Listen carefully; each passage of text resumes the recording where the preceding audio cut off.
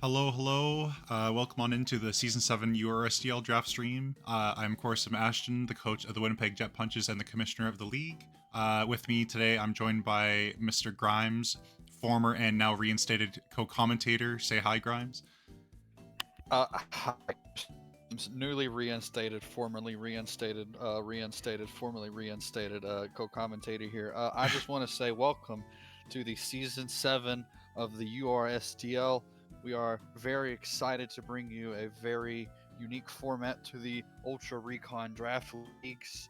It is a mid-tier format, and we are looking forward to it. Got some great teams here. We had a lot of fun making this draft board. Spent months doing it. Yes, we did.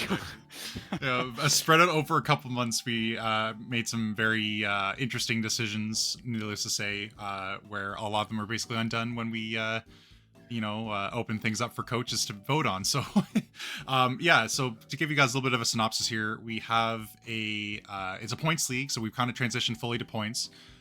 We have a cap on 16 points is the highest point tier you can spend your picks on, where the most expensive Pokemon are the better end mid-tier Pokemon in general standard draft.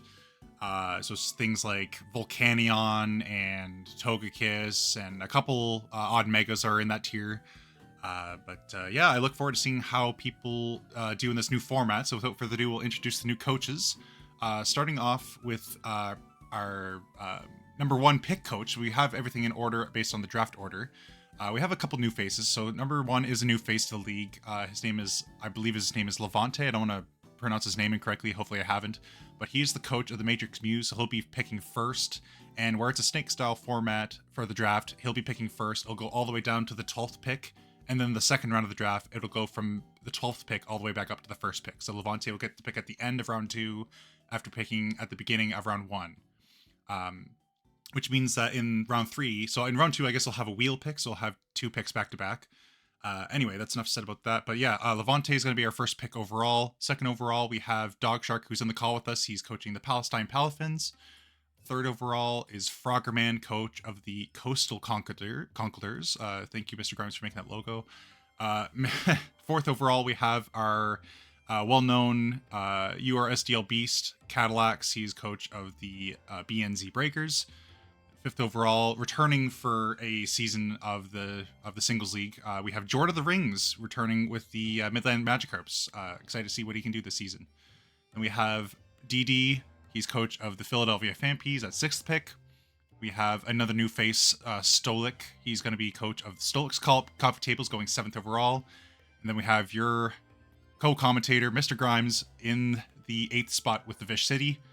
9th overall, you have Vague Parallels, coaching the Denver Dragapults. 10th overall is yours truly, coaching the Winnipeg Jet Punches. 11th overall, we have another returning favorite, Dagster, coaching the Aaron's Aarons. Very excited to see him back in it. And then last but not least, we have High Mark, another new face to the URSDL family and the Ultra Recon family as a whole, coaching the North Pole Red Jays. So very interesting coach lineup this season. Excited to see some returning coaches and some new faces. So yeah, as previously stated, it's mid-tier and below, so there's not going to be a lot of Pokemon you typically expect going round 1. I also think for this format, or given the format is what it is, I was surprised to see a lot of the Pokemon in round 1 picked when they were. So I hope you all are excited to see what those picks are. Important to note, there's no terastallizing in this format, so we won't be seeing any Terra options out of these low tiers. Everybody voted on it and decided that would be a little bit too hectic with the low tiers to try to merit having Terra captains, so we opted out of that. It's basically just your prep against your opponents. That's that's all I can really say about that. But do you have any comments or things that you think I missed, Grimes, that should be worth noting? No, I think you pretty much covered. I think it's time to get into the draft. Get into the first pick. All right, we'll try to make this a non-6-hour one. We had a discussion beforehand how these draft streams tend to sway into the longer sort of echelon Yeah, they of normally time. go about 5.5, 6 hours. This year, we're gonna aim to go 7. To commemorate season 7. Yeah, in commemoration of season 7, of course, Absolutely, we're gonna yeah. go 7-hour draft stream. Not because Uh, we're bad at time management. No. oh yeah, not at all. All right. Well, are we ready to see the first overall pick by Levante? First overall, we had a very interesting pick from certain point of views. I think this mon has some unhidden or an untapped potential. So we're going to see Monkey Dory going first overall in this mid-tier, low-tier draft. Some important things to kind of touch on right away with Monkey Dory. It's got pretty much a glass cannon-esque stat line. So it's got very high offensive in the special attacking side, and 106 is pretty commendable speed in this format. You won't see a lot of things above base 80 or 90 without them being kind of significant in this format, because a lot of the more polarizingly fast Pokemon that are good are not in this tier list. So anything to say about Monkey Dory, Grimes? Uh, its typing is very good, and like you said, it does have a bit of a glass cannon aspect to it. My only drawback for Monkey Dory is it doesn't get very great coverage. Hmm. I I wouldn't have picked this round 1. Not that this mon couldn't go round 1. It just wouldn't have been something I had taken as the first pick, first pick overall at that. But that being said, what it does very well. Maybe in this format it could do a little bit better. This is like the mid-tier format is something I'm new to, so I'm open to being proved wrong about how the mid-tiers, about how some of these Pokemon will work without, especially without terrestrialization and without some of the high tier counters around. Absolutely. But Monkey Dory, it does seem like a bit of a, I don't want to say it's a one-trick pony, but it's kind of predictable of what you're going to see it do. Right. Especially in this format where you're not going to have a lot of fast counters to it. I feel like you're either running specs or you're running plot on it. Yep. And so, yeah, I mean, we'll see how it works. Yeah, I'm excited to see somebody using Monkey Dory as kind of like the staple of their like draft, because it makes you, at this point, like we haven't started week 1 yet. Week 1 starts today, really, but officially. I guess it was yesterday, sorry. But yeah, I'm excited to see Monkey Dory used a lot. I usually you see it on drafts, it hardly gets brought. So yeah, looking forward to see what Levante does with it. Next up, we have Dog Shark or Lawrence. He's drafting Galvantula for his first round pick. Lawrence, you're in the call with us. Do you want to talk about Galvantula? Oh yeah, 100%. I just really like spiders, but like it's a good web thing. It sets up the web for you, helps you out with all your other Sormons.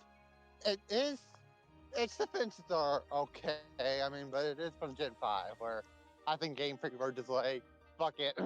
Yeah. But Bug, Electric, really good typing, only has 2 weaknesses, rock and fire. Especially in a mid to low tier draft, there's not really going to be a lot of good rock fire types. Oh, I disagree. I mean, I disagree. I think we're gonna see a lot more potentially considered useless mons of those typings used in this league. If I think fire is pretty common, but I do see your point that rock is not the most common type. I think if there are rocks drafted, they're gonna, where there are a lot more like lower tier rocks, I think there's more chance for them to be drafted. So we'll have to see, as the draft goes, if they're kind of looked into. But yeah, the one thing I value about Galvantula here is that it's one of the better sticky web users. And for 12 points, it's got good value. Good has good coverage. It has the coverage it needs. Bug, electric, and Grass. It gets grass as like it just gets energy ball. I mean, you really don't need much more because those typings in itself is just so versatile. Yeah. It is frail, but I mean, it's not just designated to setting up webs. Compound Eyes Specs Thunder is a very good set, and Absolutely. you don't have to run webs every single week. I imagine it will be a common set considering what has been paired up with it. But Yeah. yeah, what Galvantula does, it does do well. Yep. I think it's a good Pokemon. Me too. Yeah. It's pro tradition for me to grab round 1 Galv.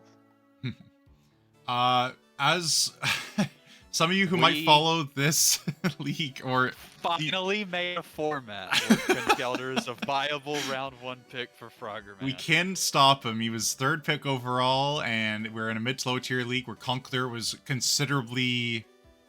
It was considered one of the better, one of the best Pokemon on the board. Yeah, like it could have been top 5 in my opinion.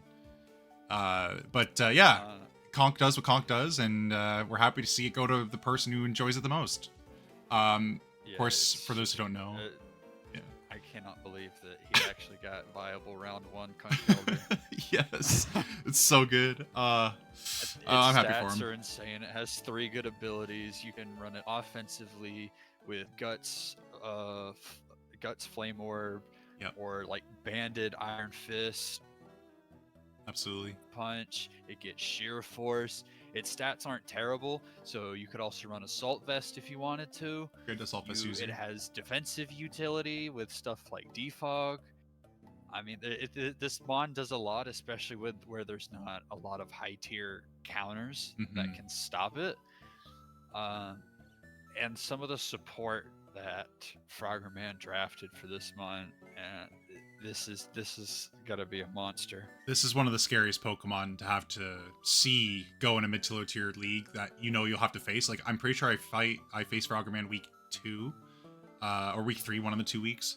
But yeah, I'm not looking forward to facing it, just based on the fact that you have to really start scrambling for your defensive responses to it. Not that there are many in general, but even more so now that it's a mid to low tier draft, you have to really start thinking a little bit more in a scramble scenario, like, oh, what do I do about this? Because I can't switch in. Yeah. I also failed to mention it's just a Pokemon that gets very good coverage. Oh, it's amazing. Yeah, elemental punches, all that stuff. I'm excited to see. There's a lot of stuff you can pair up with stuff like Iron Fist, like Bullet Punch, Mach Punch, Drain Punch, the elemental punches, Guts Facade. Yeah, it's a big one. Yeah, I'm happy to see it go to Froggerman in a time where it makes sense. Not that it never did before, but a Conkeldurr lover when you... I don't know. Froggerman's a Conkeldurr lover, what can I say? Round 1 Conk finally being viable. Cadillacs with the Mega Pidgeot pick round 1. Yeah, this thing is one of the... it was tiered as one of the top Megas, so... it's very strong with the fact that it has the no guard ability, making its Hurricanes 100% accurate. So you just basically come down to a dice roll whether or not you confuse somebody. It has coverage for steel types with Heat Wave. It has U-turn if you want to pivot. It has Defog. There's a lot of interesting utility options. I believe it gets the screens, if I'm not mistaken. But yeah, it's a fast mon, pretty much another glass cannon like Monkey Dory, but with a little bit more hitting power and speed. And overall, it's a lot more reliable. But yeah, I'm interested by it. This could be considered. You could make the argument that this is sort of like the Darkrai of the mid tiers. Yes. Where just based on its stats, I will say that I think Pidgeot does have a few drawbacks, mainly not getting a good special normal move. Yep. And not getting Focus Blast. Yeah, I know Calyx mentioned at one point he thought it got Focus Blast to hit like the rock types and stuff like that. Yeah, not getting Focus Blast is kind of what holds Mega Pidgeot back, and for some reason they still have not given it Focus Blast. That's the buff that Pidgeot needs. It really does. Like, if it got Focus Blast, I think it would be a viable... I was going to say viable round 1 pick, but I think it's still very good round 1 because clicking Hurricane and Heat Wave, I mean, there's not much you switch into that. Right. But I'm gonna say this. Yeah, I am a big. I do like Mega Pidgeot. Mm-hmm. I'm still a confirmed believer that it's gonna be Cadillacs, and she's gonna, or he is going to make sure that this Pidgeot's the kill leader. Yeah, no, he probably will. I think he drafted in a way that gives him the opportunity to exercise Pidgeot's abilities. in this format. So Also, something that's just worth noting with the mid-tier stat spread having a good attacking stat and a very good speed stat. Like I think it's one of the fastest high-tier mods. yes, true. It's also just going to be threatening in of itself. Mm-hmm. No, I'm excited to see Pidgeot put in some work. It's not often that we see it drafted here in this in our leagues here. So yeah, look forward to seeing Pidgeot used. Yeah, Jord came back in Jord fashion and drafted his go-to Pokemon Scrafty, Mr. H. Scriggles, Mr. 1v1's Urshifu handedly. Urshifu. Yeah, Diet Urshifu. He will die on a molehill or an anthill saying that Scrafty is one of the best and most versatile Pokemon on this format, and he's not wrong. He's very versatile, and he's done some really he's a strong candidate for being the best coach of Scrafty that we've ever seen in these leagues. But yeah, he's got his boy, and I think he's gonna do some good things with it. Scrafty is a lot like Conk here, where it just gets 3 good abilities and amazing coverage. Mm-hmm. Intimidate, one of the best abilities that you have in draft. Yeah, a little bit less. Skin, yeah, Shed Skin for rest. Moxie is its last move. Very good for bulky sets. You can run Dragon Dance Scrafty, but it does suffer from having that lower speed stat. Yeah. And I guess here it might be better because we're probably going to mention this a lot. Just the stat spreads is going to be a lot lower, so Dragon Dance probably will have its better usage. What was this? 12 points? I think it was 12 or 11. It was one of the two. Yeah, looking back, might have been a little low for Scrafty, but it is going to be very good. It wasn't high enough to where Jordan didn't find this. He found this a steal at the point value that it was, and it was worthy of a round 1 pick for him. And he snatched up. He mentioned to me, I was in a call with him before the draft. He mentioned, Ashton, I don't see a lot in 16 points that screams I want to draft you right away, so I'm going to go for something that I'm comfortable with, and he did. I don't know if this is mentioned or not already, but he has amazing coverage. It gets like Gunk Shot, which is a pretty out there coverage move, but it's really good against the fairies that otherwise challenge this Pokemon. Yeah, there's not a lot of coverage that Scrafty doesn't get. I think like the only real type that it doesn't get any coverage for is like it doesn't get any fairy coverage. Right. It gets play rough. Matter too much. Yeah, it gets play rough. Does it? Yeah. Yeah, it gets a little bit of everything. It's pretty good. Yeah, like you said, it's bulky. A little bit lacking on the offensive side, but with the setup moves that it has access to, it's generally not going to be too much of an issue. It gets Dragon Dance and Bulk Up, but yeah, I don't really think anything else. It just depends on what you want to do with it that week. Mm-hmm.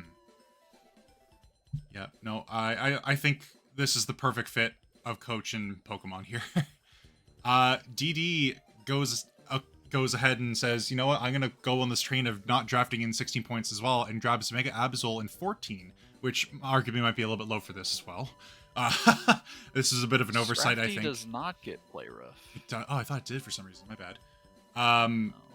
Yeah, Mega Absol, base 115 speed, monstrous base 150 attack stat. I think every time I'm in a draft with DD, it seems like everyone around him just kind of leaves him with the picks that people don't normally see as valuable round 1. Which is weird to say considering Mega Absol is in a mid to low tier format, but this is a very scary pick, and a couple of reasons why. It has really strong stat priority move in Sucker Punch, has access to Sword Stance, generally solid coverage moves. I believe it gets Psycho Cut. I think it might get Trailblaze as well. It gets, what else does it get for coverage moves? I think it's Shadow Claw as well. You can also utilize its special attack stat. I mean, we all look at its base 150 attack stat, but it has a base 115 special attack stat and some really good special coverage with like Flamethrower, Thunderbolt, Ice Beam. But as far as its like physical coverage goes, it gets stuff like Mega Horn, Knockoff. Knockoff's good. Yeah. It gets set up. It also gets CC. Ah, right. I'm looking at it now. This thing's coverage is absolutely nuts. It gets Air Slash for some reason. Yeah. It also gets setup moves and Calm Mind. I mean, you can. It's just a matter of what do you think this thing's gonna do. Right. It also gets some good utility. It gets Wish It gives him a fast for taunt set user as healing. well. Yeah. Yeah. Toxic, Thunderwave, Perish Song. Yeah, Thunderwave's a big mean, one. Good There's a lot. utility. I mean, you could. I don't know if you want to run bulk with it, but you could do a bulky Hex set. It gets Future Sight. I mean, this mon just does a lot. Yeah, there's a lot to say too about a fast utility or potential utility mon that's a dark type, because then you're immune to Prankster from opposing utility Pokemon. I think this is a great value pick for DD, and it's very versatile. Lots that can do, as we've been mentioning. So, yeah, really solid pickup here, and I think he might have gotten the round 1 steal of the draft. I'm gonna say that right now. Yeah, we'll move on to one of our newcomers here. The second of our newcomers, it's Stolik. He's going to grab Rotom Wash and 16 points. This is a very solid and dependable pick. I think it has a lot more potency in this kind of format, where there's a little bit less that can generally wall break. That's really good anyway. I mean, there's lots that can wall break, and there's obviously a lot that has been drafted that can wall break this. But I think it's important to note that Rotom Wash's role that everyone knows it to be is going to be a lot more potent in this format. So I think that's a really solid and very... It doesn't lead Stolik's draft into any one direction. So I think this is kind of a good pick in that front. But like, you don't really draft around Rotom Wash. Rotom Wash is a piece that can be put next to something else. But it's a really good piece to add onto multiple different types of drafts. So I'm excited to see how Stolik's draft looks after we progress here. Yeah, some of the pivoting roles that it fills with Volt Switch and its typing. It's just very good. Electric Water with Levitate only being weak to grass. This is a good bond. Absolutely. I mean, there's just not much to say about Rotom Wash. You know what Rotom Wash does. Yep. It might have more opportunities to run offensive here, which you don't typically see with Rotom Wash, but with it having just a good typing, in a format where you're not going to use it as a counter, a defensive counter for some high tier mons, it might have more opportunities for you to run some offensive stats with Nasty Plot. But I mean, we'll just have to see. Yeah, we'll have to see. Yeah, it's most noted for its most usable or highest usage moves. God, I can't speak.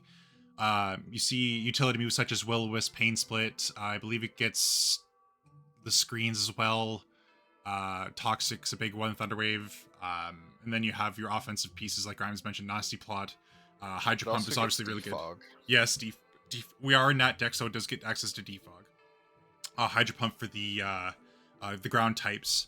It's a really good answer to most ground types, where typically you'll see the ground types being physical, so it has access to Will-O-Wisp, and then it has Stab, Hydro Pump, and it's also an electric type that's immune to ground moves. I think something that we're gonna see for this from this mid tier is not a lot of good grounds, because in my opinion, you either get the high tier good grounds or the lower tier bad grounds. Fair point. There's no middle ground when it comes to ground types. Middle ground, yeah. Ha ha ha. So, some of these water Pokemon,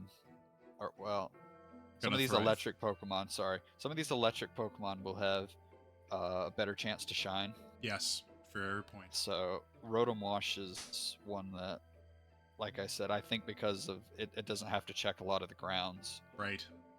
It's just going to have a chance to be more offensive. True. Yep, I agree. Speaking of good waters, yes. Allow me. Okay. Feraligatr. We all know what Feraligatr does. It's the funniest Pokemon in Pokepark Wii Pikachu's Adventure for the Nintendo Wii, because you fight it and it just says Gator every 3 seconds, and it's really funny. Gator. Gator. It's literally that every single 3 seconds, and we thought that was funny, so I had to draft it round 1. This is a mon I've been wanting to draft for a while, but it's kind of hard to justify drafting Feraligatr. It gets outshone in most Natdex leagues, yeah. It does get outshone a lot of times. I mean, what it does do very well. Sheer Force Dragon Dance is very scary, but typically with your waters, you want something bulky and running an offensive water, then you're going to do that with like a rain team with Swift Swim or something, or Prim. Yeah. But Prim wasn't allowed, and our only rain setter was Polytoad. And also the Weather Rocks were banned. Yes. That was something we decided on along with Speed Boost. But for Alligator, it gets decent coverage. It has decent stats. There's not a lot to say about for Alligator. If it wasn't for the jokes, I probably would not have drafted this round 1. But I am excited to use it. I've wanted to use it for a long time. I like this Pokemon. It just comes from a generation where, I mean, there's no bad starters in Gen 2, in my opinion. And I'm just excited to use for Alligator and see how it works. You either have an answer for a offensive variant of for Alligator, depending on what set you decide to bring, or your opponent decides to bring, or you just straight up don't, you lose to it. One cool thing. Yeah, for Alligator's not delegated to run Dragon Dance every single week. Yeah. I won't give away too much, but if you prepare for a certain set of for Alligator and you surprise somebody else with another set, then you kind of. Yep. If you're ill prepared, then for Alligator can snowball if you give it enough time to set up. Mm-hmm. Yeah, but, the only thing I have. Yeah, it's always something you have to prep for. Yeah, absolutely. Is for Alligator, you need an answer for what for Alligator does. It demands respect for sure. The only two things I can kind of add to what you said that you didn't touch on too hard was that I think the things that got added onto it recently were Flip Turn and Trailblaze, if I'm not mistaken, both of them. Yes, it does get both of those moves. That's could be pretty important for like Scarf and Bandit sets. Anyway, just thought I'd bring that up. But yeah, I'm excited to see how you use Gator. Gator. Vague goes ahead and drafts Nihilego. Sorry, I had a frog in my throat. It's another Pokemon with a bit of a meme story to it. But yeah, Nihilego is a very... I think it's the only Ultra Beast that's no, there's Guzzler. This is another Pokemon that was arguably the best Pokemon on board. Yeah, with this league, or this format, you just basically decide what the cutoff is. Poison. Yeah, we did decide what we wanted the strongest Pokemon to be. Nihilego is just very good. Beast Boost, crazy stats. Yeah, good coverage, really good coverage. Very good. It's a high tier grounded poison. Offensive rocks are very good. Yeah. I'm sure it gets some great utility. I assume it gets stuff like toxic spikes. It does, I think. It's just very strong. Very in a mid tier format, this is something you could easily build your draft around. Very good tanky offensive Pokemon on the special side. You have that base 131 special defense coupled with his base 109 HP. There's not a lot that can straight up kill this thing without a coverage move on the special side. And without the good top tier grounds, like a lot of the top tier grounds, the good ones are physical. So you don't have a lot of 4x weaknesses to take advantage of for that 47 defense stat. True. Yeah, no, overall, really good mon. It has the potential to snowball and very versatile. And excited to see it used by coach such as Vague.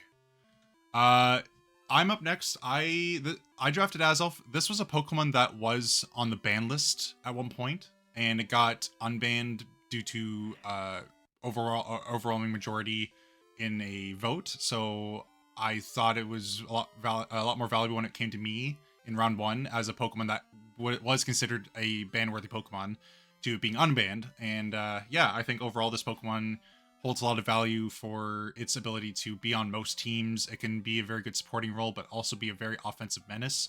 It's a very solid lead option with the ability to run Stealth Rocks, U-Turn, and Explosion.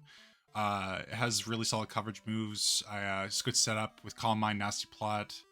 I might get Sword Stance as well, if I'm not mistaken. I might be wrong on that, but yeah, overall, I think Azelf's alright. It's just a little bit frail, but it's not there to kind of live hits. It's really there for being a polarizing force in a couple different ways, generally as a lead and as a offensive option. So I'm excited to use Azelf. Azelf is someone that I think is best known for it being the suicide lead from Generation 4. Hmm. But you look at it and the stuff it gets access to now, especially as the generations go on. Yep. And in this format with those stats, 125 in both of its attack stats and 115, that it is. I mean, it's a very good offensive menace that you don't have to run as the utility suicide lead. Right. Uh, I don't know if it gets a way to boost its speed or anything with like Hi utility. guys. Hello. But yeah, psychic is also just a good typing. It also gets levitate, so it's an immunity. It gets really good coverage. You could, yeah, I mean, Hey, I you think say it's its a good one. defenses aren't great, but I'm sure there are. It has defensive stat. I don't know if it gets drain punch. I can't remember. I know it gets fighting coverage, but I just that's one thing I don't have off the top of my head. Yeah, I I won't go on too long, but it's like Azelf I think is oftentimes overlooked because of what it's best known for. I don't think is what it's best at. Right. Yeah. I It. um sorry for the intrusion. Oh. I just happened to join. No, feel free. We'll be getting to your. We just passed your Nihilego pick, but we're gonna be getting to your round 2 pick here soon. If you want to talk about that when we get there. Yeah, sure. Yeah. I'd like to add something on ESL too. Particularly, in my opinion, in low tier, it's one of the Oh. Oh. All right. Well, we'll see what he has to say when it gets to his pick. Yeah, Azulf, pretty good utility option. All right. We're going to Dagster here with the 11th pick of the first round. He's going to grab Togekiss. I think this is also a pretty valuable pick at the time of the round 1 because I'm not saying that's like a top 10 mon or anything, but it's definitely a mon that you really need to prep for, and it's a mon that's really solid at multiple things. And I think it holds a lot of value for Dagster picking up this early. It's kind of like the Rotom Wash effect, where it can sponge well with a lot of different things. And is overall just a really good backbone for drafts, but it can also be very offensive with sets like Scarf, Serene Grace, Air Slash. Yeah, I think this Pokemon fits Dagster really, really well in draft because he likes bulky offensive Pokemon, or just extremely hyper offensive, and I think this kind of leads me to believe he's going to draft a little bit more bulky offensive based on this as his first pick. So, yeah, I think this Pokemon fits Dagster well. Yeah, when it just comes to Togekiss in itself, like you said, Scarf Serene Grace, if you want to run a bulky set, it gets stuff like defog, screens. If you want to try to run the Serene Grace Ancient Power or Silverwind set, go for it. You got to prepare for that. I mean, you need phasing and you need speed in order to properly counter it. Also, flying and Fairy is a good type with 2 very good immunities. Yeah, very offensive and defensive typing technically, depending on how you look at it. There's a lot of weaknesses with flying in general, but yeah, it is weak to a lot of common stuff, but just simply being a Fairy makes it a good mon. It's a really good Fairy in this format. Yeah, it's very versatile. I've probably said that a couple times already, but yeah, it gets Defog, Roost, Thunderwave. It can Nasty Plot. It can, be a Choice Specs Pokemon. It can be a Choice Scarf Pokemon. You can run Tailwind if you even wanted to. There's a lot that this thing can do for a team. So, one of my personal favorites to draft as well for Fairies. I'm really sad that it's not in Scarlet and Violet because I'd be drafting it very often. But, yeah, very excited to see it drafted with a buddy of mine, and I'm excited to see how he uses it. Last pick of the first round is Low Kicks by Highmark, coach of the North 12 Regice, picking up Low Kicks. Low Kicks, I believe, was 11 points as well.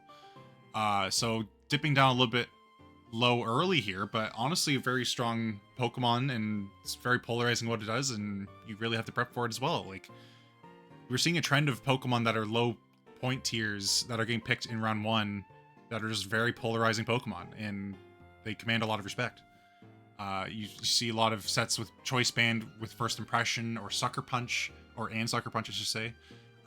It gets U-Turn for pivoting, Knockoff for utility, a couple other coverage moves. I think it's Close Combat as well. Tinted Lenses for that boosted damage into resistances, so that's going to make it even more of a potent threat. And yeah, overall, this Pokemon is just really strong. Yeah, I think I had mentioned this to you that low kicks is just insane. I think a lot of people sleep on it because maybe it's hard to justify drafting your dark type that's a frail bug also. But like you said, it can run the same thing every single week and it's always going to hit hard with Yes. the 102 attack stat, choice band, and you just probably run the same 4 moves and U-turn, first impression, knock off, and sucker punch. Yeah. Just comes in and claims a kill. Yeah, it's the tinted lens on top of that, so its resistances don't resist it. Right. It's like if you were to pair this up with a good Tailwind Mon, it's very scary. Well, I'm excited to what see low, if what Highmark. low kicks can do. I wish you. I know why you're saying that because, yeah, I'm excited to see if Highmark drafts the Tailwind setter well with it as well. Yeah, here's the recap for round 1. I kind of want to just jump into round 2 after that comment. But yeah, favorite picks of round 1, I would have to go. In terms of just its potential and overall what this come out like the respect that the Pokemon commands, I would say Conkeldurr is a really good round 1 pick. I can finally say that wholeheartedly. I think Conk is the mine is also the Conkeldurr. Frogger Man finally got his viable round 1 Conkeldurr, and I would be missed if I didn't pick anything else but him getting viable round 1 Conk. There's also there's a lot of good round 1 picks here. This could have passed as a round 2 round. I'm not gonna lie. Like there's a lot of Pokemon here that I didn't expect this round. That was something me and you had talked about a lot. Was round 1 was what round 2 should have been, and round 2 was what round 1 should have been. Well, we'll get to round 2, but round 2 is insane. Yeah, we'll hop on into it quickly here. So as previously mentioned, it's a snake style format. So where Levante picked first round in round 1, or first pick in round 1, and it ended with Highmark in round 1. Round 2, it'll start with Highmark, and then it'll end with Levante. So, as you mentioned, as we have just talked about, low kicks was his round 1 pick, and we mentioned how Tailwind might potentially be good for a Pokemon like that. Well, we're going to see Prankster Torn Eye get picked right after the low kicks pick. Dipping. Oh, that's another thing I forgot to mention now that we're kind of getting into round 2 where we're starting to see the point totals here.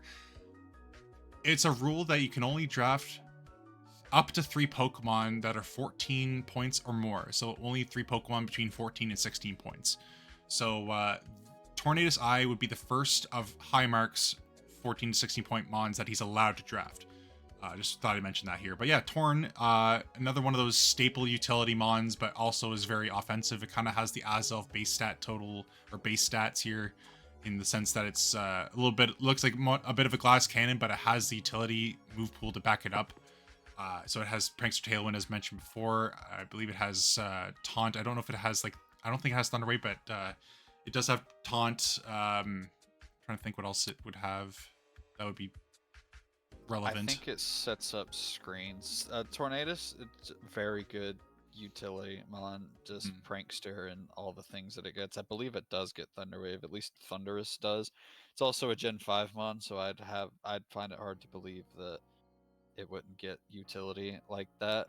But I'm thinking it doesn't have Thunder Wave, but it has Rain Dance, which I see a lot in doubles, obviously. But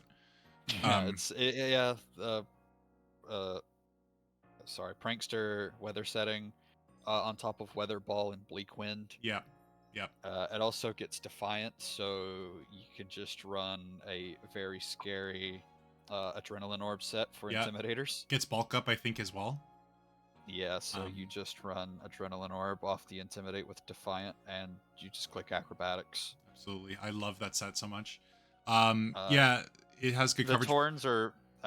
sorry. No, you're good. No, you go ahead. I stopped your thought. I was just saying the Torns are very slept on as offensive pieces, especially the Incarnate ones. Mm-hmm. Yeah. And also, Pure Flying is a very good typing. Yes, that you don't see a lot. Only being weak to electric, ice, and rock. Very common typings, but it resists the 2 scariest typings you see in draft, that being ground and fighting. Mm-hmm. It's immune to ground and just resists fighting. Which the only other thing that does that is bug, but there aren't very good defensive bugs. Right. And yeah, like I said, Torn is just a very good Mon, and to see it go makes me happy because I like the Incarnate Genies. Mm-hmm. Very versatile genie as well. Just in general, it's one of the more versatile genies when comparing them to themselves. But yeah, I think this is a good pairing here. Lokex Horn is very scary offensively. Quagsire goes round 2 to Dagster. Now, I was Yuck. very happy to see this, but I was also a little bit bummed because Clodsire was available at 16, but I think he wanted to kind of hold off on his point totals here. It might have been 15 points, but It was 15, yeah. yeah. I think he's trying to economize his points, and he saw this as a potentially really strong core, and he went for it, and I don't blame him because this is disgusting. It also gives him his really polarizingly good hazard setter, as well as a decent wall with Unaware. You might argue that's a little bit high point value for Quagsire. In general, I would agree with you, but I think in this format there is a little bit of weight that is held to Quagsire being this valuable. I think it might have been voted up into this tier as well. If not, it just wasn't voted down, and we see Dagster seeing it valuable enough in 12 to pick it. So I think I personally am a Quagsire believer. Water Ground's very good typing, only resisted to, or only weak to grass. Yep. Quagsire got a lot of very good coverage in Scarlet. Well, coverage, I mean good utility moves in Scarlet and Violet. And in that dex, it gets to keep some of the coverage that it lost. It gets stuff like Stealth Rock, Spikes, it gets Toxic, Recover, good abilities in Unaware and Water Absorb. I forget what its last ability, I think it's Oblivious. It's Damp. Damp? Okay, well. It's gonna stop your explosion. But its stats aren't terrible. I mean, they're not great, but they're not terrible. Nothing over 100's pretty rough, but Water Ground is good enough to back that up, and with some of the good setup mons that are here, I'm kind of excited to see Quagsire hopefully do well, because like I said, I am somebody who believes in Quagsire. Sorry, I had to tap away for a second. I was confirming that the Quagsire actually got both Stealth Rock and Spike. Oh, what is going on here? Can you stall for a second? I'm sorry. I did. No. Stall. There we go. Okay, fixed it. Sorry about that. No, I apologize for my inability to improvise. You're good. No. I miss you as my co-commentator. All right. Yeah, Quagsire. I don't know why that. Yeah, next pick. Next pick. Yes, Mr. Defensive Boyo. Mega Steelix is going to me. At the time when I was uber set on Azelf as my first pick, I thought this was a really good pairing with Azelf because Azelf covers a lot. I mean, not that Azelf's going to be switching for Mega Steelix's weaknesses, but I thought the synergy was there in terms of their offensive and defensive type, like the way their offensive typing and defensive typing looked. If that makes any sense. I mean, you can see the vision with Azelf getting Levitate for it swapping in on the bulky grounds that would want to swap into Steelix. That was the thought process. It might have been a little bit expensive for 16 points to get, or like 32 points to get the pair when that was the vision, but I think Mega Steelix is just polarizing in its own regard in terms of living pretty much every single physical hit that can be dished at it, especially in this format. I thought that was very important to note. It's got set up in the form of Iron Defense. It can Dragon Dance if it really wanted to, even though with base 30 speed, I don't imagine I'll be doing that too much. It does get Rock Polish, though, if I opt to not run a attack boosting move. It has really good coverage moves. I love going +2 and not being able to outspeed base 90. You're not wrong, but yeah. So Steelix is got some stuff going for it, and it gives me a really good rocker that isn't Azelf, which I thought was important. It has really good setup moves. Just can't make great use of Dragon Dance, but it has good coverage to back up the lack of speed. It's just overall generally respected as a very tanky offensive Pokemon. With base 125 attack and has really good defensive stats, as I previously mentioned. Base 95 special defense is no slouch either. Often you'll see me run this season with a lot of special defense investment in most matchups. You're probably going to see me run it like tanky offensive, but I count on me running it with a lot of spit up as well. So I might run a set some week that's like Curse max special defense. You'll see. Yeah, Mega Steelix is really strong. It also has access to body press with its base 230 defense, which is nuts. Yeah, Iron Defense body press off of base 230 defense is very scary. Raptor said 2 explosion mons. Hey, how are you? I hope you're doing well. It's been a while. Yeah, there has been 2 explosion mons drafted. Yeah, it's almost like he was overcompensating for a pact he broke. Yeah, I sort of. I will talk more about it when we get to it, like the last pick. But yeah, we'll move on to Veg's second pick, where he drafts Tinkaton. I think Tinkaton's really good in this format. I think it's high value at 13 points as well. Gigaton Hammer's gonna have a lot less switch-ins in this format, which is pretty nice. It's also got insane utility. I believe it has like 4 really strong utility mons, if not more, or utility moves, if not more. It gets it gets the screens. I'll count that as 1. It gets taunt, screens, Thunder thunder Wave, wave, Stealth taunt, Rock. stealth rock, Yeah. knock off. True. This is a mon that you look at its stats and you don't see a lot, but it's a lot better than you think it is, just with stuff with like Swords Dance, Gigaton Hammer. Yeah, Steel Fairies are really good typing. Yeah, true. It's good. It's a good Pokemon. I mean, there's not a lot to say about it, because even though it was only introduced in Gen 9, you see it and you know what it does. Yes, exactly. I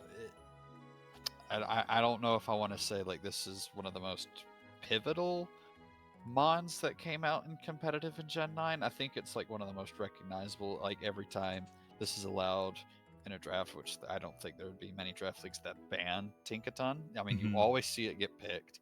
It has a great type. It has great utility. Its speed stat, I mean, you'd think it's slower than it actually is. Has good special defense. It's really just Klefki with better stats. Yeah, or Mega Mawile is way worse. Yeah. I like this would be my replacement for Mega Mawile, because I love drafting Mega Mawile in Gen 7 leagues. Like, this was something I really wanted to draft a lot. I've only had to draft, or gotten the opportunity to draft it once since embarking in drafting season, or in Generation 9, or since Generation 9. But I definitely want to draft it more, because it's a Pokemon that's got a lot of versatility options with its, especially with its EV spreads. You can run this, you can afford to run this a little bit more defensively and still allow Gigaton Hammer to do a lot of damage. Yeah, I'm looking forward to seeing how Veg makes use of it next to Nihilego. It's an interesting combination, the two of them. A lot of utility between the 2 picks. I drafted this once, and I was very dead set on trying to make a special Draining Kiss set work. I never got to bring it, but yeah, I really wanted to try to make that special Draining Kiss set work. I could see it. Base 70 is not bad. Next pick. Next pick. We got Hydrapple from you. Talk a little about Hydrapple.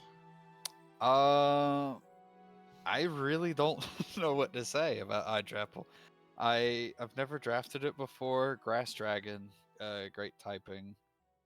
Weak to quad, weak to Ice, Fairy, and Dragon. Dragon helps make up for some of its weaknesses as a grass type, but as you see, it just has great stats. On top of getting Regenerator. Amazing stats. It gets really good coverage as well. It gets some surprising coverage you wouldn't think Hydrapple would get. Like, for some reason, this thing gets Hydro Pump. That's right. Which is really funny. And I've talked to a few people about my draft that I had, and they were very surprised to hear that Hydrapple was allowed. Which makes me surprised that I got it round 2. As a 15-pointer? As a 15-pointer, yeah. But, yeah, I'm just excited to use it. Never used it before. I guess when you're looking at regen cores, a lot of people glance over Hydrapple because they want, like, the big guns and Tornti and Glow King. But, yeah, I'm excited to use Hydrapple. I just don't know if I have a lot of quality stuff to say about it because I've never used it before. Good Assault Vest user, has a lot of versatility. It's really good under Trick Room as well. I forgot to mention that about Conkeldurr as well earlier, but yeah, Hydrapple's a big monster. It's got a nasty pot like you mentioned. Can run spec sets. I've seen that on the odd occasion too. Just another one of those tanky offensive Pokemon that is really good on its own, and with Regenerators even more potent. Can switch into a lot of the things that Feraligatr has trouble with as well, so that's important to note there. Yeah, this is a really good mon. I'm excited to see how you and Hydrapple grow together, being unfamiliar with each other. We have Hatterene going to Stolik for round 2. So he's pairing that with his Rotom Wash. A couple of really good Pokemon at doing the job that they do. So this is going to be one of the premier Trick Room users of this format in general. So I'm sorry to you and Froggerman for not being able to pair that with your respective Trick Room users, but Hatterene's going to Stolik. We do see a lot of Hatterenes run Calm Mind, gets access to Mystical Fire to hit those Steel types. Yeah, overall, just a fun Psychic Fairy. That's another tanky offensive setup sweeper, potentially, or setup Pokemon. It gets Healing Wish if you want to make use of that. Screens. I don't really know what else to say about it. It gets a lot of it. It is very good. Psychic Fairy, good typing. It gets like you said, the utility moves and screens and Healing Wish, but it also gets moves like Nuzzle and Pain Split. True, Nuzzle. You can run stored powered sets. It gets Swords Dance, so you can use it physically if you wanted to, and it gets moves like Power Whip and Play Rough to take advantage of that. It doesn't get very good physical psychic coverage, but you kind of have to guess what it's gonna do and you have to prep for it as well. Yes, because it could just come and like you not expect it to do what you think it's gonna do. Especially in a format without high tier counters to it. Yeah, you can set up and abuse his own Trick Room like instantly. And its ability to cripple things is very good. Magic Bounce. Yeah, Magic Bounce is a good ability. Good anti-lead into Hazard Stack. Yeah, Hatterene is going to be a good mon. We have Toxtricity going to DD for his second round pick. He's really starting to draft one round ahead of everybody else, kind of looks like.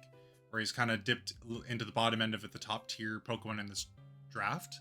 And now he's trying to establish that he wants the Pokemon that are really good in the mid to low tier range early. So he's kind of dipped down to 12 points. He's trying to dip down to 12 points and really establish his offensive core here with Toxtricity. So, yeah, this is a Pokemon that couples with Mega Absol very nicely in the sense that it deals with the fairies that otherwise give Mega Absol a bit of an issue. Overall, this Pokemon doesn't really have a lot of resistances with its dual typing. The only thing I can sort of think of is Steel ground types, but Steelix. Otherwise, it's all right. It has amazing offensive potential. Well, not offensive. We know it's very offensive. There's not a lot that can switch into choice spec sets. It can shift gear for speed boost. Can make use of his physical attack as well, base 98. Throat spray spreads are pretty common with Boom Burst as well. So yeah, be on the lookout for DD to make this one of his more relied upon sweepers and kill getters for his draft. Yeah, being weak to ground and psychic is very good. In a form, typically you don't draft it with. Hold on, let me rephrase that. Its speed being only 75. I mean, it has good special attack and attack, but it is notably very slow. But like you said, it does get shift gear with some good offensive coverage, especially on its physical side. It gets stuff like Drain Punch, Gunk Shot. It gets Trailblaze also. True. It also gets good utility, Toxic Spikes, Thunderwave, Taunt.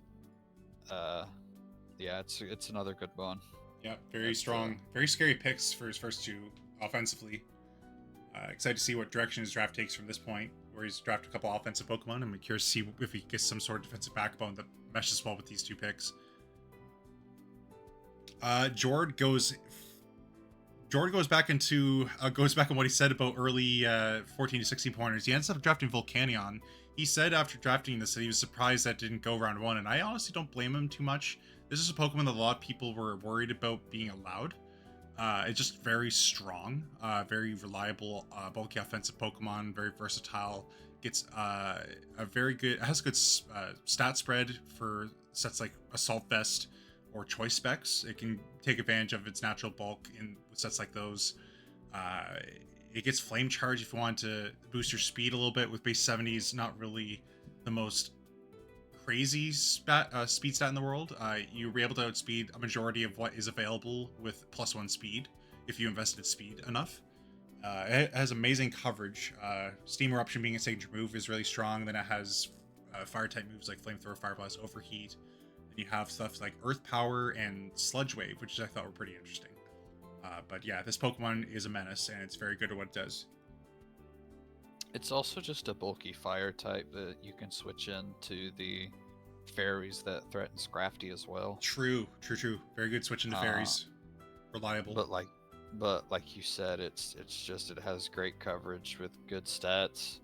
It also gets things like Haze to prevent sweep attempts from other mons. You can go physical or special with it. It gets Taunt, which is good. It gets Defog, which I didn't know it got. I did not know it got Taunt. Yeah, but it's a good mon. Very good. It also has an immunity to water with Water Absorb. Yeah, if it's shiny, it's a big Cheerio. Yeah, no, I'm excited to see. I think this is a Pokemon that Jord can vibe with really well. I think this is the first time I've seen him drafted, so I'm excited to see how he uses it. But I think this is a Jord Pokemon for sure. Typically, Daxter's the one that drafts Volcanion, and he speaks very highly of it. And he does very well with it. But yeah, now it's Jord's turn. I'm excited to see what he does with it. Sandy Shock's going to Cadillac, so a couple of very good, another offensive core here for Cadillacs and his New Zealand Breakers. So this is tiered as the best Paradox form in the draft. So it's 16 points. Sandy Shocks is the most sought after Paradox Pokemon in draft. It has good versatility, good utility with Spikes, Stealth Rocks, Volt Switch for switching or pivoting. Sorry. Don't know what else it gets in the utility department that's like common. I don't think it gets knockoff, but it does get some other things that are slipping from my memory. It does get Spikes and Stealth Rocks and Yeah. Thunder Wave. It gets dual screens. It does get screens, okay. But you're mainly just drafting this thing because it's a fast special attacker, and ground and electric's a very good offensive typing. It's very hard to find it's in Nat decks in general, it's very hard to find a really solid fast ground, and this This is format, also one of just the rare good grounds that are on the draft board here. true. And Cadillac's picking that, it just in itself makes this worth it. I bet you he sniped a lot of people that didn't mention anything. Like, they probably realized how good Sandy Shocks was going to be on their draft a little bit too late. Like, after it was picked, Yeah. like, oh man, I would have wanted this had I kind of given it a little bit more serious thought. But yeah, where the first round of the draft was what it was, I think a lot of people weren't really looking at Sandy Shocks as well. Like, I don't know. You But- could also just run like the same 4 moves on it every single week. Yeah, and it's not the one it of would those. still do good stuff. Just Volt Switch, Thunderbolt, Scorching Sands, Yeah. and like Power Gem or something. Yeah, it really But- punishes. So the Pokemon that are going to switch on into this are that English doesn't make sense. I'm sorry. The Pokemon that are going to switch into Sandy Shocks are going to get abused by its Stab Earth powers, which is pretty strong. Yeah. So I'm looking forward. The only thing I'm really seeing that it's lacking is stuff for bulky grass types. Yeah, there's not a lot of coverage, unfortunately, on Sandy Shocks, but Yeah, it doesn't get great coverage, but I mean, ground and electric are just 2 good offensive typings. absolutely. Enamorous Therian going to Froggerman, pairing with his Conk. So this is just him saying, hello, I'm going to draft 2 of the best Trick Room abusers in the format, one on the special, one on the physical side, and you can't stop me. It's also important, like, he drafted one of the better answers to Conk, so that nobody else could beat Conk. I don't know. He's drafting pretty well here. Yeah, it also gets Tailwind, great coverage, both physically and specially. Gets Calm Mind. I kind of wanted this. Yeah, I was about to say somebody got sniped with this. Yeah. And it was you. Yeah. I wanted to run this often with agility and weakness policy. That was the kind of idea I had in mind, is allow it to punish the things that punish Steelix and go from there. It was also upon the cord well with Steelix, which I was excited for. But Froggerman had other ideas. He said, no, I'm going to take it for my Conk. And I think it makes a lot of sense. Yeah, it's just a really bulky, really offensive, great trick room abuser. But Mhm. yeah, this pairs up well with Conk. Very scary. Excited to see what he can do to support his two heavy hitters in terms of the speed department, because I'm noticing they're kind of clumped in speed tiers a little bit. But of course, it's round 2. The draft is young, so we'll wait and see how the speed tiers flow for Frogman's team here. Haxorus. Speaking of heavy hitters, Yes. Here's Haxorus. Do you want to talk to us about your round 2 pick of Haxorus? oh yeah, I found some unique niche stuff about Haxorus that with Moldbreaker that I just now real like with Moldbreaker, and now that I hear so much stuff niches about Moldbreaker, I'm like I really want to try Moldbreaker out. What mons have Moldbreaker? Oh, Haxorus has Moldbreaker. Why not use Haxorus? Like, did you know that if in a mold break, when you break the mold for a levitate mon, it will get hit by the spike. But if it switches in, it will get hit by spikes and possibly poison spikes. I didn't. Yeah, yeah. Also, rivalry. Even though that's not a good ability, but like raises its attack if it's the same gender. 9 times out of 10, most of y'all's mons are probably gonna be. I have seen everyone's mons most of the time being male, and that's just gonna be busted. And its last ability, unnerve, making you go, making it sure that you don't eat your berry. So if you're shook a berry on a steel type, no, no, no, no, earthquake's still gonna hit you. Yeah, this is one of the mons that we also consider just to be like the best mon on the board. Yeah, and the fact that when at Base the end of round 2, 147 attack with 90 speed. It has good, or 97 speed, sorry. It has good defenses. It has all the coverage it needs in just 2 moves in Dragon Claw and Poison Jab. Gets access to Gets access to Dragon Iron Dance Head. and Swords Dance as its setup moves. But like even outside of the moves that you like have to, or like the 2 moves that you need on it, it gets access to stuff like Aqua Tail, Close Combat, Crunch, Earthquake, Endeavor, Facade, First Impression for some reason, Home Claws, Low Kick, Psycho Cut, Rock Slide, Shadow Claw. It gets Taunt, gets Toxic, Trailblaze, X Scissor.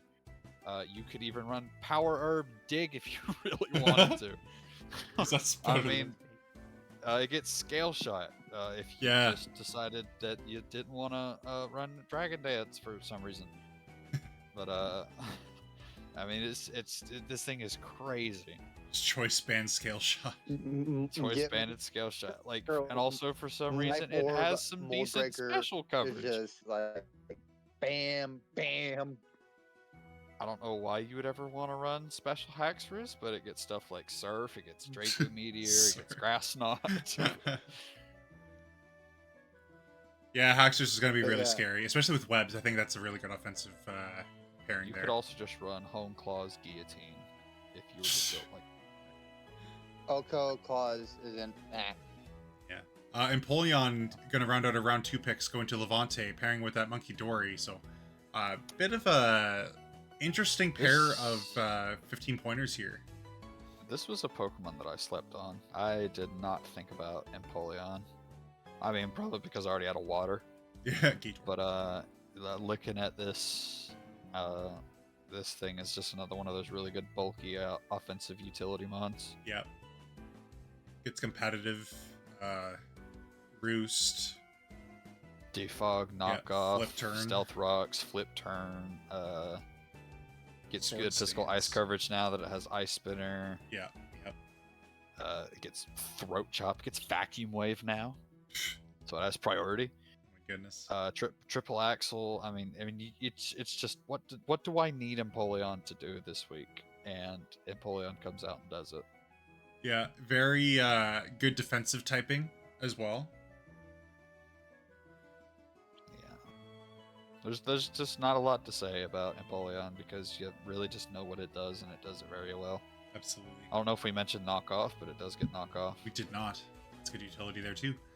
Yeah, that's going to round out our round 2 picks here. I'm going to go ahead and say Haxorus being picked this late is ridiculous. I also think there's a lot of good value in an Amherst Therian, so those would have to be my 2 picks. I mean, people probably see now why that we think this should have been round one. round one.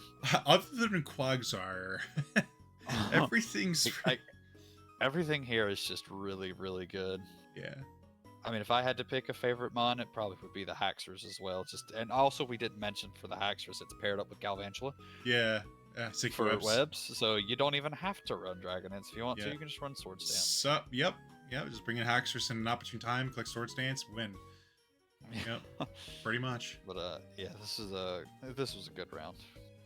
Comfey is going to be following up Empoleon for Levante here. I think this is a good. I think he's trying to establish his Dragonsteel Fairy Core at this point, and I think this is a good Pokemon to do that with Empoleon. It's clicking in my head as something that makes a lot of sense. I can't really put a finger on why, but it just seems good. I really, my brain's kind of shot here.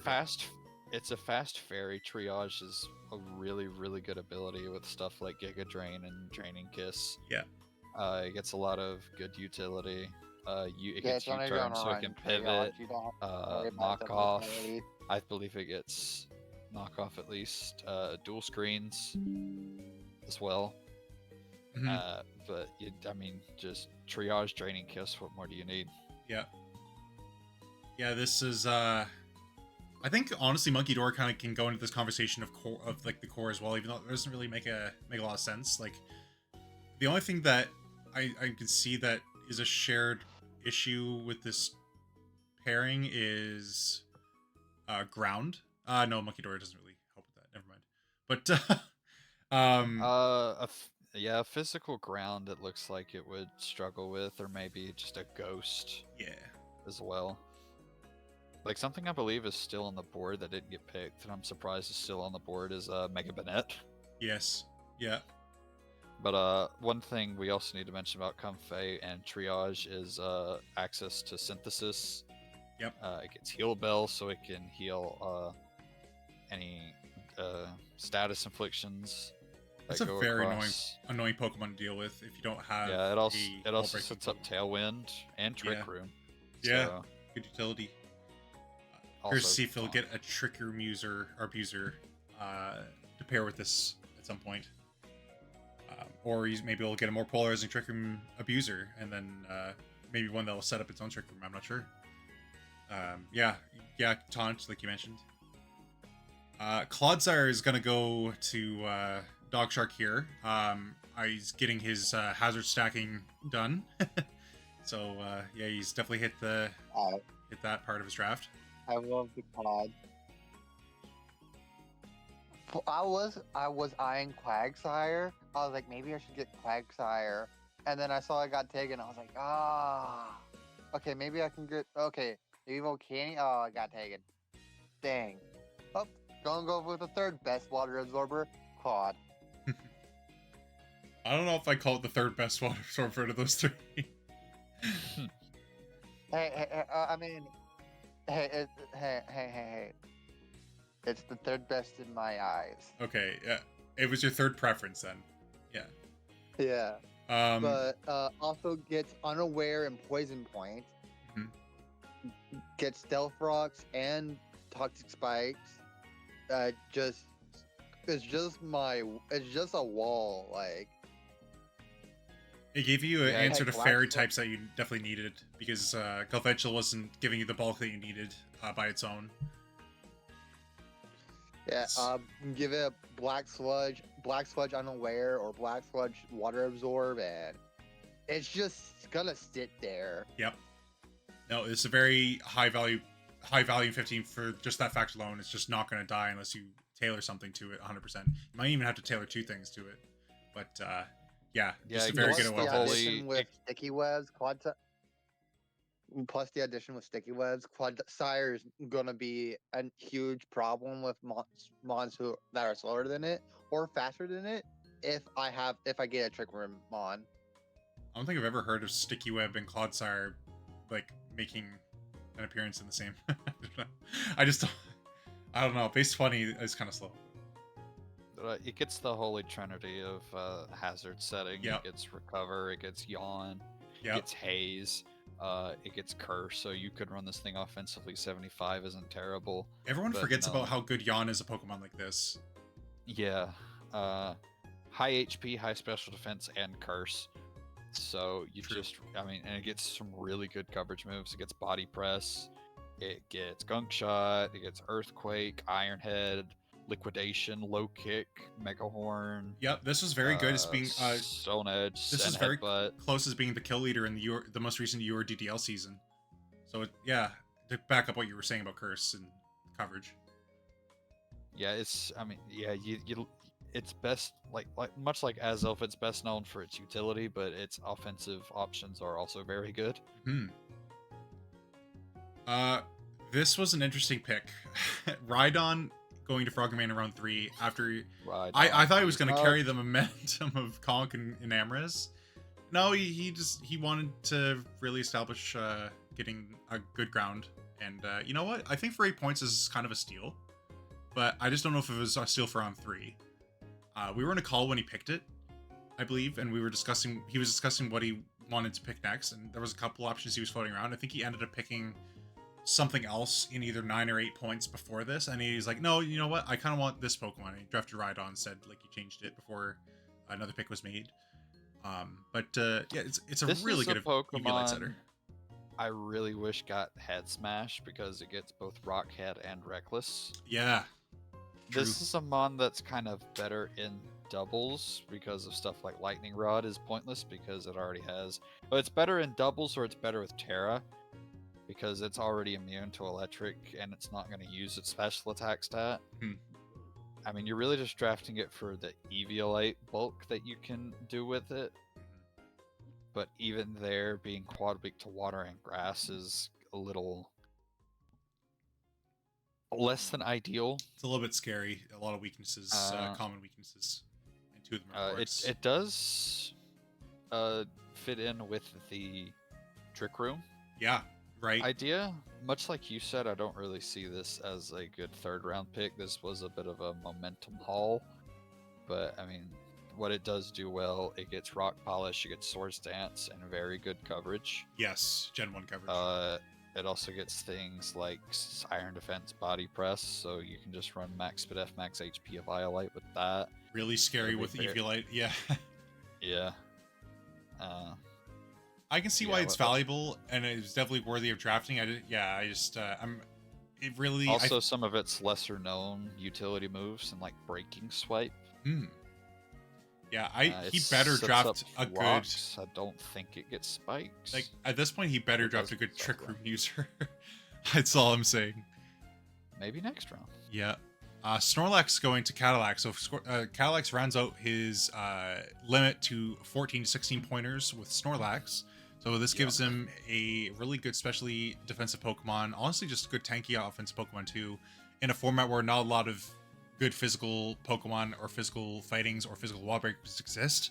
Snorlax is absolutely worth the 14 points here. Might have even been a candidate to be even higher than that, but this is an absolute monster. Really good coverage, good versatility. Again, a little bit on the slower side, but it really doesn't matter when it's got the bulk that it does, and you have the potential to make more use of it out of in Trick Room with the speed that it has. Has Thick Fat, Gluttony. Can't remember what the other ability it has is.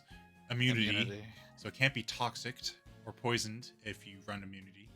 So overall, this Pokemon is just a problem. Yeah, I like Snorlax as sort of a budget special defensive wall. I've drafted it before for that reason. Yeah. Insane HP, good special defense, really good attack. Its defense is unfortunately pretty low. If its defense was higher, I think it would be a lot better because it does have 2 resistances with Thick Fat that you can give it. You can run immunity if you want to do if you want to prevent being stalled with toxic and stuff, and Gluttony. You can do stuff with Belly Drum. Yep. And that this Pokemon, I mean, its coverage is just nuts as well. It gets the Gen 1 coverage, like you mentioned, gets Phasing and Whirlwind, it gets Yawn. I think it's Gunk Shot as well for coverage, Dr. Lariat. it does get. I mean, I can just read off some of the coverage it gets. You can put Gooks in Crunch, here a while. Darkest Lariat, Earthquake, Double Edge, Fire Punch, Facade, Focus Punch, Gunk Shot, Hammer Arm, Heat Crash, Heavy Slam, High Horsepower, Ice Punch, Iron Head, Outrage, Power Up Punch, Seed Bomb, Seismic Toss, Supercell Slam, Steel Roller, Superpower, Thunder Punch, It's belly Trailblaze, drum. Zen Headbutt. Yeah, I mentioned Belly Drum. This is one of Snorlax's main drawbacks is that it doesn't get reliable recovery because for some reason Snorlax doesn't get slack off. But you know, be that as I mean, it it may, does get Resto Chesto is your best bet here. Or you could just run Rest 3 attacks because it's so bulky. So if you don't have a good way to break it defensively, then you could Also, just afford to shockingly, run get Rest Snore. and absorb the 2 turns of sleep. Yeah, absolutely. Sorry. Oh, also Encore.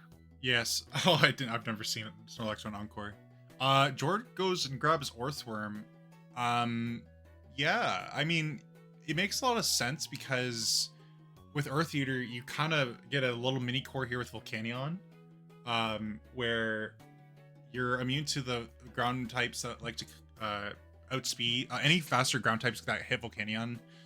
Don't hit Orthworm, and then any fire types that hit Orthworm, Volcanion switches in really easily on. So I do see the thinking behind this pick. Again, it's another one of those instances. Is it worth around 3? I think it's got really good value in 8 points in this format. I'm personally not a big Orthworm believer. I do like the Mon, but I just don't think it's very good and competitive. It doesn't get the coverage you'd like for it to have. Yeah, often what you'll see this Its Pokemon do is stats Coil, Pretty mediocre. Yeah, it does get Coil, it gets Curse, Body Press. Body Press, but its stats just aren't very good. Like if it had a little bit more special Does it defense, get Rock Polish. It gets Spikes and Stealth Rocks. it but does. It does give him it his doesn't- hazard setters. It doesn't get anything like Rock Polish or Autotomize to boost its speed. Because you could do maybe some fun Rock Blast loaded dice sets with it. It just lacks what it needs to be really good. I mean, Earth Eater is a good ability because it's nice to be able to restore your health from a move that would be a weakness, especially paired up with something like Volcanion. But Right. I'm just not a very good or a very big Orthworm believer, personally. Yeah, it's very good on the physical side. I think if it had the special defensive, if it got This a buff is a in special, Pokemon that yeah, needs an evolution. I would agree with you. It does kind of have the Duraludon-esque stat line, without the Well, coverage Duraludon's moves. a good Pokemon. It is, but it lacks the coverage that Duraludon has access to. Yeah, no coverage, mediocre stats. I mean, all it's really got going for it's just Earth Eater. Body Press and Earth Eater, yeah. I mean, I think Jord's going to make good use of it. It's probably going to be a bit of a glue Pokemon for in matchups that he thinks Volcanion does well in. If he's just looking to get that little bit of support, I think Orthworm is more than capable of providing a lot of support for Volcanion. So Now, if Shed-Tail was allowed, well, yes. Oh my gosh, yes. Volcanion would not be... Scrafty and Volcanion would both highly benefit from that. It also gives him another Fairy Resist for Scrafty. So, yeah, good pickup on Jord.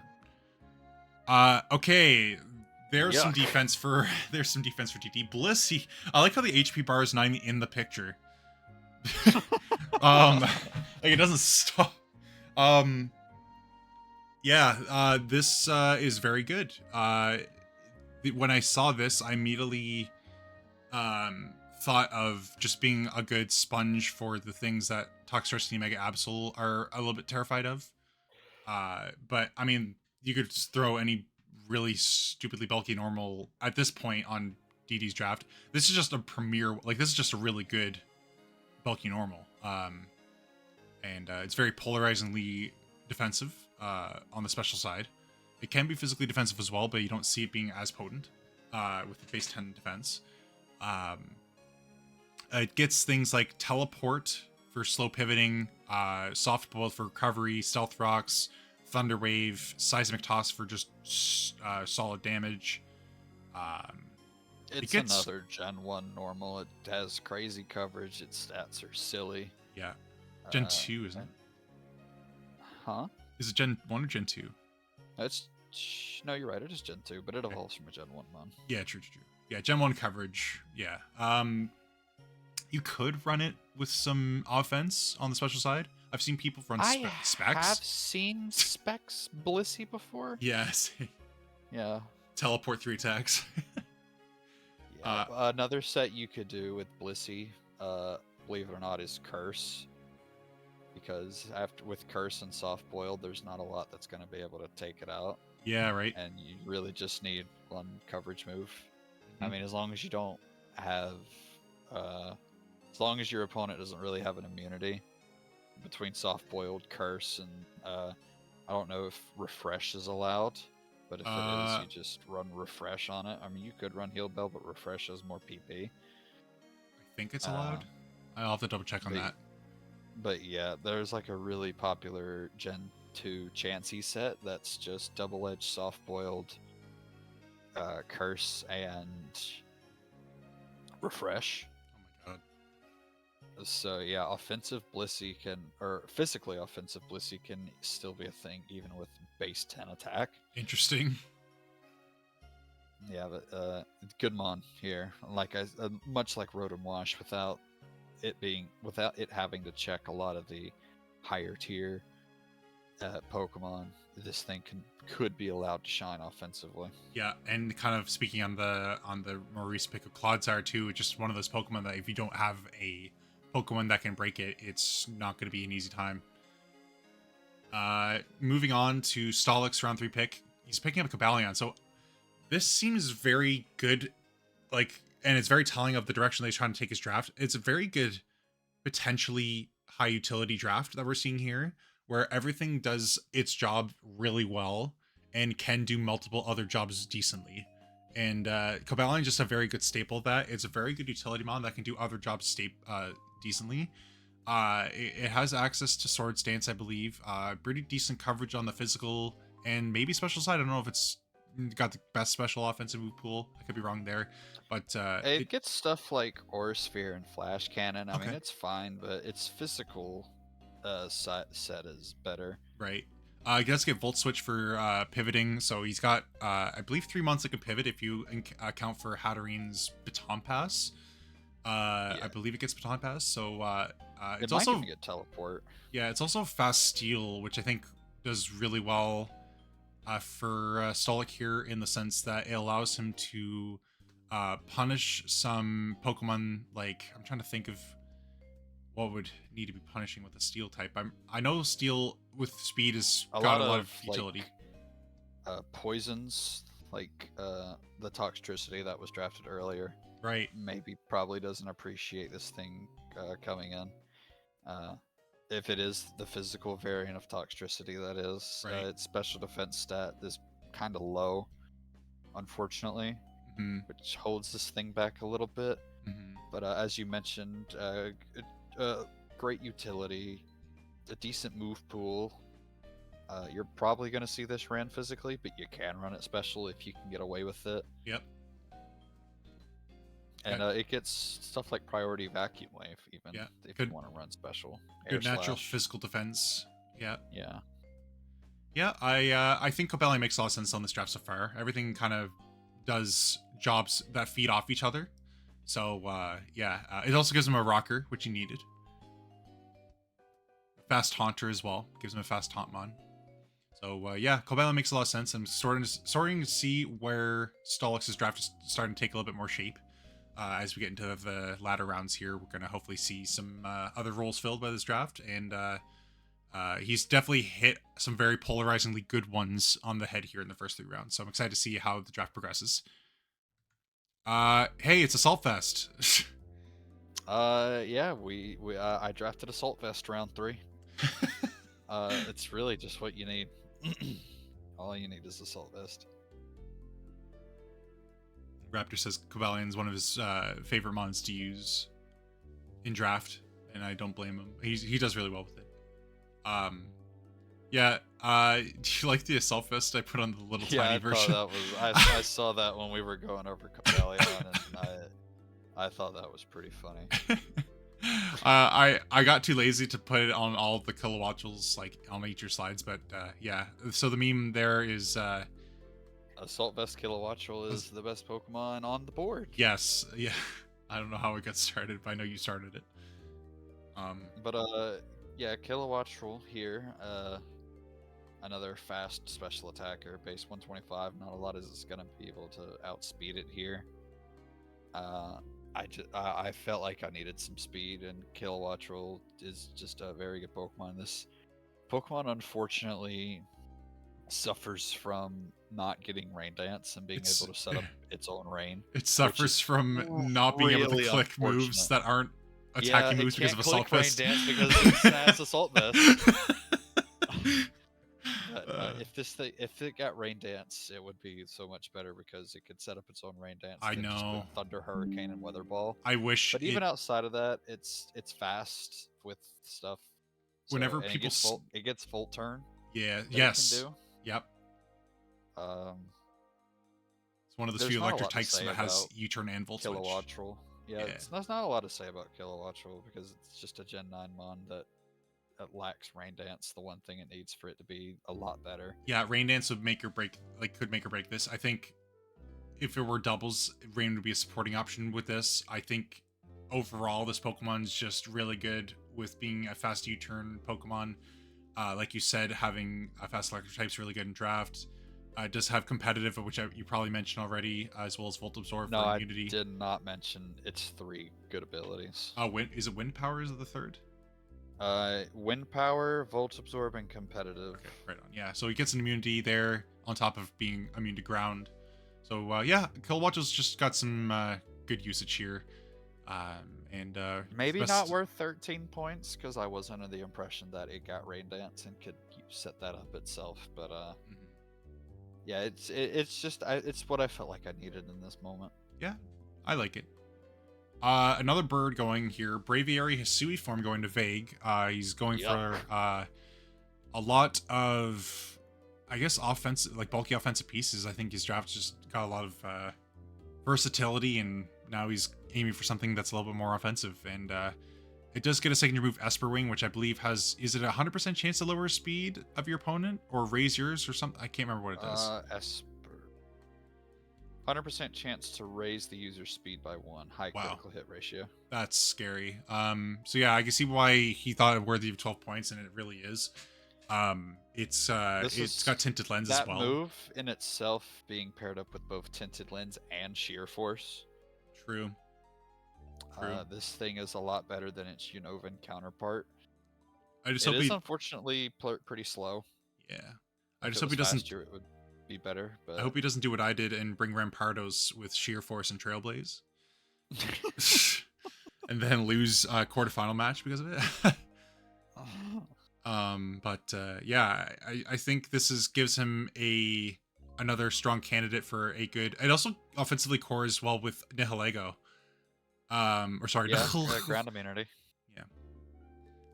Yeah, I think the ground immunity he needed here because Tink and Nihilego both being weak to ground and the darks that it struggles with, Tinkaton switches in really well against. Yeah, this is a good mon, but if it would be one of the best if it was just a little bit faster. Yeah, it can be a Scarf user. 65 base speed. It does get agility. Yep. But you do need the turn to set it. You both need the turn to set it up and to sacrifice the move slot. True. Which with Hisui and Braviary, yeah, you're sacrificing that move slot for like Roost or Coverage and Heat Wave or Dazzling Gleam. Mm-hmm. But I mean, maybe you can get it to work bulky. It has the same. I believe it has the same defensive stats that Farigiraf does. Yeah, it's pretty fat. Yeah. But yeah, it does get some of that good utility. It gets priority Vacuum Wave. I don't know what it is about Gen 9 giving everything fucking Vacuum Wave. Here we are. TNS or Twitch. just kidding. Demonetized. If the mods of Twitch are watching this an hour and a half in, they have some fucking like uppers or Yeah. something. I mean, what? They got some fucking problems on their hands because now it's URSDL. They are drinking the after night, we're caffeine. swearing. It's Yeah. URSDL after night, and we're swearing. That's right. It's at this point that I got Aloma maloma. I got malolo. Alamomola, and that I was told that I was a traitor because I went against No, it wasn't this pick. It was Oh wait, it was the next pick. that Right, you were okay. branded as But it the was this pick, point yeah, that I decided in my head that I wasn't gonna 100% go for the plan. But I wasn't planning on drafting this. I'm just gonna 100% say that. But nobody else was drafting Regenerator except for Grimes, and I knew he wasn't gonna get Fish, so I figured he wasn't gonna get Regenerator. So I did. I thought it was something that I could really sponge this team with, and it gives Azelf the support it needs to in an instance where I don't feel 100% comfortable switching into Azelf for a Mega Steelix weak move, or a move that's good into Mega Steelix. Alamola is more capable of doing that for Azelf. So it also is a really good Wish move user given the Pokemon I have. I can pretty safely switch into both these in the right scenario, and basically bring their health back up to full Wish. There's not a lot to say about Alomola. What it does incredibly well. You're running one of two sets every single week. You're either running Assault Vest or Wish Pass. Yep. Pretty and much. your opponent always has to play around figuring out which one it is before they can act accordingly. He has to have Also, 2 to 3 Pokemon. If you're feeling really, really risky, you can run Choice Band and get 4 kills with it every single time. Choice Band flip turn, baby. People also they do sleep on Choice Band Alomomola, but I mean its attack stat isn't terrible and it does have pretty decent physical coverage. I have ran Choice Band at Alomomola, and just Regenerator flip turn off a Choice Band Mon is very good. But Alomomola, it's Alomomola. There's a reason it's 16 points in mid tier. This is the first time I've drafted it, and I feel like cancer drafting it, but it's I would too. I would too. Going to Dagster. Oh, no, this is... your stream ended. Really? Yeah. Oh, it's back. Oh, it's gone. Okay. What? No. What's going on? Is it going? I'm hearing where we're talking, but it's not. This screen just says the broadcast you were watching isn't. Let me try reloading it. Yeah, refresh maybe and let me know because mine also is. Yeah, Damn. if the stream just cut out, exit the stream and go back in, and it fixed it for me. Okay. So we'll talk about Heracross then. This is Yuck! One of disgusting. This is one of Dagster's favorite Pokemon. And I think in this format it's ridiculous, and I think people are really underestimating it. It has so much going for it in Generation 9, it's unbelievable. Even without Terra, this thing is an absolute monster. It gets Trailblaze now. It gets Trailblaze, and it gets Guts Flame Orb Guts set, and it gets amazing coverage. Also, it gets Moxie. And Yeah. It's a bug fighting. It's really good. Yeah. Bug fighting's really good offensively. And, it gets the coverage it needs. It gets spikes for some reason. Also, Gen 9 moment. Guess what move it got? It gets Vacuum Wave. Stop. Base 40 Vacuum Wave is not Vacuum Wave. Yes, it just runs specs. Forehead. Yes, you're right. So this thing's got a lot of offensive versatility. It can run Choice Band, Choice Scarf, Loaded Dice. It doesn't need Loaded Dice. Skill Link. Arm Thrust, Pin Missile also it does still get Bullet Seed and Rock Blast. Yeah, really strong. So, and then as you mentioned, Guts with Flame Orb. Also, it gets Facade. It's just gonna be really good. Yeah. I think Dagster is gonna probably get a lot of kills with this thing. I'm just gonna be honest. Yeah. Cloyster going to high mark, so he's getting his second of 3 14 pointers or higher. This is also one of those really polarizing Pokemon that if you don't have an answer for it, it just kind of wins. It can run a very threatening Shell Smash set on the special side as well as the physical side. Despite the fact that its physical attack is a little bit higher, it can make use of Stab Hydro Pump, which is a lot more stronger than any of its physical moves, I believe. So be on the lookout for that. I believe it gets priority Ice Shard. It does. And then for coverage, I think it gets Dark type move. I don't actually know what coverage it gets. I just know it's really good. I'm not seeing any dark type moves. No, it does not get a dark type move.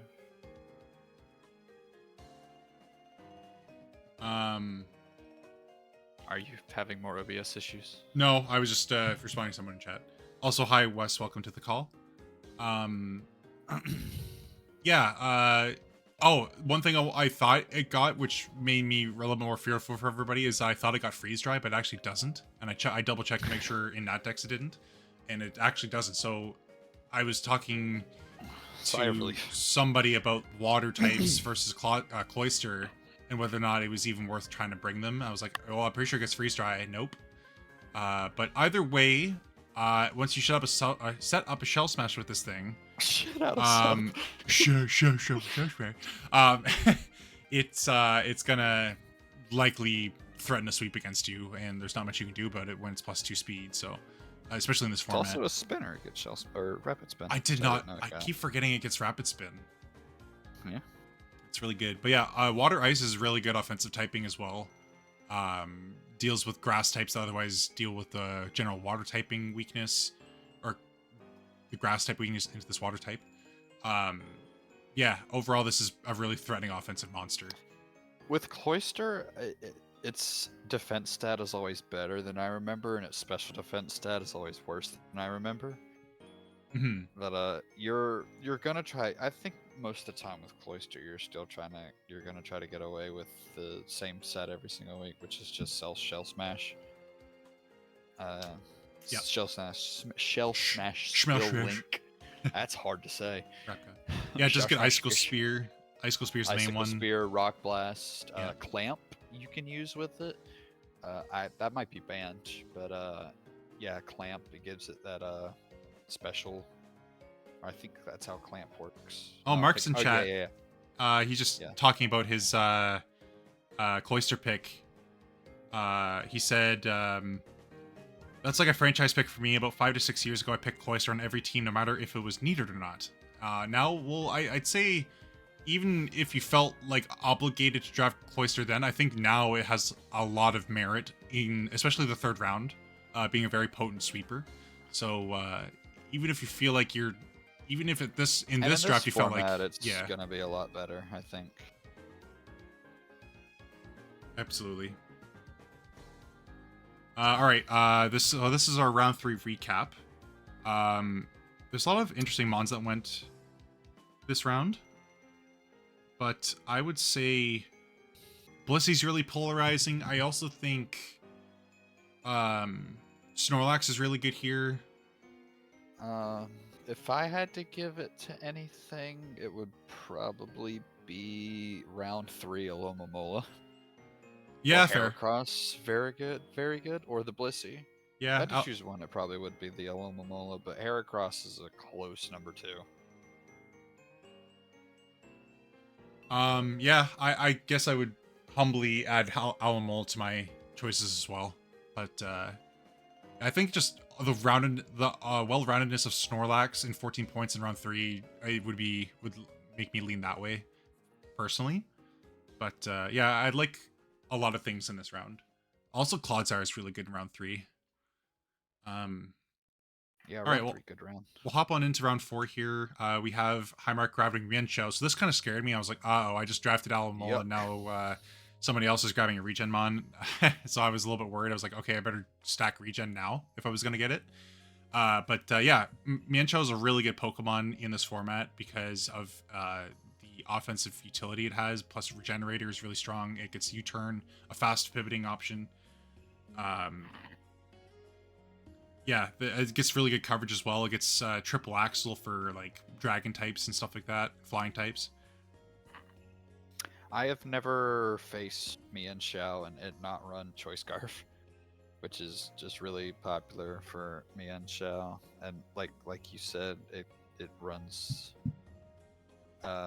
Axle, close combat, U-turn. You have to be wary of the coverage that it has, because it has like 6 really good coverage moves, and if you switch into one mon thinking that it has it, then that mon, or like if you switch into a good flying resist, then you get axled, or you get stone edged, or you want to swap into a psychic but it clicks knockoff. Yeah, and then knockoff.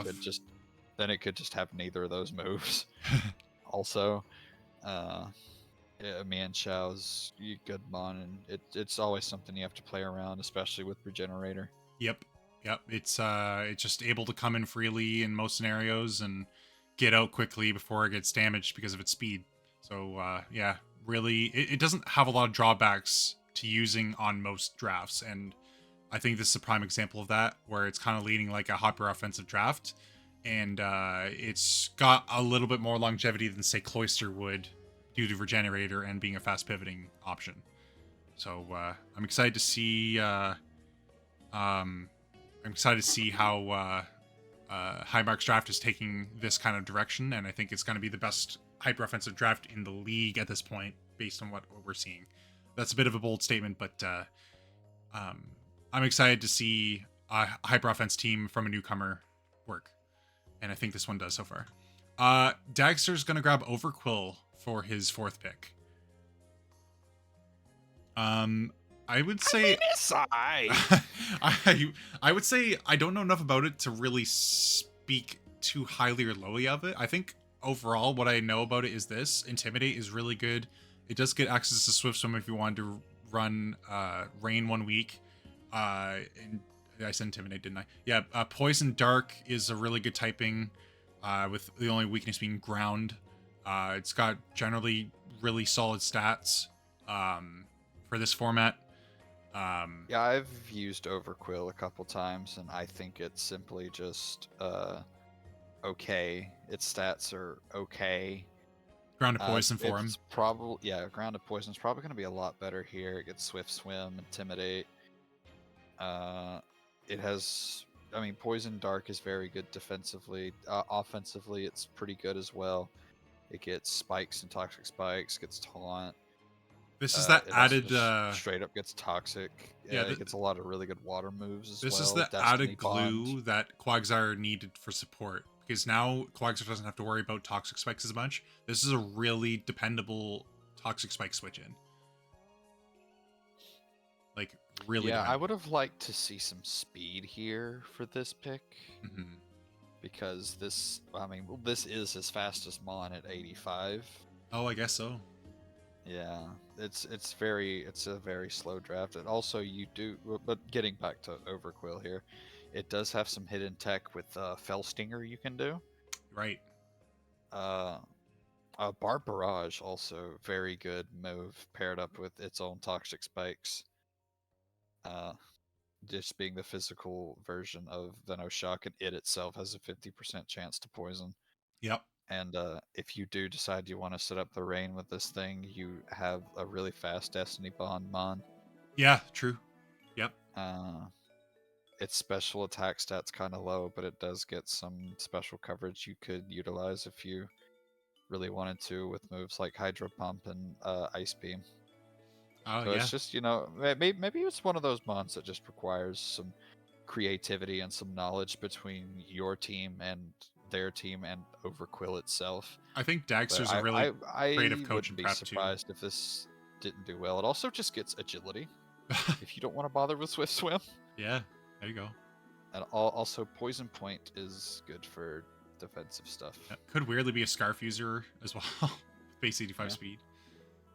Yeah, I could see the way Dagster likes to prep. I think this Pokemon allows for a lot of creative sets. So I'm excited to see what he comes up with. Slowbro Galar going to me. So about this point is where I got told I was a traitor by a couple of coaches, because the pact was, now that we've gotten here, the pact was between me, Jord, and let's reveal the pact. Me, Jord, and Mr. Grimes here, we decided before the draft that we were going to get explosion Pokemon with niche explosion, niche ways to use explosion. We were gonna get the element explosion. Yes. Because there are, and I guess this is kind of spoilers for stuff me and draft, but there is a Pokemon that gets Galvanize, which makes all of its normal moves electric, that gets Explosion. A Pokemon that gets Refrigerate and Explosion, which makes all of its normal moves Ice type moves. And then Ashton was going to go Weezing Galar, which gets Misty Explosion and Misty Terrain, which just hits hard. But Ashton's, I had other ideas, so. Yeah, I did. I couldn't help myself. Nobody was drafting Regenerator, and I fell into the pit of regeneration or Regenerator mons.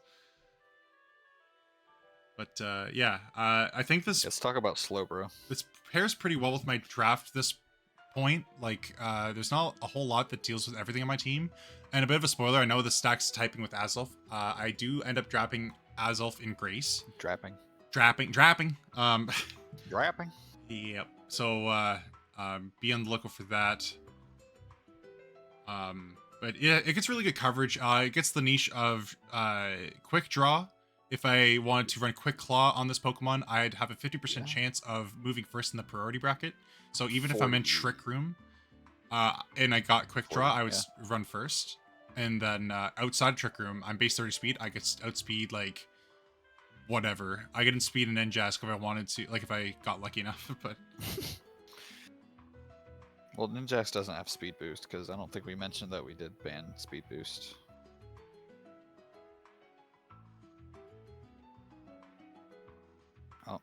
Sorry. Yeah. There is no speed boost, I guess, on Pokemon in general, but Galarian Slowbro is just the most overlooked of the slow twins. I was going to say the quadruplets. I want to overlooked prove of the slow quadruplets. I wanted to prove that it was very good because like, you look at it and it gets a lot of good coverage. It unfortunately doesn't get the physical setup move that you would like. It does get cursed, but that's not as good as something like Swords Dance. I mean, I guess for Galarian Slowbro, it is more of a bulk up because its speed is just low anyway. It doesn't matter if it gets dropped, but its coverage is very good. Yeah. It does get Nasty Plot, Shell Side Arm. Shell Side Arm also is a really good move that is physical. Yeah. If I have more attack status higher, so you could prep for. I mean, you could prep with it physically, prep with it specially. Regenerator is a good ability. It also. Oh, never mind. It gets Belly Drum. So, Belly Drum Regenerator sounds like a fun thing to do here. But yeah, it's good. It's overlooked, probably for. I'm not going to say good reasons, but I think it is. I mean, the only thing that's really good about it is its typing and its versatility. It's like it's a good typing. Other than that, it's less bulky than the other forms, and yeah.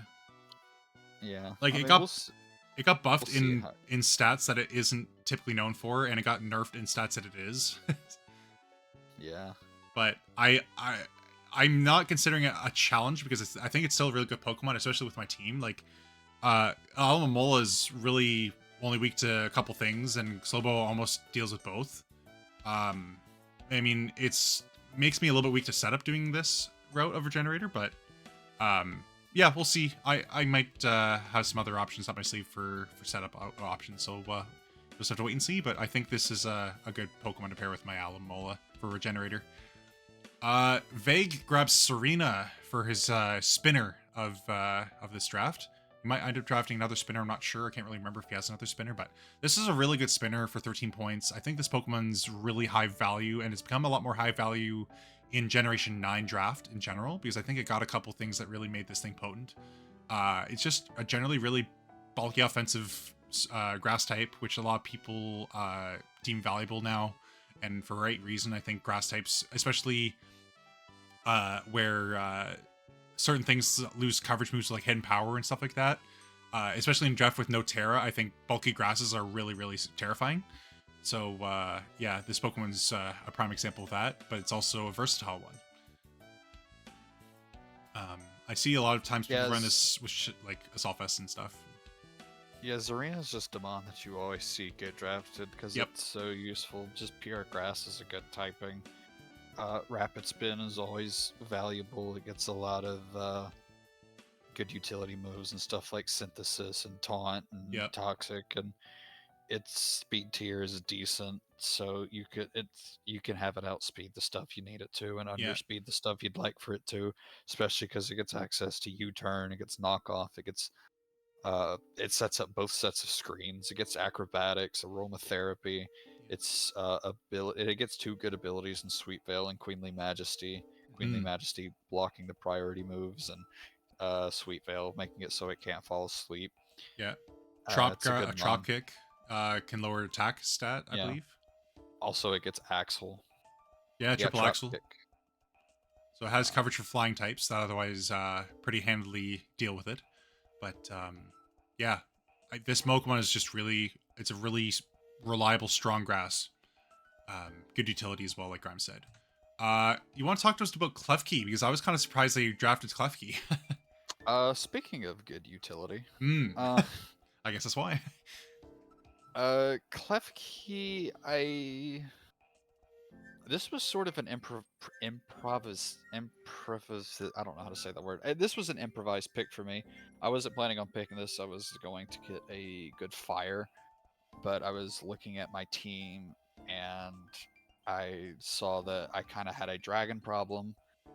Because Hydrapple doesn't really want to switch into a lot of dragons, and dragons easily switch into the stabs of both Feraligatr and Kilowattrel. I didn't have a lot of utility. I didn't have any hazard removers, despite having a flying type, because Kilowattrel does not get Defog.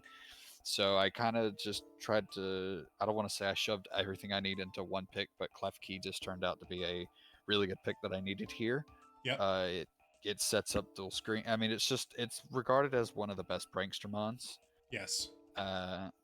Because dark types don't necessarily want to switch in on it to prevent it from doing its prankster stuff. Right. Because they just get hit with a fairy move, but it Yep. sets up dual screens. It gets Defog. It gets Thunderwave.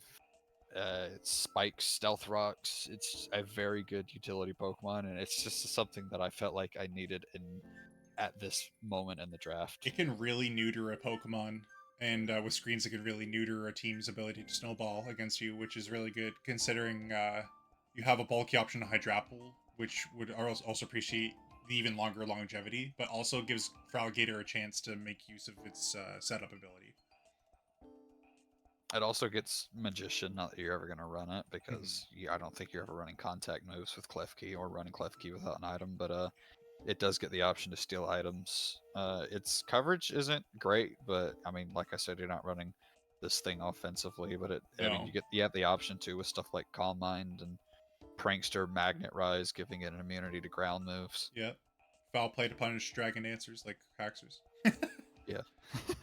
I mean, yeah. Noivern, hey Dragon. Okay, Yuck. like this draft just makes sense. I don't know, like everything about this draft makes like everything that's on this draft belongs with each other so far. Noivern, I think, is a really good pick here. It's just something you can slap specs on. It's fast. Yep. With some, like I said, it's fast with something you can just slap specs on. It gets Frisk and Infiltrator. Infiltrator being a really good ability. Yeah. So you have all of the utility from Rotom, Hatterene, and Cavalion, and then you just have Noivern come in. It's fast, and it just clicks Specs Draco Meteor, Specs Hurricane, Specs Boom Burst. It gets Dark Pulse, Flamethrower. It can heal itself with Roast. Roast. Gets Tailwind, Taunt, so it itself has utility. U-Turn. This is a mon I really like. I've drafted it once before, and just Scarf, Frisk stuff. Like, just come in to check to see if anything has a Scarf, and then U-Turn out. Frisk is super useful in draft. I like Frisk. It seemed Frisk is one of those abilities that, for me, it's like you kind of want to have it on a defensive Pokemon, but I think it's a lot better on something that's just really fast. Right, because depending on like this could be a lead option, and like you said, bringing it Scarf. If you're worried about Scarf, then you have Noivern with Frisk I Scout have as a lead. used Noivern as a Scarf Scouter. You just scout the Yeah. Scarf and you turn out. Yeah, absolutely. And which has helped me, which has helped me win games before. But its attack stat low, but it gets Dragon Dance, so you could run itemless acrobatic stuff with Dragon Dance if you really wanted to. Interesting. I am a Noivern believer. I really like Noivern. Me too. Me too. I agree. Everything that you said It also is gets Psychic Noise, so hey, that's something to look out for with your regen team. good. Oh, fuck. Lycanroc, another wall breaker Pokemon. I guess it's. No, it's definitely a wall breaker. I'm trying to think if Toxtricity Mega Absol also are. I guess Mega Absol definitely is. But yeah. Mega Absol and Toxtricity wall breakers, but Lycanroc as well with just banded Tough Claws stuff. Yep, really speedy banded Tough Claws stuff. There's not a lot that reaches the speed tier as well. Yeah, not a lot to say about Lycanroc Dusk. I'll just go ahead and say its coverage is amazing. Yeah, it does get good coverage. A Cell Rock's really good. Just solely for it being a physical rock move. Mm-hmm. A physical 100% accurate rock move with priority boosted by Tough Claws. This thing is a good revenge killer. Yeah, it sets up its own Stealth Rocks. It gets Sucker Punch, Swords Dance. Yep. It sets up Trailblaze in case you need more speed. It gets Drill Run for ground coverage. Yep. Close combat, I think you said. Yes, it does get CC.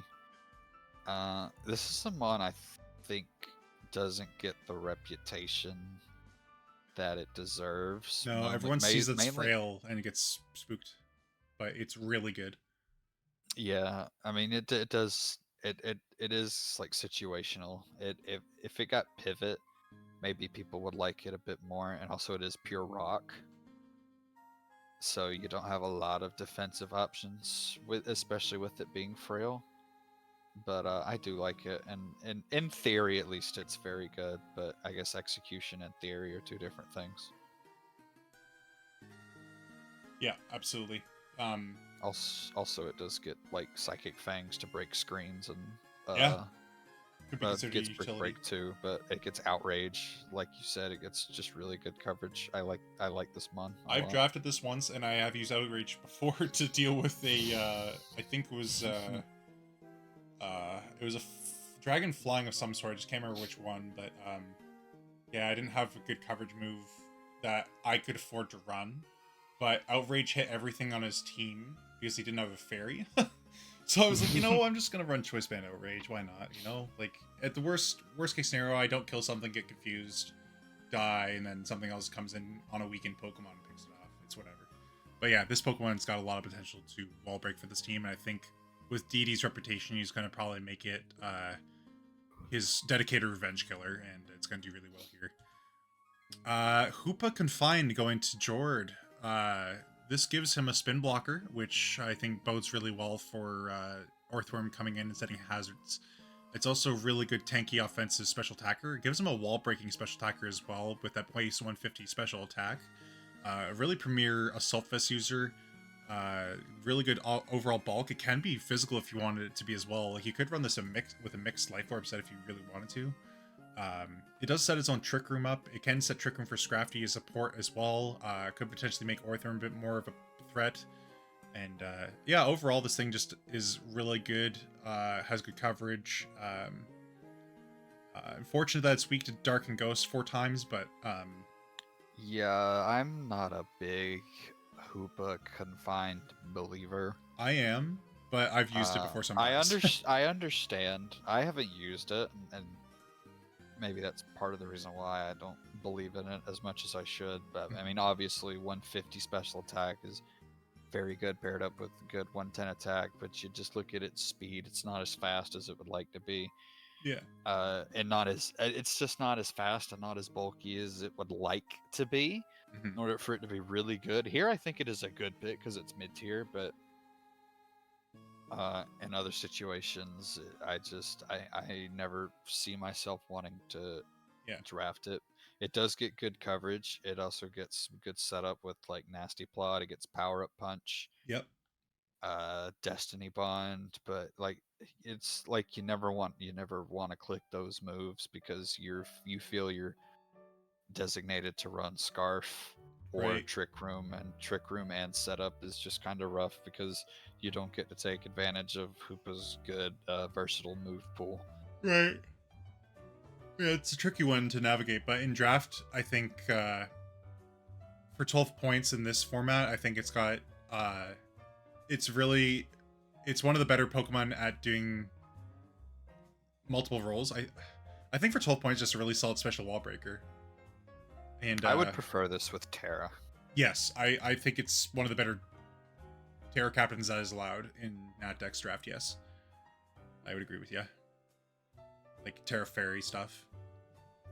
But yeah, really good coverage, like you said, and generally you'll see this thing run Scarf or Trick Room.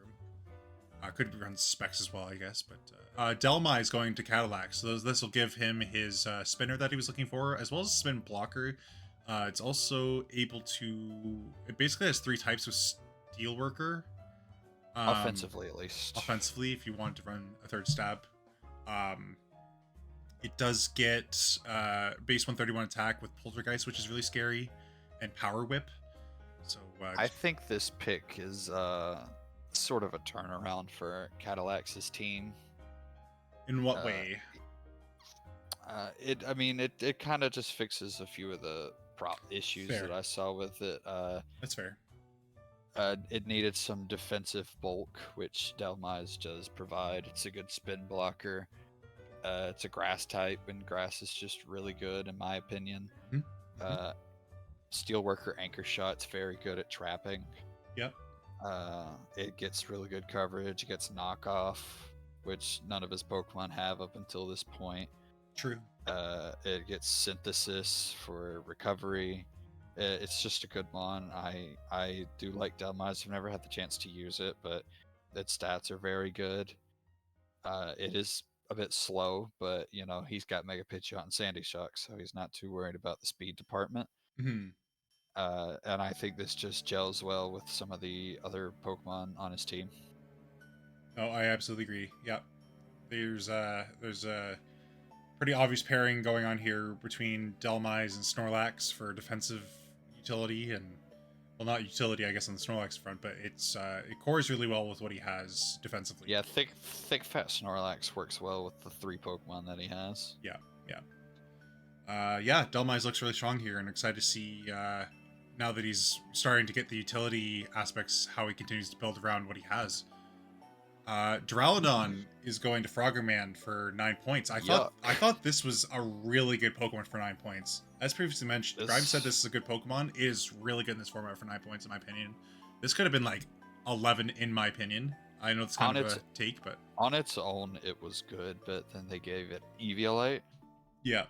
And now it's even better. If it got reliable recovery, it would be like just one of the best Pokemon. It unfortunately doesn't get Dragon Dance, but that's okay. Because, I mean, even though attack isn't one of its highest stats, if it got Dragon Dance, I think it would just be very good, boosting its attack and speed. Yeah. But, I mean, you're not... And this Pokemon stats on its own are good enough where you're not designated to run Eviolite. You could run Spec Set, you could run AV with it. I mean, not that you would want to run AV, I guess, because you have access to a Violite, so I guess ignore that, sorry. Not thinking before I speak. It gets Body Press, Iron Defense, on top of it just having a really good defensive typing. It gets Stealth Rocks, Swords Dance, I don't know if I had mentioned that. Breaking Swipe is really good. Yeah, do you see Thunder Wave? I did not say Thunder Wave, but it does get Thunder Wave. It gets access to Rock Tomb, which lowers your opponent's speed. I like this Pokemon. I think this should have been his round 3 pick. Yeah, I agree. I think that would have been a merited round 3 pick. Yeah, and I could see Rodham be a good round 4 pick, but yeah. It just gets surprising utility. It gets dual screens, roar. I mean, it's really good utility, and on top of that utility, it just clicks Draco Meteor also. Yep. And the fairies that want to swap in maybe that Draco Meteor, maybe don't want to take a Flash Cannon or an Iron Head. Like, it's like versatility with this thing. I'm gonna continue to say, like, throughout the draft, whenever we start talking about Duraludon, it is undervalued at 9 points. I think is super good. I think this might be. I might keep saying this too, but I think this might be the steal of the draft for the point value it's at. Yeah, Froggerman's team just really spooky. I think. Dog Shark drafts Gardevoir for 15 points, so that rounds out his 14 to 16 pointers.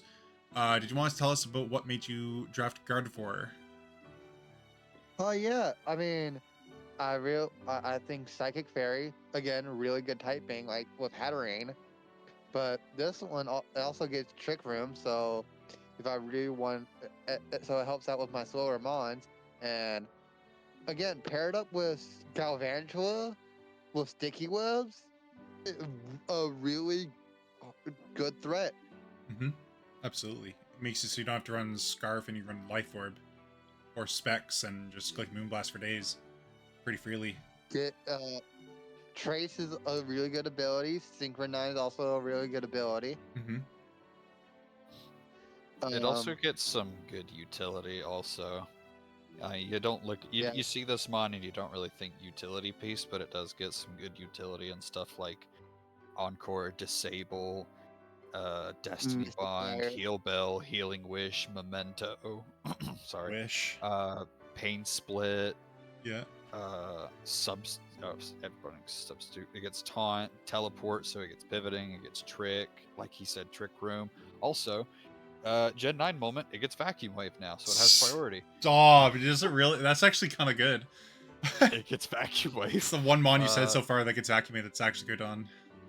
It also gets Will-O-Wisp and Wish. Yeah, that's right. It does get Will-O-Wisp. So, yeah, really good utility piece here. Also, just good offensively with and 25 special attack and Psychic Fairy. And also Side Shock. I think the move is Side Shock, the one where it focuses on your opponent's defense instead of special defense. That's right. Yeah, that's really good move. Correct. Also, I don't think I don't remember third. I think it has 3 abilities, but I don't know. Its last one is Telepathy. So pretty much that's the best one. It's fine. Also, it gets Aura Sphere now, so it doesn't have to run Focus Blast anymore. Oh, nice.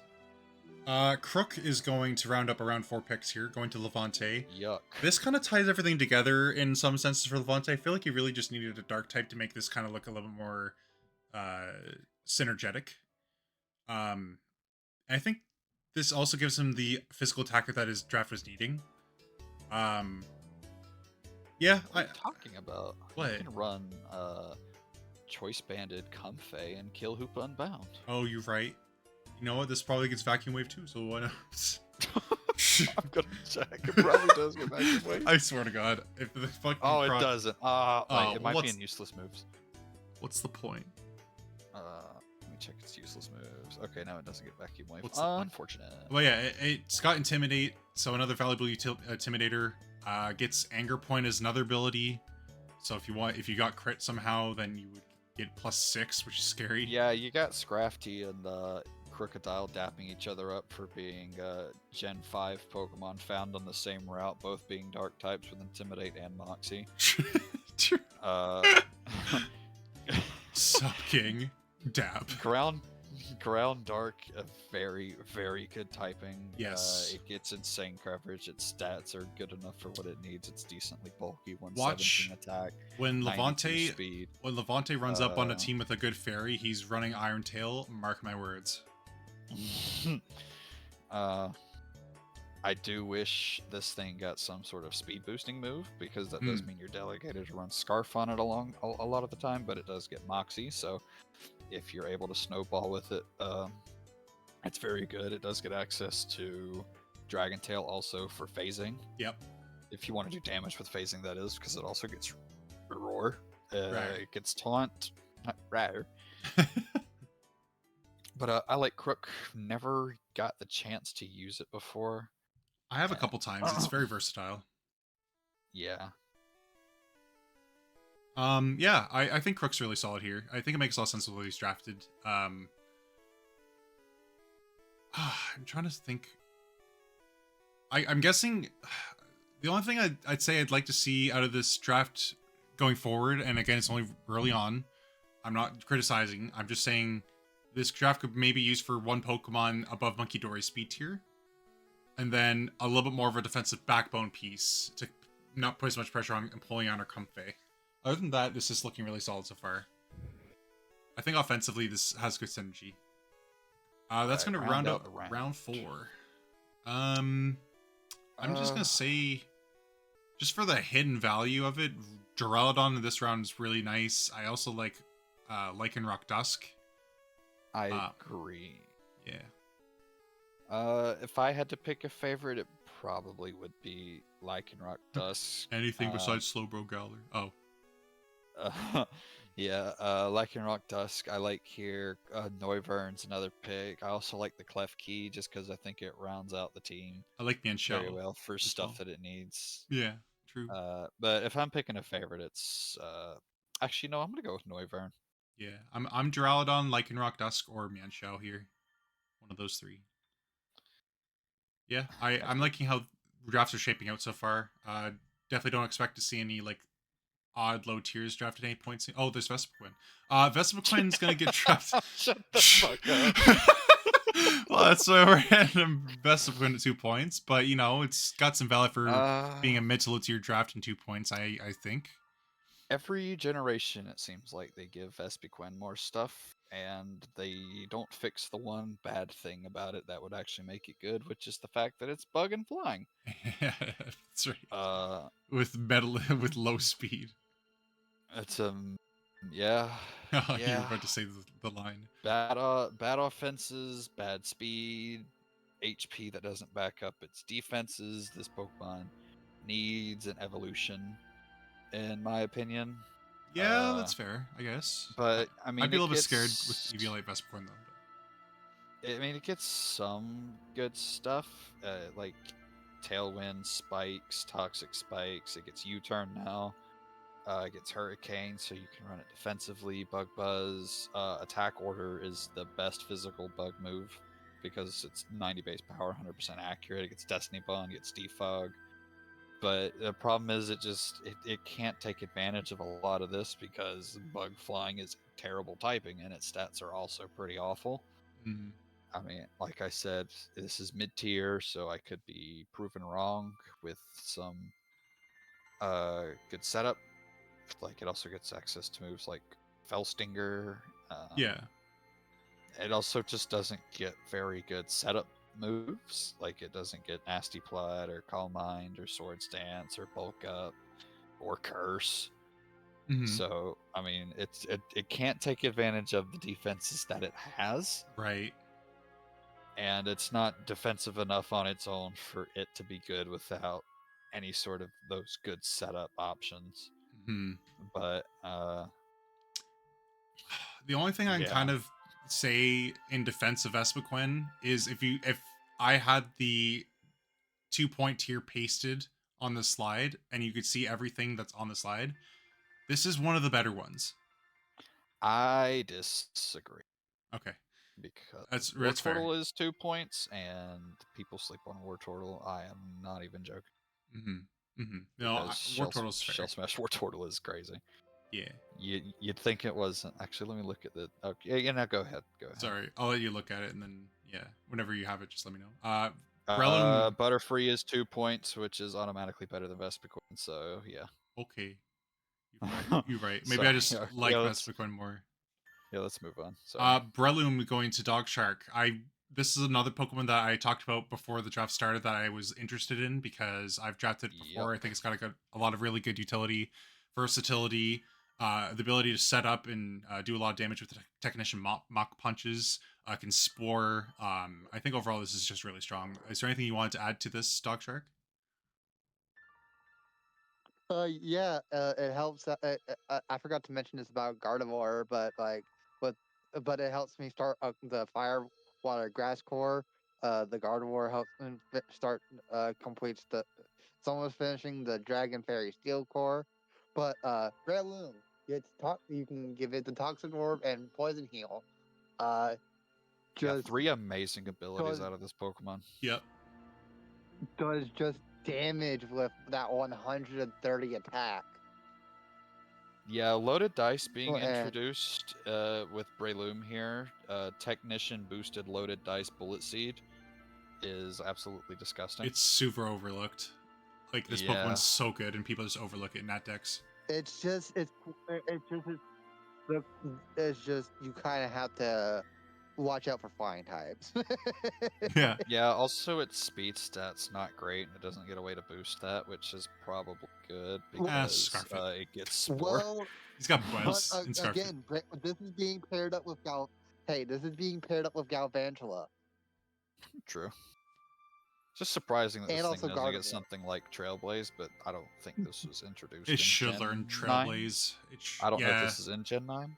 You're probably But right. just on its own, Technician loaded dice Bullet Seed is just disgusting. Yeah. Yeah, Toxic Orb, Poison Heal, and if you want to it also gets Drain Punch if you want to do double healing. Also, Effect Spore stuff. Like, Effect Spore is also a really good ability. Mm-hmm. No, this Pokemon's This got is- a lot of good ways to be run. Yeah, this is a good one. I like it. Yeah, I keep in mind, used most it of back these mons are in being paired Gen up with 6. Galvantula. I used this back in Gen 6. Haven't used it in a while, but Yeah. I used it in Gen so- 7 one time, and it Also, was guess underwhelming what for move me. it gets? Guess Vacuum what? Wave. Guess what move it gets? It gets fucking Vacuum Wave. Technician Vacuum Wave? boosted Vacuum Wave. Boosted Vacuum Wave. All right, we finally see our second web setter though, Araquanid going to Froggerman. This is actually starting to make Yuck. Enamorus a little bit scary. It also means that Makes this whole team Duraludon. pretty scary. Yeah. This makes Conk able to outspeed the base 90s maybe on a good day. Uh, probably not. Water but, Bubble is a crazy ability. Yep. Gives him basically another stab boost to his water type moves. I think, right? Yeah, it gives it another stab boost to its water moves. It can't be burned, and it takes half damage from fire type moves. So good. This is like the reason Araquanid is as good as it is. Yeah. It's because of Water Bubble. Its defensive stats are great. Mhm. Its HP is a little low, but whatever. It's 'Cause fine. its Water defenses Bug's and not its- bad defensively. Yeah, Water Bug's a good defensive typing. Its attack is high enough to where you can do offensive stuff with it if you wanted to. With terrestrialization being a thing, Specs, Terra Water, Hydro Pump, Water Bubble does a lot of more damage than you would think, even with base 50 special attack. Absolutely. Sticky Webs. This also gives him a ground immunity paired with his a ground weak resist paired with his immunity with Enamorus that he otherwise didn't have, and I think he needed, given that his third and fourth picks are right on Duraludon. I think this was much needed. This is a Pokemon where unless you have something that naturally takes care of it, then you need to prepare for it, or it just has a chance to, I don't want to say stall you out, but it can help Froggerman regain the momentum just by setting up webs and him switching in Conkeldurr or Teenam or Duraludon. Absolutely. No, very good pickup here by Froggerman.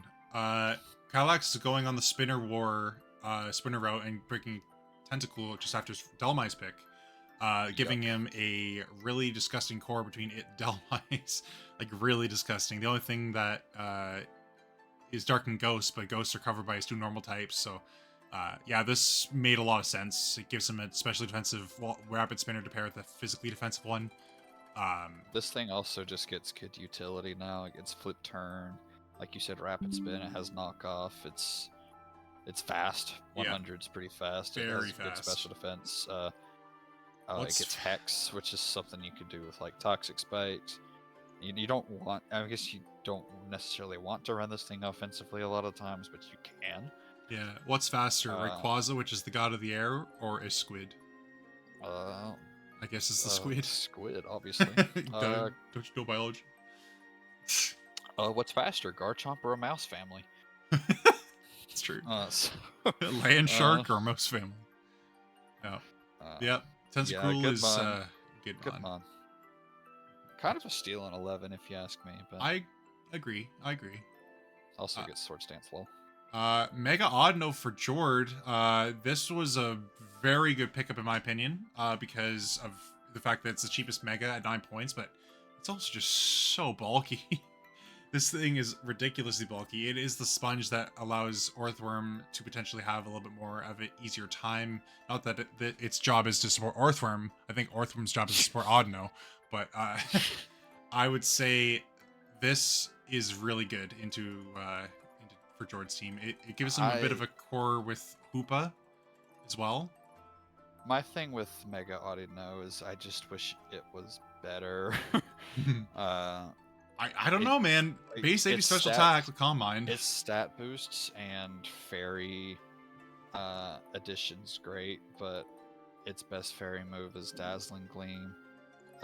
Its ability becomes terrible after Mega Evolving. Going from Regenerator to Healer is just like replacing a cheeseburger to the stomach with a bullet. As good as its offensive coverage is, it's just, I mean, it's lacking that good setup move. I mean, it gets Calm Mind, but I mean, you'd rather have Nasty Plot because its bulk is already good enough as it is, so you'd rather just set up faster. It doesn't have that reliable recovery. I don't think it gets soft boiled, at least. I think its recovery is Pain Split.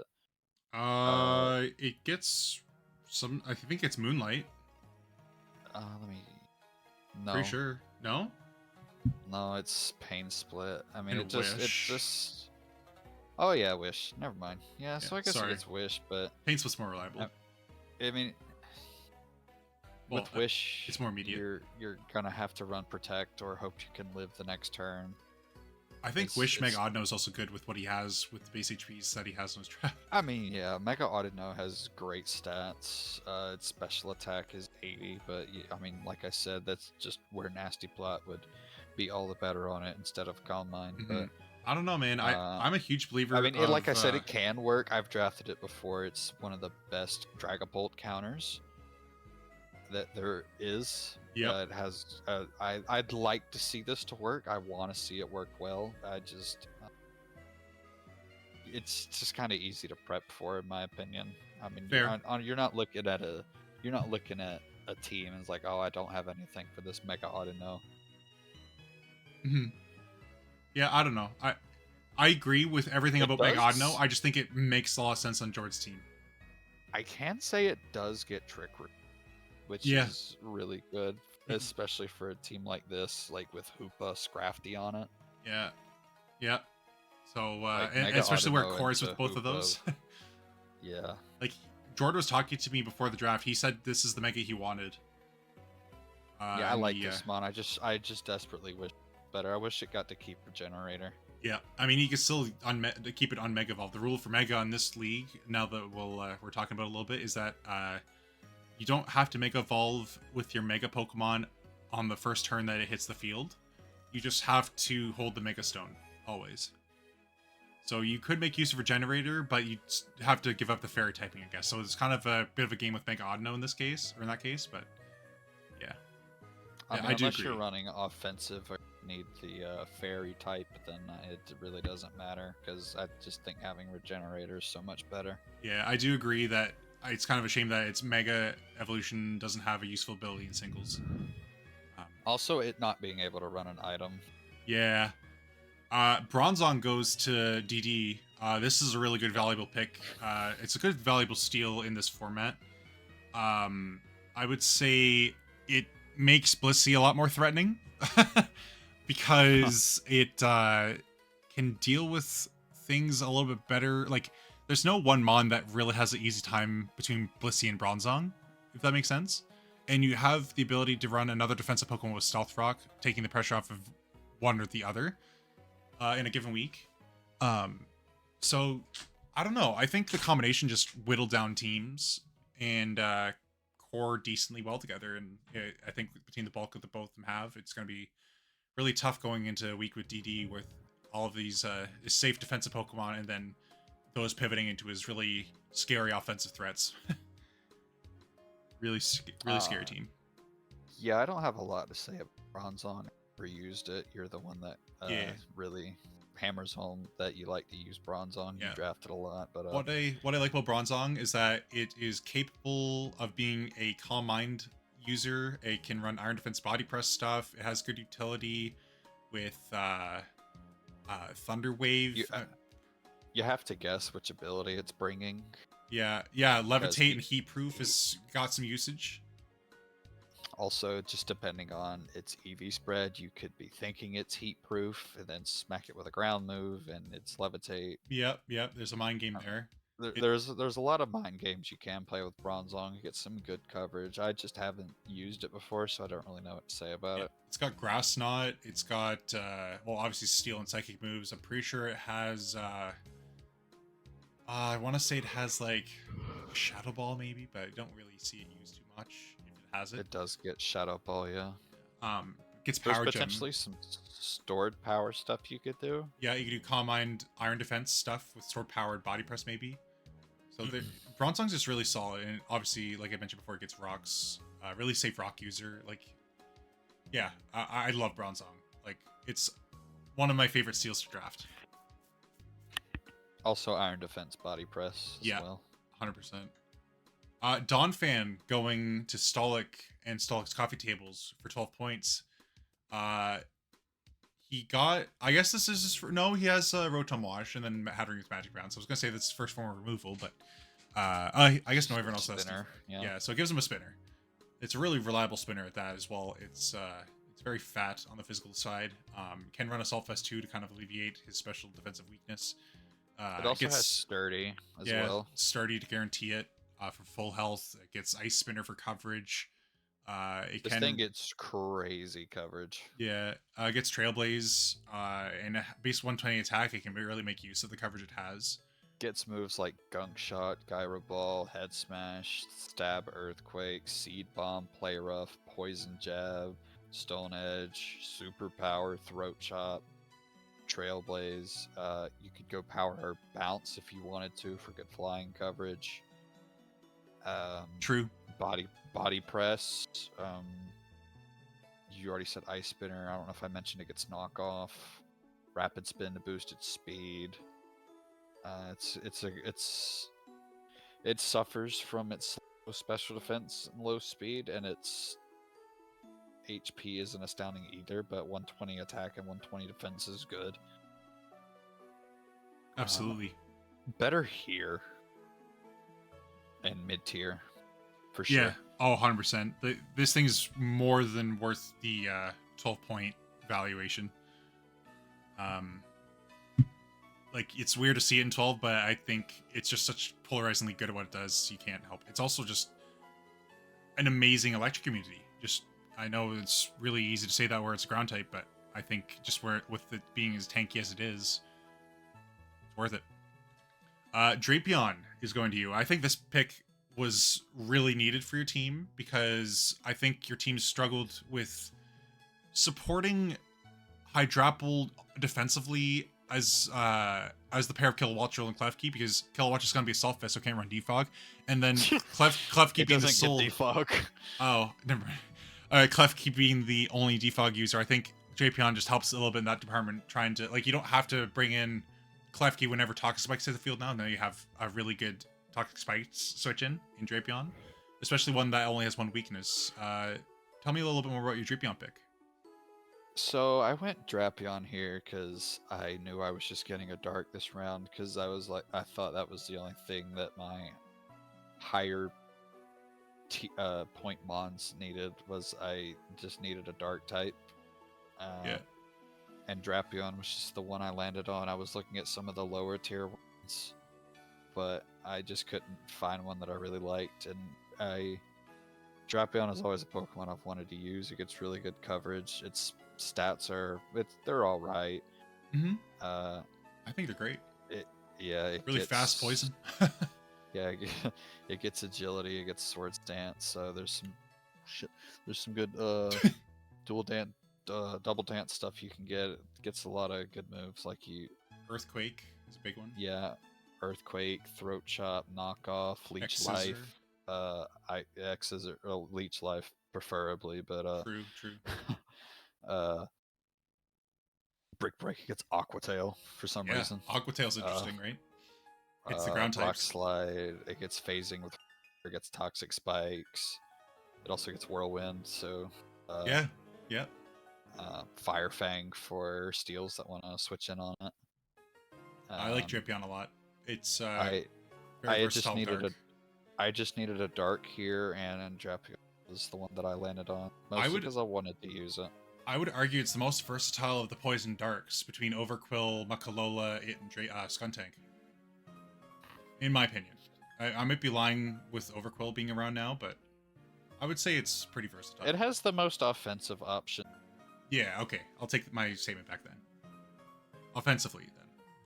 Yeah. Gastrodon going to Vague. I put Yuck. both forms there, even though they're the same Pokemon. But this thing on this draft basically everything that he has covers Gastrodon really well.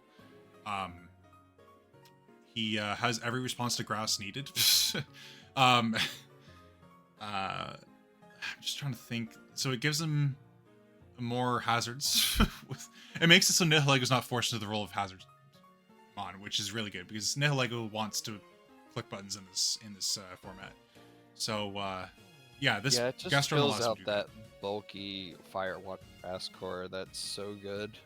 gives him a water immunity that he might have needed a little bit, making Serena's job a little bit easier. Gives him the rare good ground type. Gastrodon's just a good mon. This might sound like a broken record, but what it does well. Gets stuff like Clear Smog and Haze. Yep. For stopping setup attempts. It gets Spikes and Stealth Rocks. It gets Yawn. Acid Armor for setup. Good mon. Also gets Memento. This is the best pick to round out his draft that he could have made, I think, at this point. Like what he's picked so far, this is the best pick he could have made, in my opinion. I'm gonna go ahead and grab Whimsicott because I wanted a utility mon to support my Regenerator team a little bit more, and I thought Prankster Encore made a lot of sense given that everything's gonna want to set up on me. So that's why I went with Whimsicott. It also gave me that extra little speed that my draft was desperately needing, other than Azelf. It kind of ties with Azelf a little bit, unfortunately, but as you'll see by the end of the draft, I kind of fixed it a smidge. Yeah, Whimsicott's really good here. Gives me a really solid Prankster option that allowed me to cripple things for my Mega Celix to go ham, and I think in general it just provides the utility I need to make Regenerative that much more threatening. So I'm very excited to draft Whimsicott here. Also, a lot of people forget that is more than capable of being an offensive monster. Like, Fairy's also a really good offensive typing, well, obviously, and it can make use of Specs with its speed tier. So you could run some Specs Moonblast shenanigans on this thing if you really wanted to. It gets U-turn to pivot. Memento if you really want to set yourself up for a setup. That's a horrible sentence structure, but hey. It's just, the only thing I will say is that it's a little bit frail, so you really have to tailor into its poor bulk. But other than that, I think Whimsicott is really valuable in this format. Yeah, it gives me the grass I need, so I'm gonna start to round out my cores here a little bit more. I just need a dragon and a fire, and you will see that I will fix that too at the end of the draft. So yeah, look forward to Whimsicott being kind of like a constant Pokemon to come for me in most of my weeks. Dexter's going to go ahead and grab Copperajah for his steel type. This is a pick that I recommended for him because he was looking for a steel. He initially wanted Bronzong, I'm not going to lie. DD did a really good job drafting that earlier in the draft. I think it was round 4, round 5. But yeah, Copperajah's more than fine too. It gives him a bit of a bulky offensive option, I think, that his team needed, because Togekiss is really the only one. I guess Overquill can sort of be considered bulky offensive, but I think Copperajah fits Dagster's playstyle as well, being a little bit of a bulky offensive team member, and has really good coverage moves. It gets Heat Crash, I believe it gets Earthquake as well, it gets Knockoff, it does get Rocks, I believe, too, so it has the utility there. It gets Taunt as well if you're able to make use of that. So if he's able to get Trick Room up, this Pokemon could really do well under that as well. Hitting with sheer force moves. Yeah, Yeah, really base 130 sheer force. scary. You have Stab Iron Head. Yeah, yeah. uh, You like that? yeah. Very rare. I wish you got more moves that took advantage of Sheer force, yeah. sheer force. Yeah, I mean, it gets Heat Crash, but unfortunately that doesn't have a chance to burn, and Superpower doesn't take advantage of it. Supercell Slam doesn't take advantage of it. Power Whip doesn't take advantage of it. Outrage doesn't take advantage of it. I mean, some of its moves do, but like a lot more don't, especially because they're moves you want to bring. Right. Also, Heavy Metal is why Heavy Slam. get Heavy Slam, I guess. Yeah. Yeah. But you're just gonna want to run Sheer force Iron Head, yeah. sheer force Iron Head anyway. Yeah. But I just think it's crazy that a mon with so much coverage like Kaparaja doesn't get to use it with sheer force. I agree. Diancie going to High Mark to round out around 5. This is a Pokemon that has a lot of value in this format for a couple of reasons. One, it can set its own Trick Room and set up. 2, it has really good utility options with Stealth Rocks. It can make use of Diamond Storm, boosting its defense for longevity as well. 3, it could set up screens for High Mark's draft, which he needed.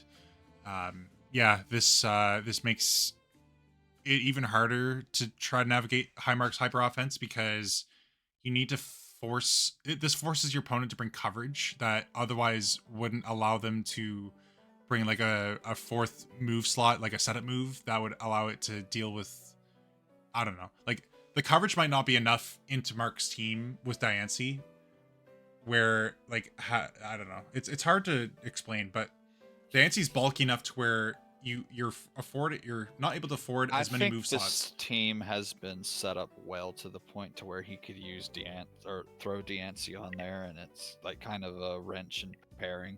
Yeah, like a lot of the weaknesses that you'd think would be common aren't already present on his team. Yeah, like for example, this is his first ground weakness which is kind of surprising considering it's round 5. That is crazy, actually. But yeah, like especially with it, like you could Trick Room with it, or you could have Tornadus Tailwind into this, and it starts setting up, and by the time it's set up, it sets up its own Trick Room. It's too late. Yep. Fairy and Rock are good enough offensive typings to where you just run those 2 like moves. Yeah. All you need is Power Gem and Moonblast, and that's fine on its own. Yeah.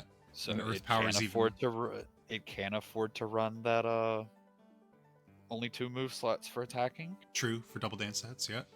So yeah, Diancie just fits out this so well because his team has been set up to the point to where drafting Diancie is just really nasty. It is, very much so.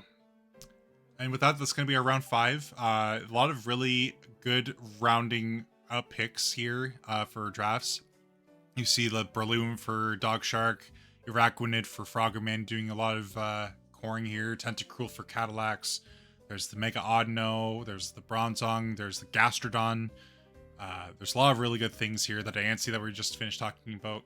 There's not really a favorite that I can see glaringly right away. I'm kind of biased into Mega Audino and Bronzong, but if I were to pick one, it would be the Breloom or the Iraquanid. Probably more the Iraquanid, because I think he really needed this sort of speed control. Yeah. More than Lawrence needed the Webs Abuser. Mm-hmm. You could argue Breloom is a better pick, but I think he needed the Iraquanid more than Lawrence needed the Breloom. That's fair. But yeah, Iraquanid number 1, Breloom number 2. Yeah, I would say, I'm going to go ahead and change my gears and say that I like Gastrodon the most out of this round, just based on how it matched up with everything else on Veg's team. It just really glued stuff together, and it was a really good timing for it. Yeah, good picks. Good picks this round. Okay, Highmark's going to follow up his Diancie pick with Type Null at 8 points. This is interesting. Very interesting. I think is this a good a really Pokemon. good Pokemon. Yeah, that's what I'm scared to talk about it because I don't I don't want. think people understand that this thing has the same stats Silvally does, apart from its speed stat. And can run Eviolite. And it can run Eviolite. Like, it lacks some of the coverage that Silvally does, and it lacks some of the utility, but the stuff it does get is good. It gets U-turn. Yeah, Fat Sword It gets Stance. thunder. Yeah, It gets Thunder Wave, Sword Stance. Flame Charge. Actually, a fun fact about the Type Null and Silvally line. In base Sun and Moon, Silvally learned Thunder Wave. Or not. Type Null learned Thunder Wave, but Silvally couldn't. Why Because not? you could teach it to Type Null via TM, but not to Silvally via TM. And in Ultra Sun and Ultra Moon, you couldn't teach either Thunder Wave. What the So hell? the only way for you to give this thing Thunder Wave in game, I don't know if it's different in Gen 8 or 9, is for you to transfer it up from Gen 7 Sun and Moon, having taught Type Null Thunder Wave. And then evolve it. Yeah, That's silly. It's kind of a weird tangent, but yeah, it's good. We'll I take mean- a break by the way after this round. Yeah. Its coverage isn't outstanding. Hmm. I mean, it's more of I don't want to say it's more of a stall piece, but that's kind of the situation it finds itself in. Yeah, there's like rest talk sets that are pretty common on it. Yeah. It gets some good coverage moves: Air Slash, Dragon Claw, Facade, Iron Head, Shadow Claw, Signal Beam.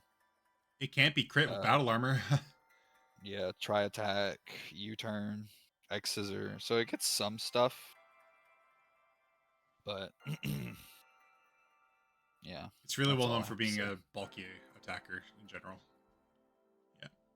Yeah. Mega Subtile going to Dagster.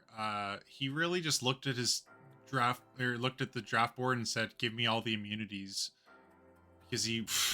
I don't know. That's I know that's what he really talked about. needed this speed here.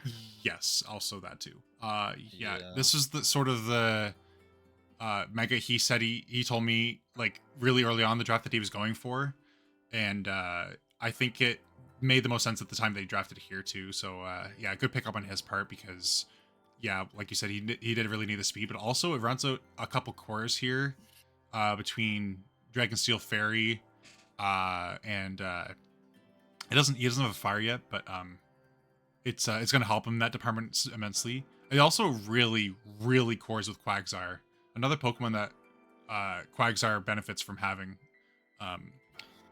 It also gives him another Vacuum Wave user, which he really needs. That's right.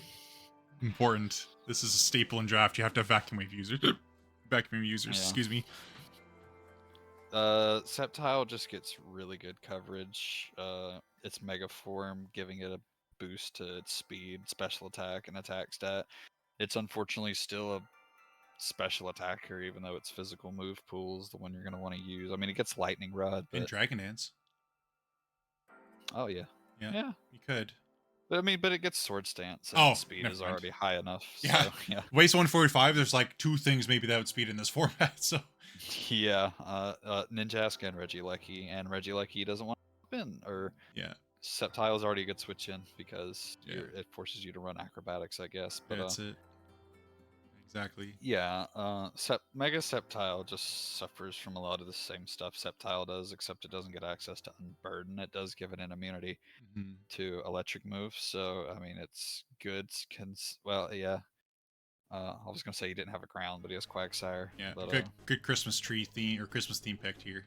yeah, it's just versatile. There's a lot you can do with it, just because it gets so much shit. Yeah, coverage moves and yeah, utility. I mean, with it being Grass Dragon, also it you can probably do some bulky subseed stuff. Yeah, I guess as so. well. Very fast. Yeah, Uh, utility option there. Fast But, lead seed anyway. user. Persian Alola, I'm gonna pick up here. I just really wanted Dark. That's pretty much it. All right, good. Next pick. Well, hold on a second. I'll just. I'm not gonna lie. People didn't like that I dropped. Like, people didn't think this is worth 8 points. I'm just gonna go ahead and say that they're wrong, but I'm not gonna explain why because I'm spiteful. No, I'm just kidding. No. I think this has utility in draft that people don't look at because they immediately see its stats and be like, yep, Shitmon. Nope, it is very good. Thunderwave, Taunt, Parting Shot, Fur Coat doubling its defense. People always forget about how potent that actually is. I think on a Dark type, it's really good. Having a fast Dark type that's immune to Prankster like moves is, I think, valuable. It's starting to become a staple in draft too. It's just a low budget utility piece. Yeah, it can nasty plot and it has okay coverage as well. Like, don't sleep on it. It has a good coverage. Its stats, well, its special attack isn't terrible. I mean, it needs time, but it can do stuff. Yeah, I can't speak for its stats, but I can speak for its utility, and I'm gonna try to keep harping on that as the season progresses. It's not gonna be a kill leader, and getting Fur Coat as well, giving it base 120 defense, like effectively. Yeah, it's not gonna be a kill leader by any means, but it's gonna be important in my team's doings. Like, it's gonna make my team mesh a lot more.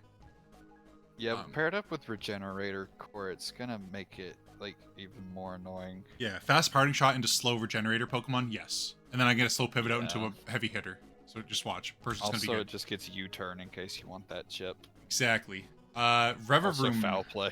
Revavroom going to Vague. I think he mentioned at one point, he's like, in chat he was like, oh, I need a Grounded Steel and there aren't any left, or Grounded Poison and there aren't any left. And right after that he picked this up. I think that's what happened. I don't really recall 100%, but I know he wanted a Grounded Poison, and he was kind of stressing because there wasn't a lot of Grounded Poisons available. But I think Revavroom's solid. This is also pretty nuts. I've never seen this drafted before, mostly because it's better with Terra and the fact that it gets filter. Quad weak to ground in a tier, or in a tier list with a lot of good grounds. It gets some really good moves. It gets Parting Shot. It gets Shift Gear. Also, Steel and Poison is a very good offensive typing. It's decent 100%. Defensively. Weak to, I think, Ground and Steel? No, Ground and Fire. Fire are its only weaknesses. I could be wrong. No, you're right. You're right.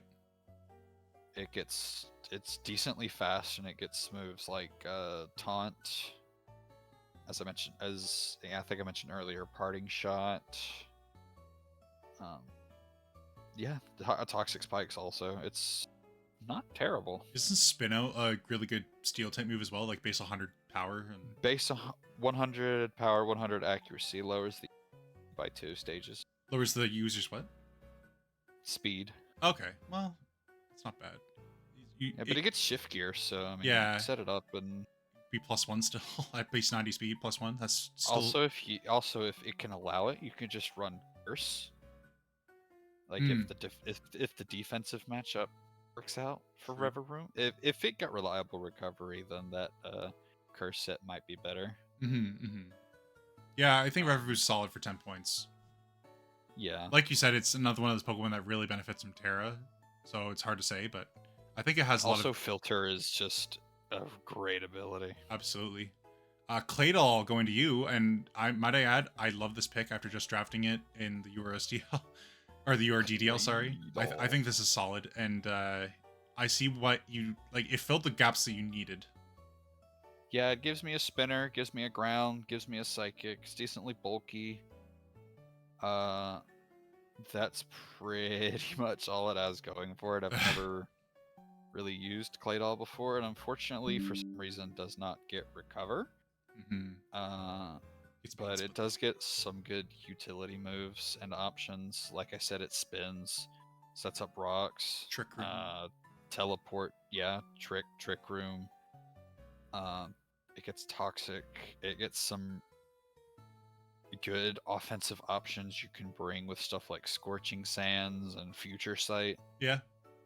It gets Calm Mind, so if you want to set up with it, you can. You can double dance with it. Calm Mind Rock Polish. That's true. Like I said, I've just never used Claydol before. Every time that I've wanted to use it, it's been sniped from me. Okay. So I'm cautiously optimistic. I just wish it got reliable recovery. Also, it gets Cosmic Power. So those defenses, yeah, yuck. Yeah, it's got really good coverage, so I think you'll find that it's got a lot of utility in draft.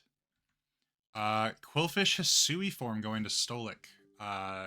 He's just got all the utility. I don't know what to say. This draft's just utility in a nutshell. I don't know what else to say about it. But this thing's fat. Oh, sorry, I smacked my mic. Oh.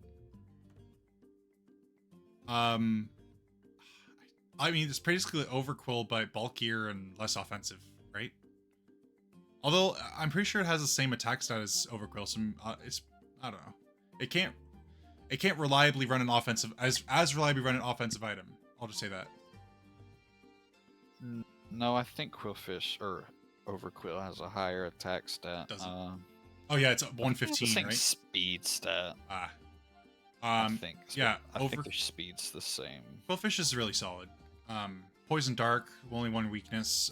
Can run Eviolite to make it bulkier. Pain Split, like you said before. Destiny Bond, Haze, Toxic Spikes. So really good utility. Yeah, it does a lot of the same things Overquill does, just with lower stats and access to Eviolite. Yeah. I like it. Yeah, there's not much to say about Quillfish. It pairs nicely with, like, if one thing can't be a utility option for the team, another thing can. Yeah, this team's looking very stally. 12-point Gligar for DD.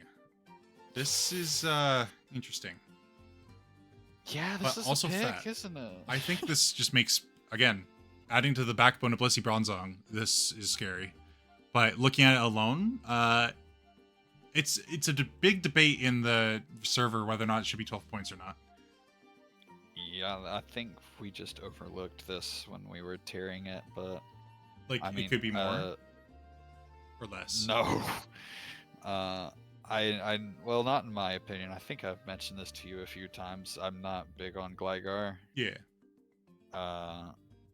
Gliscor is just better, but I mean, I guess in Nat decks it gets Roost back. It gets some good offensive options with an alright attack stat. But I think in this format, the thought for I don't know if it was me or whoever, like whatever ended up being the reason that I was tiered in 12. I think the thought was that because of it being mid to low tier, and a lot of like the really good premier hazard setters were gone, it put a lot more value on Gligar being the next premier hazard setter, along with like a bunch of other things at higher tier, like Cloud. It gets the holy trinity of hazards. Yeah. It gets a lot of good U-turn knockoff, offensive options. It's Smogon. It's Smogon. It's young Smogon right there. Yeah, so maybe it's me. Maybe I'm the problem, but I've never really. That's why he's sticking his tongue and he's like, "Bleh." Have faith in me. I've never been a Gligar believer. You know, that's fair. That's fair. Electivire going to Jord. This was a bit of a snipe as well, not gonna lie. I was kind of hoping to get this as an electric community, and it kind of made me scramble for one. But yeah, this is a really solid 8-pointer because of the versatility that Electivire holds. I did not know for the longest time until... Or sorry, I guess I forgot. I knew when I drafted last, but I forgot for the longest time it has teleport. I thought it was just Magmortar that has teleport. But this thing has teleport as well, but also has an amazing set of coverage moves. Ice Punch, Fire Punch, gets Superpower, it gets, I think it gets Knockoff as well, Earthquake, Trailblaze, Yeah, it's ridiculous. Rock Slide, base 123 attack. Trailblaze. It's really scary, and you can run it fat as well. I've run it fat in draft.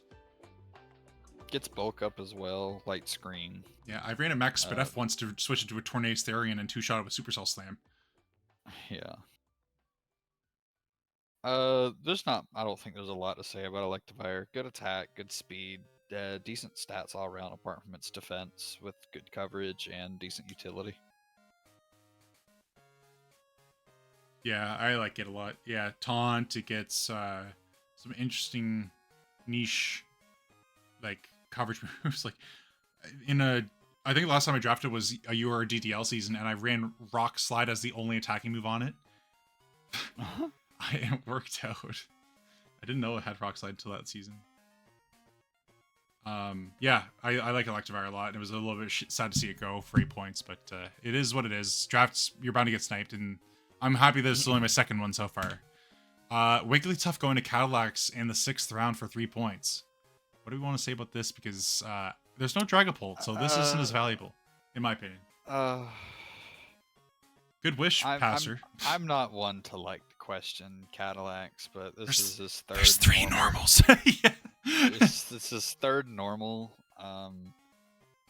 He's lagging a lot of key typings. I mean, this thing is cheap. It's got great HP, and it's a good wish passer.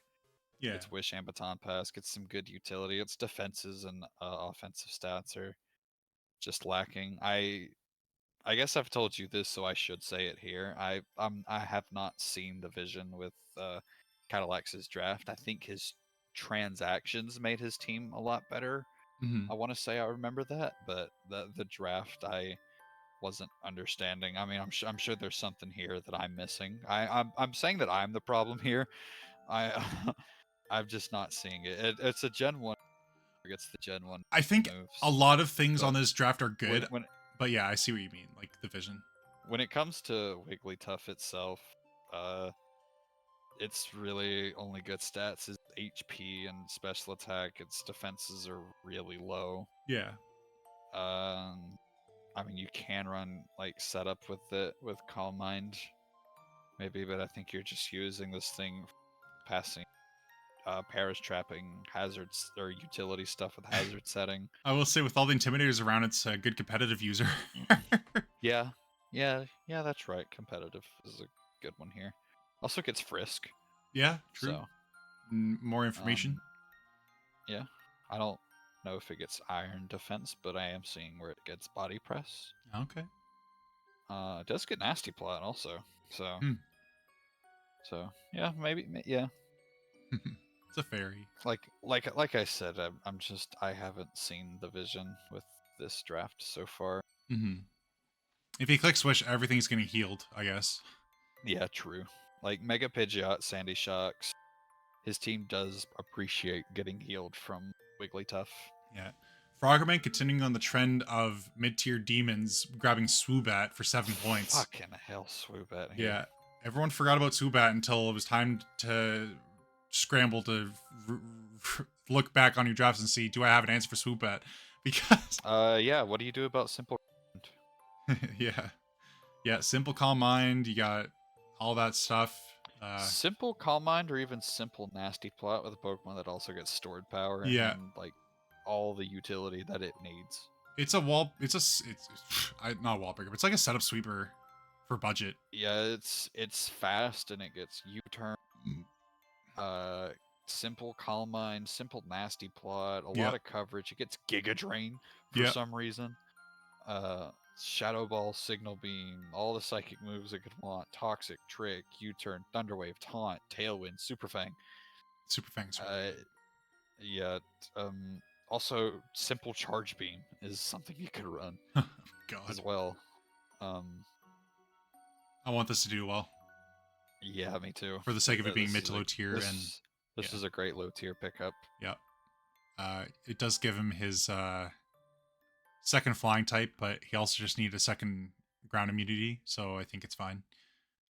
He gets good benefit out of having a second one. He didn't need one, but I think he gets good benefit. Like if he got like 2 more resist, I think it would have been just as fine. But it gives him a psychic, I guess, but also gives him just a fast Pokemon in general. He didn't have anything above base 85, I think.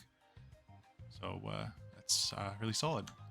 Tatsugiri going to Dog Shark here in the 6th round. Gives you a dragon or a second dragon, but it gives you your water. Do you want to explain a little bit more about the thought process here? Yeah, I was like, okay, I really need to get a water type, and I was like, what are my options? Oh wow, look, nothing. but lean more towards Geary with again doubling on dragon, but like it gets rapid spin, it has nasty pot, a storm drain for so I am now fully immune to water because my only other immunity was Water Sword Clodsire, which 9 times out of 10 I'm not going to bring because unaware is so much more important. Right. So yeah, at least with Tatsu you can flip turn out. Like whenever you switch into a water type, you can just flip turn out into something and hope you catch a switch.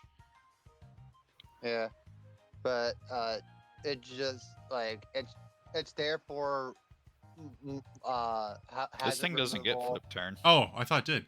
Damn. No. It does get substitute though. Okay. But, It gets like, baton pass. Oh, well, that's fine. It's pivot. Yeah, It's fine. yeah, but 9 times out of 10, you're going to set up with Geary. Right. Not Yeah, going you're- to- You're either clicking nasty plot or you're running specs. Yeah, so you don't. So baton pass isn't really going to be helpful. Geary is more. I think It's Geary's predictable, but it's good at what it does. I think baton pass yeah. is good on spec sets. Yeah. But it's fast for its mod for I think for a 9-pointer. Or no, Yeah, for an 82. 8-pointer. Yeah, it's really valuable for an 8-pointer. Bulk's not Um, god awful. It's not great, but it's not awful either. Mhm. It's all right. Yeah. Water Dragon's It's a good mid-tier- defensive it's- driving. It's a mid-tier mod. Typing. Yeah. It's a mid-tier. But It's a mid-tier, mid-tiers. it's on again only has one ability because commander's only for good for double battles. What are you talking about? This is the trace counter. Uh-huh. If a trace mon comes in expecting you to storm drain and you're about to hit him with a hydro pump, you just run commander so they don't trace the storm drain. And That's can why kill you the drafted. hydro pump. That's why you drafted Gardevoir, so you just have to deal with as many trace bonds. True. True. You have to- This is the plan all you- along. Steal, Yeah. steal the trace mons, then draft Tatsu. Just click Hydro Pump for days. Oh man. I don't think there's. I'm pretty sure. I think Gardevoir is the only Tracemon on the dock, or the only one that everyone that. You might be Talk right. about, you can- yeah, Curlia. Okay. Okay. Shut the fuck up. All right. Does anyone? Oh. Did anyone even draft Curlia? No. Bronzor got drafted, but not Curlia. And it wasn't even them drafting it. It was me saying, you drafted a 1-pointer that doesn't exist. I'm going to give you Bronzor. He's like, okay. All right. Yeah, unfortunately, Let's get to the last round of round Thanos snapped a lot of 6. the one. Yeah, I'm sorry. Because Score Bunny would have made a lot of sense. Yeah, it would have. So the last pick of round 6, and then we'll take a quick 5-10 minute break here, is Mega Manectric for Levante. So now he's got his starting to get some more Volturn action here, which this team needed a little bit. He only had really Monkey Dory and Comfey. Maybe Vespiquen too, but it's not in the mod. Love this Pokemon. Yeah, this gives some speed tier boost as well. I've used Mega Main before, and even though it doesn't have its hidden power ice anymore, I still think it's very good. I mean, its offensive set's good with Volt Switch, Thunderbolt, Overheat, 4th move, but I think it more does better in its like utility, sort of bulk-esque Yeah. defensive set that it has. 'cause Intimidate. You have options like Toxic and Intim, Snarl, dual screens. Mhm. Well, it gets light screen, doesn't get reflect, but it gets intimidate, so kind of makes up for that. It gets phasing with roar, and like I said, it gets a little bit of coverage, not a lot. Yeah. What it does do, it does very well. It has no attack for it to abuse because you never mind. Disregard what I'm saying. Just howl. Just howl. Yeah. It also gets Magnet Rise, so it could just be an electric type with No weakness. weakness. Yeah. It's Snarl as well for more utility stuff. There's not a lot to say about it, but I do think it's very good. Yeah, Mega Manectric is very polarizingly good as a fast electric with pivot, the ability to pivot for your team, and being able to hit certain typings with overheat like grass and steel is really strong. So yeah, be on the look for Manectric to be a key component to Levante's draft. And with that, that's going to be our 6th round picks. I would say there's a lot here that leads, like, you can tell it's kind of the midpoint of the draft because we're starting to see a larger variety of point ranges for draft picks. Rap God. Like you have everything from 13-point Manectric all the way down to 3-point Wigglytuff. So Yeah. it's we're at that point. But I'd say, as much as I hate to say Electivire because I got sniped a bit, I would say Electivire is my favorite thing. If I not like Swoobat. Swoobat Yeah, here. fair enough. Yeah. There's not really much that stands out as to what my favorite could be. Hmm. I mean, this one's probably biased, but I really needed Claydol, so I'm tempted to say Claydol here. But Yeah. it's definitely Based on what you needed, Claydol's definitely in the conversely. It deserves to be in there. It's definitely the Swoobat. Yeah. Yeah. If not Mega Manectric, like one of those two for Mega me. Mega Main also, but it's the Swoobat for me. Hey, Mega Main, Mega. Main, All right. Mega Main, Mega Mega All Mega right. Main. I'm gonna hop off for 5 to 10 minutes. If you guys want to do the same, grab some water, whatever. Yeah, we'll take over Poland and cause World War III. Sounds good. I'll come back to my screen will be on fire. My PowerPoint will be burning. All right. I'll catch you guys in about 5 to 10 minutes, and we'll continue with the second half of the draft. Okay.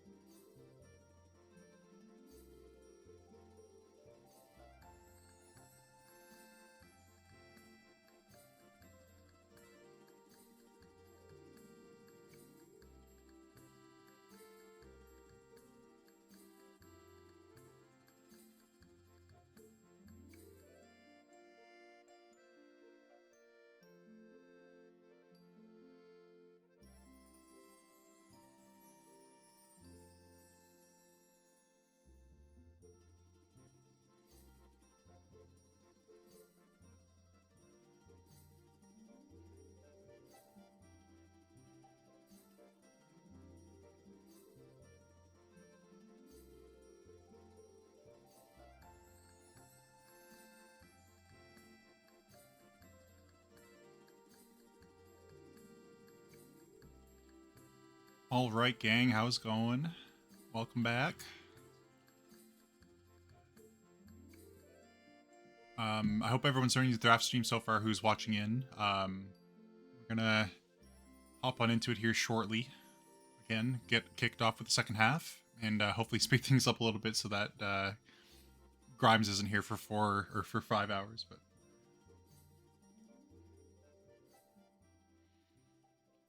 you know what? I'm just gonna kick things off so that we're not here for too long.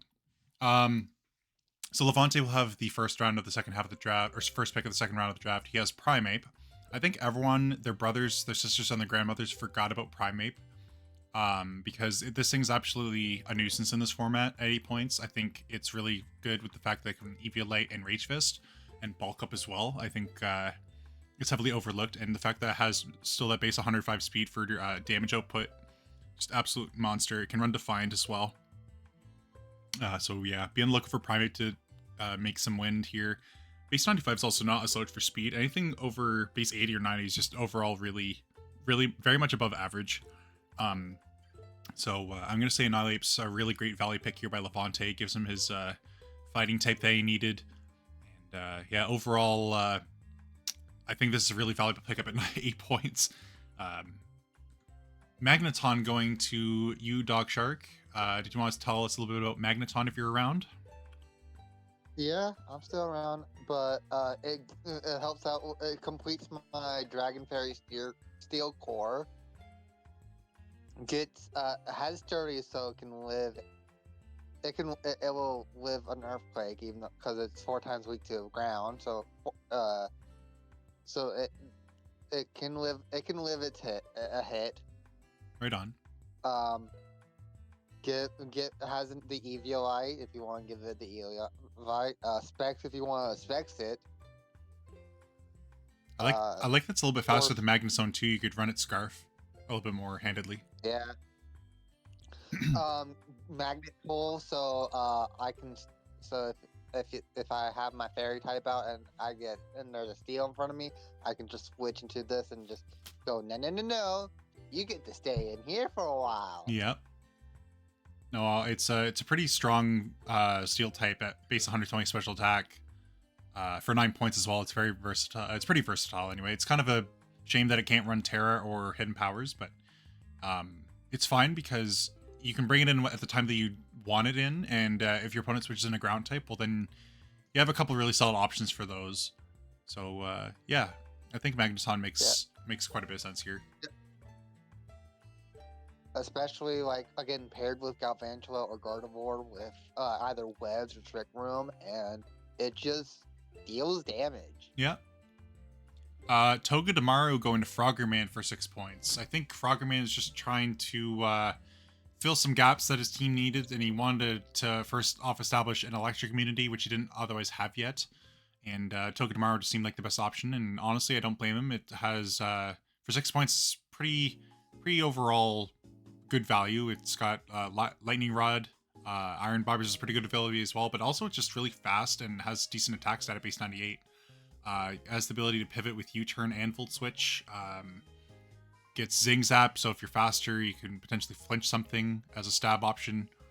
Gets Nuzzle to paralyze something 100% of the time that you are able to use Nuzzle. And then Stab Steel type moves are always nice to have, so yeah, he is stacking types with Duraludon, but he does have his answers for ground types that he needs at this point, barring like Grass, I guess. But yeah, overall, I think Togedemaru is a pretty solid pick here. Then Cadillacs goes and picks Shuckle, so he's really trying to establish his low tiers first. I think he's kind of pulling the DD effect now that we're at the midway point, where he's really establishing the low tier points or picks that he wants to make, so that he can kind of clean up the rest of the mid tiers that he doesn't really have a huge feel for yet on what he wants later on in the draft. So Shuckle, obviously pretty polarizingly good into the defense spectrum with base 230 in each of his defenses, only with base 20 HP, but it really doesn't matter if you have the right matchup for Shuckle. It's not going to necessarily care what's in front of it. It does get Infestation as well if you wanted to have a favorable matchup. It is given a Web Setter as well to make it so that you can run more offensive variants of Sandy Shocks and Mega Pidgeot. as well as it gets Stealth Rock, and I believe it gets... I know it gets a Gluttony, I think, for an ability, and... Not Anger Shell, what else does it get? Sticky Hold, maybe? Yeah, overall this Pokemon's pretty good in the utility column. Can do some... Oh, it does get Contrary. It can be a little bit fun with Shell Smash Contrary, lowering its offenses and boosting its defenses. It's another fun thing about it. But overall, Shuckle's just really polarizing what it does, and it is able to pretty much guarantee getting Sticky Webs up, which is cool.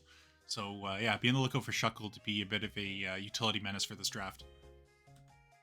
Then we have Grafaiai from Jord. I ended up being pretty happy they drafted this for his team because I just love Grafaiai, but also I was kind of hoping he'd draft a Terrain Setter. Not that it necessarily needs it, but I was like, oh man, maybe he's going to go the direction of making use of Unburden. But either way, this Pokemon really doesn't need it too much. It's got base 110 attack already, so it doesn't really need the speed boost a whole lot. Base 95 attack means it can take use of some pretty good physical coverage moves, like U-Turn, Gunk Shot. Does get, I believe, Facade or Double Edge, I think. If not, then it has good utility in Super Fang and Taunt. Prankster Taunt's pretty nice. If you really want to be sneaky, you could run... is it not Doodle? Is it Doodle? Yeah. You could run Doodle and copy the opponent's ability. Maybe get like huge power going on this thing with a huge power mon if there is one. Yeah, there's some things that you can do with this. And it does get like coverage with like low kick as well for steals, so Grafaiai's got some stuff going for it. Yeah, I'm just curious at this point if he's going to pick up a Terrain Setter. It does get Poison Touch as well if you want to be a little bit more defensive. Well, Grafaiai doesn't necessarily need terrain to take advantage of Unburden because you can just run some sort of berry or single-use item, or you could even run something like Red Card if you wanted to. But yeah, I don't know what all you touched upon with Grafaiai. It just has a really good utility mon, fast Pokemon with U-Turn. It gets Doodle, it gets Taunt, it gets some pretty decent coverage moves. Ground of Poison. Yeah, that's pretty much all there is to it. Gets Poison Touch. The only normal poison. Mm-hmm. I don't think there's any other. Yeah. Unburdened Prankster, 2 great abilities. It gets Prankster Parting Shot, which is very good. Right, I didn't touch on Parting Shot, that's right. Yeah, that's solid. Blastoise without Shell Smash going to DD. Important to note, no Shell Smash. So it was it has Shell Smash. It's just the only move it can run. No other move. Yeah. Oh my god, it's so threatening. But wait, it can only click it. No, but so Blastoise, it's a complex band. So Blastoise cannot run Shell Smash. Wartortle and Crustle and all those other goofballs can. Cloyster can as well. That's the only thing that makes Cloyster viable. But anyway, Blastoise is here being a rapid spinner, flip turning, clicking knockoff, clicking maybe even Fake Out or Aqua Jet or Life Dew if it wants to, but generally you're going to see this thing run bulky offensively with maybe rapid spin and like, I don't know, Surf, Dark Pulse, and Ice Beam. Yeah, it's just got good coverage, decent attacking stats. It's just bulk, really. Mid 80s isn't great for its attack stats, but I mean, it has good enough coverage and it's bulky enough to where if it switches in on something that it has a good move for, that it forces it to switch out. Mm-hmm. Yeah. Rapid spin with Life Orb and you got yourself a Blastoise that looks threatening. Might be a little bit overvalued at 12, but it was kind of a last second decision after it got complex banned. So, yeah, I ended up getting put at 12. Doublade for 8 points going to Stolik. I think this is a really good pick because it's the only Pokemon like it. It's the only Pokemon that's Doublade, or like Doublade.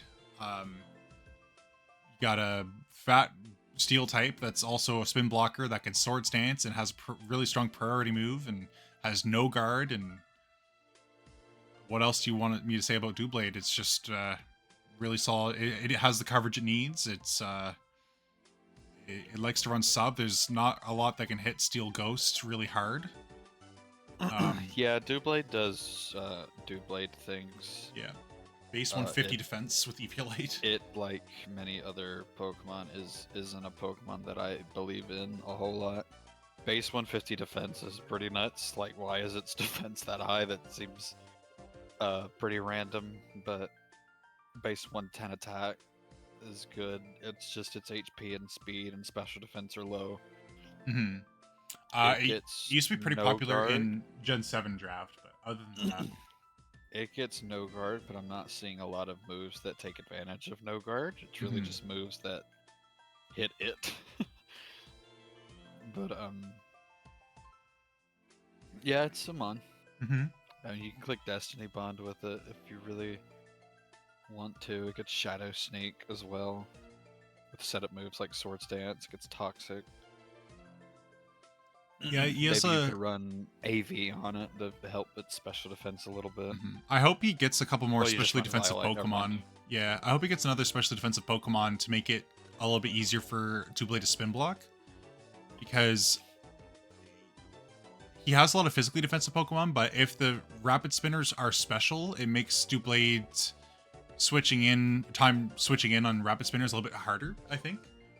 So Yeah, if- especially considering like a Blastoise just went. That Yeah. can just hit it with Dark Pulse. true.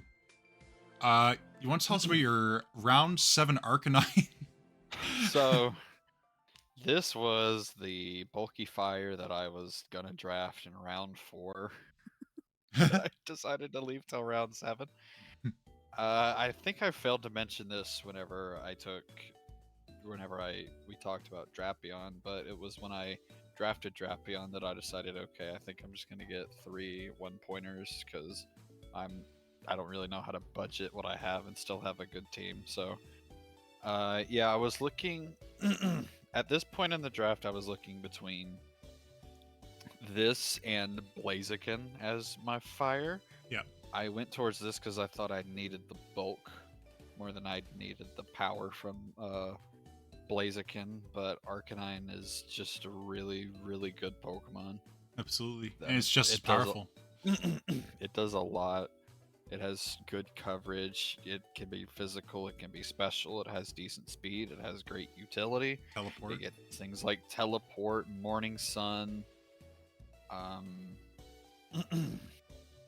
You can run AV with Intimidate. It gets Flash Fire. It gets Justified, I Yep, think. that's right. That's right. So if you switch it in on a Dark move, it gets an attack buff. You can run Banded, Spec, Scarf, it's like whatever you need Arcanine to do, it does. It gets E-Speed as well. Mm-hmm. Like I said, it gets just a lot of coverage, both physically and specially. So it's always a mon you have to prep for. Yeah, absolutely. Yeah, it's really good at what it does, and it does a lot of things really well. Like above decent. It's one of the more versatile mons you'll find in this format of draft. So yeah, good pick up there. Surprised it made it this long, and scared to see it used with the Fire Water Grass core that you have now. Yeah. Ambipom going to Vague for 9 points. I honestly think this is quite good. Yes, you don't have a lot that makes use of Skill Link, but there is quite a bit I think that you can make use of with its stats. I mean, you have base 100 attack and base 115 speed, so it's optimal choice band behavior. I don't know. I mean, It's there's U-turn. there's more technician stuff here than I think there is skill link stuff. Yeah. Like technician fake out. Yep. Sounds very good, and you could even run technician dice tail slap Yep, that's right. now instead of running skill link. I don't know what's more powerful, if it's dice technician or banded skill link. I imagine it's just banded skill link, but Probably. it does get some good coverage. I mean, especially with technician, it boosts like its moves like water pulse that are now stronger because of it. Base 90 water pulse, Yeah. I think, is how that is now. Swift does more damage. Round, if you want to run it special. I mean, you're probably just going to want to run it physical because its special attack sucks. But, I mean, yeah, the moves that are taking advantage of Technician here is really just fake out.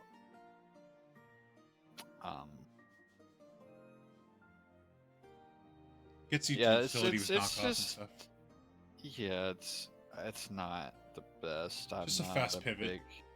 Like, I'm not an Ambipom believer. it gave him a Personally. fast pivot. Yeah. It doesn't have anything but faster than Nihilego until Palm showed up. I mean, it gives it a stronger rock move because you can do Technician Smackdown. Oh, okay. But yeah, there's just not much to say about Ambipom, I believe. All right. Well, we'll skip it. Miss Magius for me. It's a little bit more than I wanted to spend for a ghost, but it was the only one I really liked. So for 9 points, I get a pretty versatile ghost. Not great on the physical defensive side, but I get a Pokemon that can run a lot of different offensive items like Life Orb, Scarf Band, Spell Tag even. I could run I said Life Orb. I could run I could run Assault Vest to make more use of my 105 special defense if I wanted to. It gets Pain Scarf Split. Trick is gonna be good. Yeah, Scarf Trick as well. Like these high utility mons that a lot of people have picked up, getting Scarf Trick on a Pokemon that's already pretty fast is just gonna be good. Yeah. Yeah. So pretty happy with Miss Magius here. I think you mentioned it just gets good setup options with Calm Mind and Nasty Plot. Gets some decent coverage. Even if you want to run like a more utility-based set, it gets moves like Nightshade and Foul Play. Yeah. It gets Draining Kiss, Parasong, Pain Split. It gets Stored Power if you want to do that setup stuff. True. Thunder Wave, Will-O-Wisp, Toxic. Yeah, great utility. Taunt as well. So like it's not delegated to just being a like a special attacker. Yeah, I wanted my ghost to be a Levitate ghost, just where I was planning to drop Azelf as well. I just wanted another ground immunity. So I opted for Spankius. And I'm pretty happy with it. It's got the hitting power that I wanted out of my ghost as well, so I'm happy with it. Vaporeon for round 7 going to Dagster. I was a little bit surprised that he opted for another bulkier water, given that he had Quagsire round 2. I know he had discussed potentially grabbing a offensive water down the line, but I mean, Vaporeon's really good. It gives him a good core for Wish Pass with Togekiss outside of Electric types, which he has a lot to deal with Electric types. I mean, it's not like you can't run Vaporeon offensively. 110 special attack is nothing to sneeze at. It's just known best for its defensive capabilities. Yeah. But yeah, it is kind of weird to see this and Quagsire together. I think in Grace I would have dropped one of these, maybe the Quagsire. Well, I don't know. It's hard to say which one he could have dropped because it just depends, I guess, on how you would want to run Togekiss. Yeah, I would have run Vape.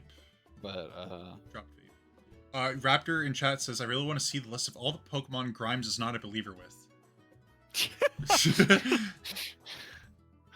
I'll have to make that. I'll have to make that. There's like 970 Pokemon on that list. Yeah. The other 30 are Melmetal and Arcanine and Melmetal and another Melmetal. Magmortar and let's see. Gallade. Anyway, Cramorant. Yeah, next draft stream is going to be a reveal video of all the Pokemon Grimes doesn't think is Yeah, but instead we're gonna do it like Pokedex style, where I gotta try to do them all. Yes. Oh, I can't wait. Who's that Pokemon? It's Pikachu. It's Vaporeon. Fuck! Mega Ampharos for Highmark. This is one of our second cheapest Megas. Is Mega Ampharos. But very good Pokemon, and it's going to be really good in this format, I think. Good natural bulk, really high special attacks out of base 165. Raptor says, I would like to see that, TBH. We can make it happen. Yeah. Base 165 special attack. Pokemon with these defenses. Also, its attack is nothing to sneeze at as well. These stats are just incredible. Yeah, it gets Cotton Guard too to boost a its defense. A mid-tier league, yeah, Cotton Guard. Its coverage is lacking, but it still gets very good coverage. Doesn't it get agility? Yeah, it gets agility. Okay, we fucked up. We fucked up. Why did we allow this? It's a Trick Room abuser as well with Diancie. It does get Dazzling Gleam. It gets, of course, Stab Dragon Pulse, Stab Thunderbolt. It gets Focus Blast. Yeah. It gets Power Gem. You could run Meteor Beam if you really wanted to, I guess. Signal Beam. It gets Trailblaze also, so it can boost its own speed that way. This thing's Toxic as well. Yeah, this is a good mon. I'm scared. I still think 10 is fitting. You probably could have put it in 11, but yeah, it also gets Mold Breaker. This was a good pickup. Absolutely. Well, I don't know. I'm gonna go ahead and say I think Mega Ampharos is my favorite Pokemon. Either Mega Ampharos or Primeape were probably my two favorites. Yeah, you weren't really here for Primeape, but yeah, I missed. It's 8 points. The first 4. Primeape's 8 points. Primeape. It just gets a Violite now, and it's really good. Not to mention, there's less that can damage it really highly. I don't know. It just feels like it can take advantage of Rage Fist in this format. Yeah, you make a good point.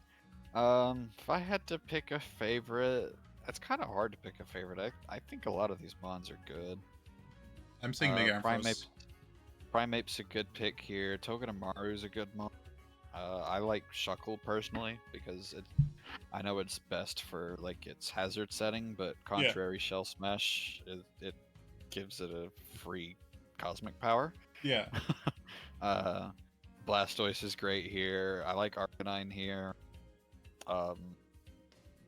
Fuck Ambipom. I was gonna say Ambipomp's one of my top 6 for this round. It's a non-believer, personally. But yeah, I guess I should probably give it to Mega Ampharos. It does seem like the best Pokemon of the round. Steelix going to Mark gives him his electric immunity that he needed, as well as a steel type. I think this is pretty good value for a steel. 8-point Steelix. It's pretty much just Steelix, but with a little bit less bulk and a little bit less attack. It's really not much else different, and it can run an item. Yeah. I don't know what all you say about Steelix, really. It's reliable stealth rock user, gets sturdy, rock head. You know what it does. Yeah, gets good really. coverage. AV body press maybe could be some fun sets. It gets decent coverage, but it's just diet Mega Steelix. Yeah. Really? Pretty solid. Yeah. I don't know. Yeah, pretty much hit the hammer on the head with it being just less bulky Mega Steelix. Yeah. An item. Flareon going to Dagster. He talked about this for a while. An unfortunate Pokemon Flareon is. I don't know, for 6 points, you got some stuff. Yeah, but it's just a shame. It can't run Flamor because it's fire type, and so it can't take advantage of its guts. Like that way. Toxic Orb. I mean, you could. I mean, yeah, but then you'll take the chip. Toxic Orb stacks up really quickly. True. It does get Facade, and its stats it's not as good in the stats it needs to be good in. Mm-hmm. Yeah, like it why would is be it nice. second? Why is it second highest stat special defense? I would like to see its HP a little bit higher. Other than its that, HP or its speed or its defense. For me personally, like special attack, and special defense is just such a weird combination of stats. It's slower than a cow. Because all the evolutions have the same stats, like same stat numbers, just in different positions. Oh, right, yeah. Yeah, like I think this could have been better because I think it's just residual Gen 1 when special was the same stat. They just gave it to special defense instead of special attack. Right. I would have just gave Flareon the 110 special attack and the 95 speed. Mm-hmm. That would have made Flareon just much better than it is and should be. Yeah. but like it gets more stuff now as the generations go. It has both flame charge and trailblaze, That's right. so that gives it some sort of coverage as well. It's work up for boosting move. Yeah, but it's also work. Scorching Sand, Shadow Ball, Roaring Voice. Yeah, it can be special. It's just a shame Flareon's not as good as it should be.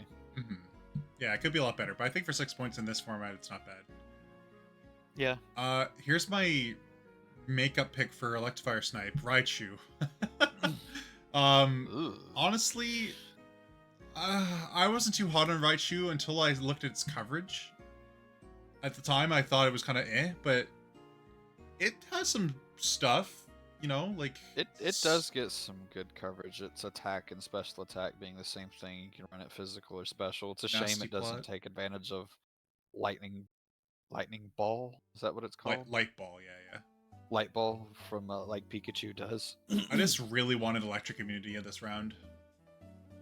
And yeah, it's just, I think it's crazy that I prefer Pikachu over Raichu. No, that's not too crazy. Light ball. Light ball, extreme speed, and yeah, you're sacrificing a little bit of speed for a lot of offense. I think all the coverage Raichu gets, Pikachu also gets, like Surf, Signal Beam. It also gets Wish for some reason. Okay. But yeah, it's just a fast electric type. It's really frail. Also, does he get Magnet Rise? I don't know actually. It does. It does get Magnet Rise actually. So sweet, I can be immune. I have 0 weaknesses with my 60 HP and 55 defense. Yes. Yeah, they're just gonna swap in that ground. I hate to disappoint everybody, but I did drop this at the Grace as well. Oh well, then let's stop talking. Okay, Mega Houndoom for Vague Parallels at 13 points. Vague is also going to be in the department that you're going to be in, where you're drafting like 9 really mid to high point range Pokemon and then 3 1-pointers. But you know, it's nice to see Mega Houndoom finally drafted. Right. Because nobody uses it ever. Yeah, and there's no sun to really, you know, make use of it the way you typically do. Set its own. It could. If you really wanted to. I don't know. I like Fire and Dark are 2 typings that I think you could get away with just not needing the coverage. True. But if you need the coverage, you still have that 3rd move slot. But then again, it doesn't really need to use Solar Power. Right.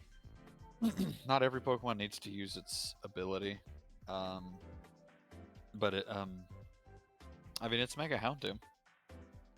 Yeah, it's Mega Houndoom. There's a reason why you don't see it get drafted a lot. It's because it's alright. Yeah. Mega Glalie from you. Yep. This is my Boomer. Boomer. Whatever you say. This is my Boomer. Glalie not the type of... Mega Glalie isn't the type of that I'm comfortable with using a lot, because it's really, you gotta know when to bring it in.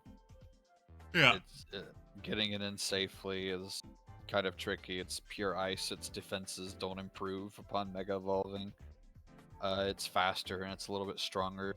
The only real thing Glalie does, like, consistently well is Refrigerate Boom. But Mega Glalie's not I wouldn't say it's a bad mon. It's just you need to be opportunistic with it. I think this thing could have been 10 or 9 points as well. Yeah, but I mean, Refrigerate Boom is still good. Yeah. Like, that's a really strong ice move. It gets some decent coverage options as well. Like, it gets Earthquake, Foul Play. It gets Spikes, Taunt, Trailblaze to boost its speed. So, it's pretty good. Yeah, it's Mega Glalie. Mega Glalie. Audino from Stallig. Regen! Yep, there's his, oh wait, no, he doesn't have a regen mon. But... Yes, he does. Well, yeah, to pair with it. Audino. Audino, to pair with Audino. Yeah, I mean... More utility. more utility. It gives him his whole team's utility. Um, it gives him a bulky normal that makes Dublade and Hatterene look pretty scary. As well as Noivern, I guess. Noivern coming in on I those. think this team could have benefited better just from a strong attacker.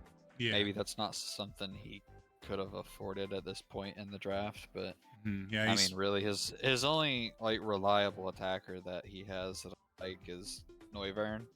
yeah. Everything else It's not, good, but it's not something you want to force not into fast and powerful. Right, yeah, Noivern's both. Yeah, and But everything else is then, not powerful or fast. yeah, and yeah. Not to say it's just not bad by any means. It's just there's other roles than. I just think at this point, Yeah. you have all the utility you need. You Yeah. could have gone for some offense. Yep. But Audino, obviously good Pokemon. This Regenerator core's knockoff. This core is really well Some with what he good- has. Some good utility options. No, this adds to the layers. Wish gives him a wish passer as well. Yeah, Bush Passer with I was so pissed to see this go on DD's team because he already had what I thought was pretty fat between Blissey Bronze on Gligar. No, let's just add the most unpreppable ghost type there is. Yeah, all the options that it has, it's different forms. It can just be more bulky, or it can run offensive, depending on which form of Gorgeist you want to use. It also gets Flame Charge for some reason. Why? Like, it doesn't get Trailblaze, but it gets Flame Charge. Yeah, I'm scared. Gorgeist on... Nasty low tier grass. Yes. I mean, like, it just does the things a typical tier grass does, but it's also ghost. I can see why DD didn't want to talk about his draft too much before the draft stream. Not that he's here to talk about it now, but there's a lot to unpack with this team. It's just cowardice gatekeeping. Yeah, this is scary. But this very, very bulky team. Yeah, you're gonna have to prep hard for it to. Yeah, well, with it's Gorgeist. Ah, there's the other boomer. There's the other special boomer. It's Boomer. Golem Alola. Alolam. We dove way deep into this Pokemon whenever we were talking about special boomers, and what was it? This thing is able to defeat a max defense, max HP stack attacker with Galvanized Boom. Yeah, or Mega Aggron. I think.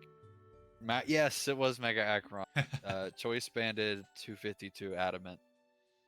Silly. Explosion from a little golem can kill a Aggron quite comfortably. It's so strong of an electric type move that it can actually do damage to ground types. Yeah. It can also fix your parents' marriage. That's how strong it is. Better than placebo, also.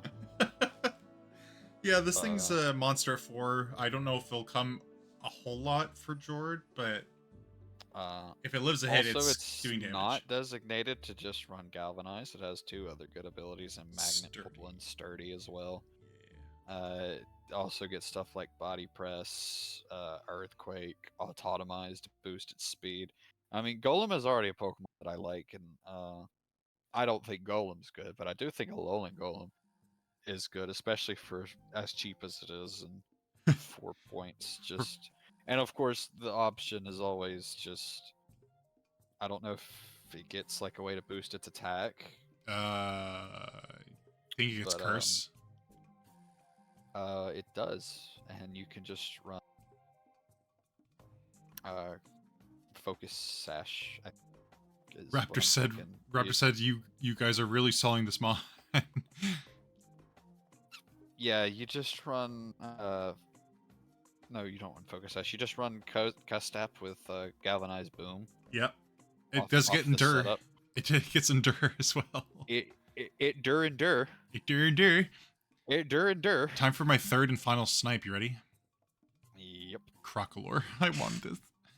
I wanted this. A Pokemon I think he needed more. What? The bulky utility or the bulk that Crocalor provides, I think he really needed. His Fire as Rod well. Grass Core is just fat. Yeah, it's very fat. He also doesn't have a steal yet. Not that I'm not like he has a lot of points at this point. Like he conserved his points pretty well. Him and Jord at this point. But yeah, Crocodile is really solid. The reason why I want it so bad is because even though it doesn't necessarily hit a lot with the coverage it has, which is pretty much nothing, you basically don't die because of slack off, will-o-wisp, shenanigans, unaware. Like this thing could it gets the utility it needs to survive. Yeah, this thing was a big crutch for me in the Ubers season. The situation you need to put it in. Yeah, it can be put in that situation. It gets roar. Like fire is also just a good defensive typing. Yeah, exactly. Yeah, I like Crocalor. I think it makes sense with his team as well. Crawdont to Froggerman. He finally grabs his last 14 to 16 pointer, and it's really scary. Yeah, Crawdon is very spooky. It's another Pokemon that it runs this. It's pretty much could be the same thing every week. Adaptability, plus the 4 moves it's gonna want to run. Aqua Jet, Liquidation, or Grab Hammer, I guess. Sucker. Knockoff, and Sucker Punch. Yeah. Like all 4 of his 5 moves. Those are the moves that Crawdont wants to use. It gets Swords Dance if you want to use it. Yeah. Dragon Dance if you want to use it. Yep. Nasty Plot, because sure. Toxic, you get Switcheroo, Taunt to Dark, so you can swap it into Prankstermons. It gets Close Combat as well. Scary. It's scary. Yeah, it's a good mon. Sableye going to Dog Shark. Did you want to talk about your Sableye pick? Yeah, I mean, it was just I thought this one was like quite a steal. I was like, don't mind if I do. I think it's really good in this format. Yeah. This was Dark Ghost. This was something I was debating picking up myself because I had already had my draft planned. It only has one ability. Yeah, you're always you're running Prankster on it. Unless that's what you want people to think, and they bring out their Dark type, and you go, haha, I had Keen Eye all this time. Yeah. But this was a Pokemon I was looking at because it was 7 points and a Ghost, and I was just looking at a 7 Ghost. I wasn't set on one, but yeah, it's the only thing is its stats suck. You literally have to Calm Mind or Will-O-Wisp something. I think its base stat total is 380. Yeah. Which is very bad. It does what it needs to do. At one point, we had Mega Sableye and Porygon 2 available. We came to our senses on that one. We came to our senses on that one because you pair that with a fairy, and it's over. With Wish. But still, Sableye does what it intends to do. Be a stalk, it does get Prankster Encore. It is very cheap Prankster Encore. It just Sableye does what it needs to do, which is status you and then flips you off and then goes back home. It also gets stuff like not Switcheroo. It gets Trick, so you can trick Scarfs onto utility mons, or like you said earlier, Will-O-Wisp. It's not winning anything in the offensive category, but I mean, yeah, it does get some I think it gets Hex, Knockoff. You just do Nightshade for constant damage and Taunt. Yeah. It gets Recovery. It's just a shame it doesn't get any form of pivoting. Yeah. Houndstone going to Levante.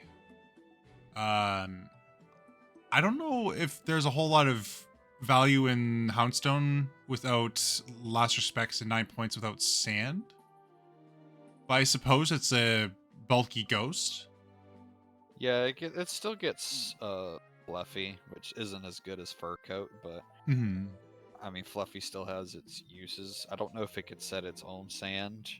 I If it don't gets know. sandstorm. It does.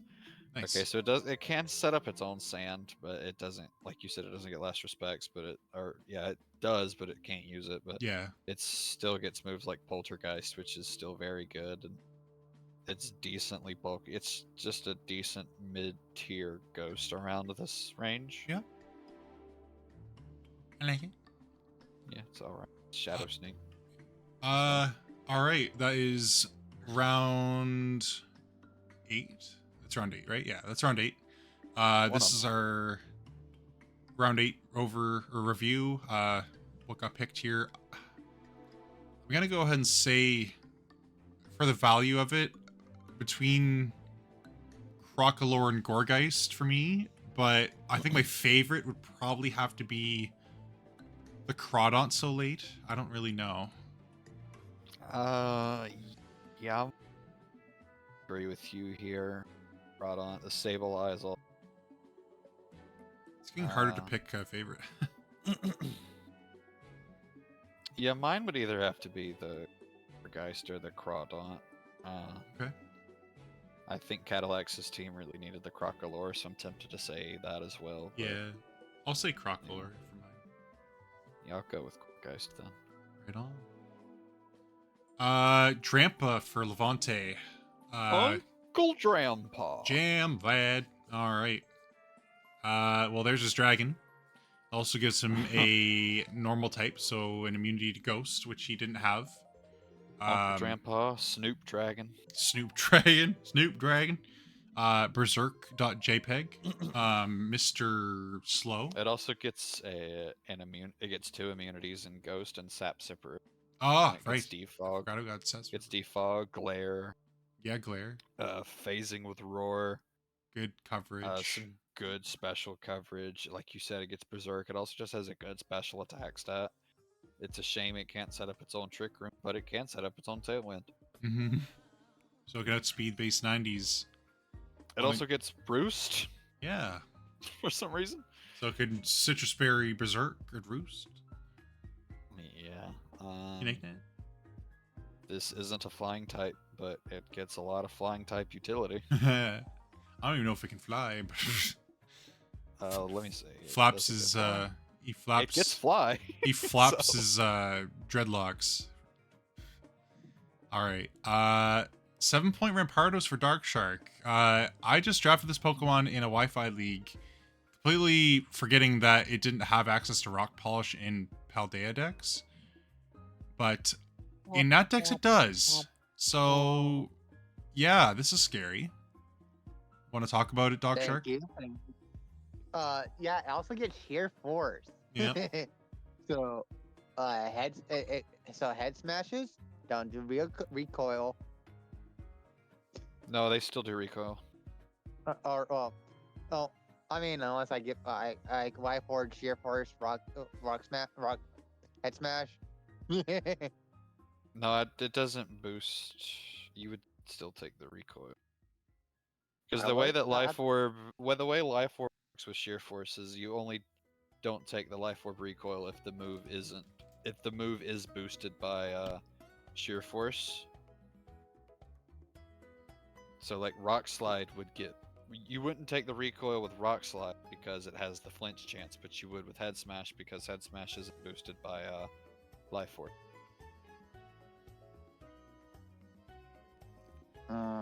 Just don't do what I did. Do I need to explain that again? No. But yeah, sheer force with life orb, it just deals damage. Choice Band, if I really wanted to be that dangerous, because again, paired up with Gardevoir, just set up the Trick Room, then just go into Rampardos with a Choice Band, and then just go bam, boop, bop, bada, bap, bow, pow. Yeah, it's just don't do what I did and bring Trailblaze on it with sheer force because you won't get the speed boost. Okay. 10-point Delphox or Froggerman. Delphox is just a solid mon, I think. I know it's got really good coverage from facing it in the most recent season, Wi-Fi season I drafted in or played in. 104 speed, so its speed creeps the base 100. Yeah. Speed mons, fire psychic, good offensive typing. Yep. Gets magician, calm mind. Some decent coverage. Yeah, it gets energy ball, dazzling gleam. Fire psychic, fairy. Ghost. Probably gets shadow ball, scorching sand, signal beam. Wait, this gets signal beam? Yep. Oh. Focus blast as well, but you're not gonna land it. But I mean, you get it. It's a 10-point moment. You land your focus blasts. Yeah, it's decent 10.1. Yeah. I've never used it before, nor have I ever felt inclined to. Especially now that Armor Rouge exists. But yeah, Delphox. Yeah, Delphox. Cinchino going to Cadillacs are 12 points. This was Normal type number 4. I wasn't expecting this late and on Cadillacs' team. I think it was around here telling me that he was planning on making trades. Yeah, he DM'd me as well. Or makes sense. This is just good ambipom. Because it gets tidy up and... Don't disrespect Cinchino like that. I'm just kidding. You're true. Cinchino gets tidy up. It gets actual coverage, not just tail slap. I think its stats are better than Ambipom's. I could be wrong, but either way, I don't care. I'm still not choosing Ambipom or saying that it's good. I mean, it's predictable in what it does, but what else do you need it to do? You could run loaded dice with one of its... I think this still gets Technician. Yeah, does it? Yeah. Okay. Or you could run Skill Link King's Rock because it's fast enough to outspeed anything. And it also gets Tidy Up, which is just Dragon Dance and Rapid Spin in one. Raptor said, what did Ambipom do, LOL? Not be as good as Ambipom. Or...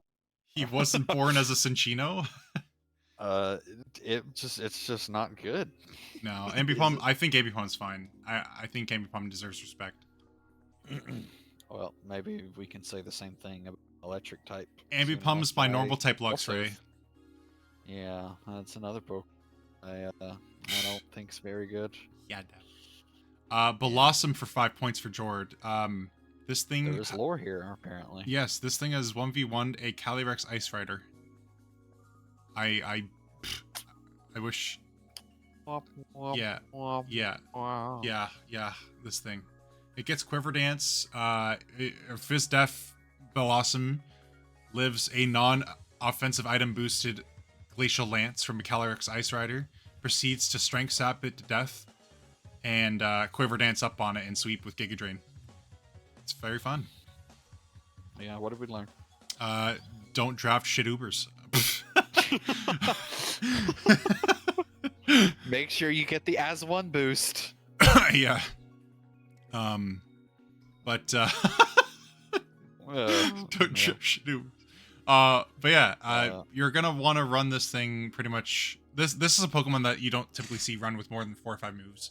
Like you get your Synthesis, you get your Strength Sap, you get your Quiver Dance, you get your Giga Drain. Quiver Dance. Maybe drop Sludge Synthesis for Sludge Bomb, yeah. Next pick. Next pick. Daxbun. I'm really happy this got drafted because this is my girlfriend's favorite Pokemon, but this team's really fat. Really fat. Yeah, this team's really fat. I don't want to face this team. Oh my god, this Daxbun also cores with Blissey for Wish. God damn it. Jesus. It's a shame that its HP is only 57. So you don't have advantage of that Wish unless you're Daxbun. You get Baton Pass, so you can at least pass into something. I don't know, but it's fast, so you're not gonna get. It's not gonna be a safe pass. It's just crazy that like half of Daxbun's health. 14% of Blissey's. So you'll get to heal off the Stealth Rock's damage. You finna get 20% health back on your Blissey girl. But yeah, well picked body, fire immunity. Yeah. Also gives it a defense boost. It gets body press. That way you Its don't have to run attack's not- Bronzong with heat proof. Its attack stat's not terrible. So Yeah. it can hit some stuff with fairy moves. Gets Play Rough, Crunch, Ice Fang, stuff like It that. probably gets utility. I'm just too lazy to look it up. I mean, it gets I think it gets the screens, if I'm not mistaken. But usually you're gonna want to run this thing with like Roar, Wish, Protect, and maybe Play Rough or something. Yeah, it gets some decent coverage here. It's just a shame the elemental fangs aren't very good. Yeah, Gets crunch, body press. It does get psychic fangs. yeah. Body stomping press is pretty tantrum, solid with Well-Baked Body. Trailblaze. You get the defense body press. boost. Well-baked body is good. I love running it in doubles with Armor Rouge with Lava Plume. Scarf Armor Rouge with Lava Plume next to Daxbun, just get body press boost for days. I liked it. Anyway, yeah, Daxbun. We got Manectric going for 5 points to Stolik. He just got his electric and was like, I want my electric. Oh, I guess he has Rotom Launch, but he wanted electric immunity, I guess. That wasn't Don fan. He decided he had enough utility. He was bringing out the big guns. Yeah, the big 5-point guns. With main. Yeah, base 105 special Mega attacks. Not bad. This pretty much just does everything that Manectric does, except it can actually use Switcheroo. Mm-hmm. Also, it gets to take advantage of Lightning Rod and, I guess, Static. Yeah. If you can time it right as well. Yeah, it's pretty good for 5 points. Yeah, it's not terrible. At this point, it's kind of slim pickings, but, you know, there's some value there. It's pretty fast. I mean, it's still a lower tier, mid tier mon. So. Yeah. I think it's worth worth its weight in 5. I like this pick for 7, Corsola Galar. At this point in the draft, I knew I was getting my 3 1-pointers, so I was giving myself a 7-point anything. I bounced around a few mons. I really wanted Smeargle, but Smeargle was unfortunately an 8. So I just went Galarian Corsola here. Very tragic Pokemon. His face says tragic. Yeah, it does Galarian Corsola things. It clicks Strength Sap and has a Violet. Raptor said, going to say the draft format is really cool. Also can't wait to see 50% or more teams run Eviolite things. Yeah, it's true. True. Everything below 8 is Eviolite. Pretty much. Unless you're Manectric. Yeah. Yeah, Manectric's the only thing. Cofagrigus for Vague, so he also went the same route. He drafted Ghost type right before drafting 3 1-pointers. Yeah. Cofagrigus is a really polarizingly good Trick Room setter. It's gonna really do some good bulk on this team as well. It's gonna really pay dividends for Gastrodon, should Gastrodon want to be in Trick Room in a matchup. You could also potentially do something with Braviary Hisui in Trick Room, which would be scary. It also has setup potential as well. Its Nasty stats Plot. Nasty Plot gets Calm Mind. You could also just run bulky Nightshade stuff. Does it get knockoff? Yes. It does get knockoff. Yeah, But Pain what Split. could just be a better way to reveal items with this thing is just use Poltergeist instead. Yep. But yeah, knocking it off is probably also just better as well. Yeah, you got So knockoff. disregard what I said. Sorry. Will-O-Wisp Pain Split. I'm pretty sure it gets Memento. Toxic Spikes as well. Toxic Spikes. Yeah, Memento for Yeah, this is a really good value. what This Memento does. is a really It's tough body- Pokemon to whittle It's down. body press as well. Oh, geez, I didn't know it got body press. Yeah, it gets body press. Wow. I'm gonna go Yeah, Armaldo for my round 9 pick. Grab me Best Swift Swim user here. Yay! yeah. Grab me another Rapid Spinner, which Rapid I didn't have a Rapid Spinner at all, so I don't know why I said another one, but go with it. Well, good for you, girlfriend. Yeah, I would need me a Rapid Spinner, so I got me a Rapid Spinner. I don't know why we're talking like this. Me neither. But Armaldo kind of looks like a Southerner, so I'm gonna fucking call. No, I'm just, It should have got Shell Smash. If it got Shell Smash, it'd be so much better. it'd be a 'Cause you can Pokemon run if it had Swift Shell Swim, Smash. Yeah, it's Aqua Jet for some reason. They should give. Get some decent old coverage. I tell you what. Okay. Oh my god. But honestly, it does have good coverage, like you said. It's honestly a really good Assault Fist user with its base stats. Uh, yeah, something. It gets shell armor, I'm pretty sure. Yeah, battle armor. Battle armor, that same shit. Well, no, because one says battle. One Well, no, because no.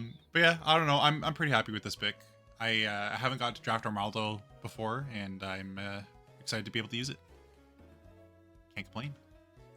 Dagster's grabbing a Molga, Gen 5 Pikachu. Emolga. Yep. Mr. Electric Immunity over here. He's got all the immunities. Got 2 ground immunities at this point, 3 electric immunities. Yeah, I'm pretty sure the only Pokemon on his team that doesn't have an. Yeah, one Pokemon on his team doesn't have an immunity, and that's Heracross. That's pretty good. Wait, what's Copraj's? Oh, poison.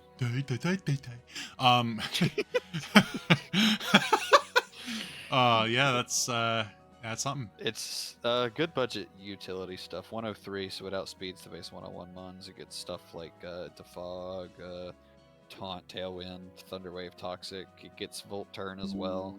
Yeah, you like that? Sorry. Yeah, I like that. Doesn't get anything like Nasty Plot. It does get Nuzzle, sets up. I don't think it gets a set of move besides maybe Work Up. It gets Agility. Oh, wow. Yeah. I'm sorry. It gets Knockoff. It gets Motor Knockoff Drive. as well. You don't need Agility. Gets Slice. Gets also base 103, so Yeah. click it anyway. Yeah, mess. It also does not get Work Up. Damn, what does it get to boost its offenses? Fucking nothing. Charge I think Beam? it's Charge Beam. Okay, Yeah. perfect. Miss Drevis for high mark. I arguably should have drafted this instead of Miss Magius, but here we are. Eviolite. Yep. It's Miss Magius, but with Eviolite. Yeah, Miss Magius with Eviolite. Is it still levitate its ability?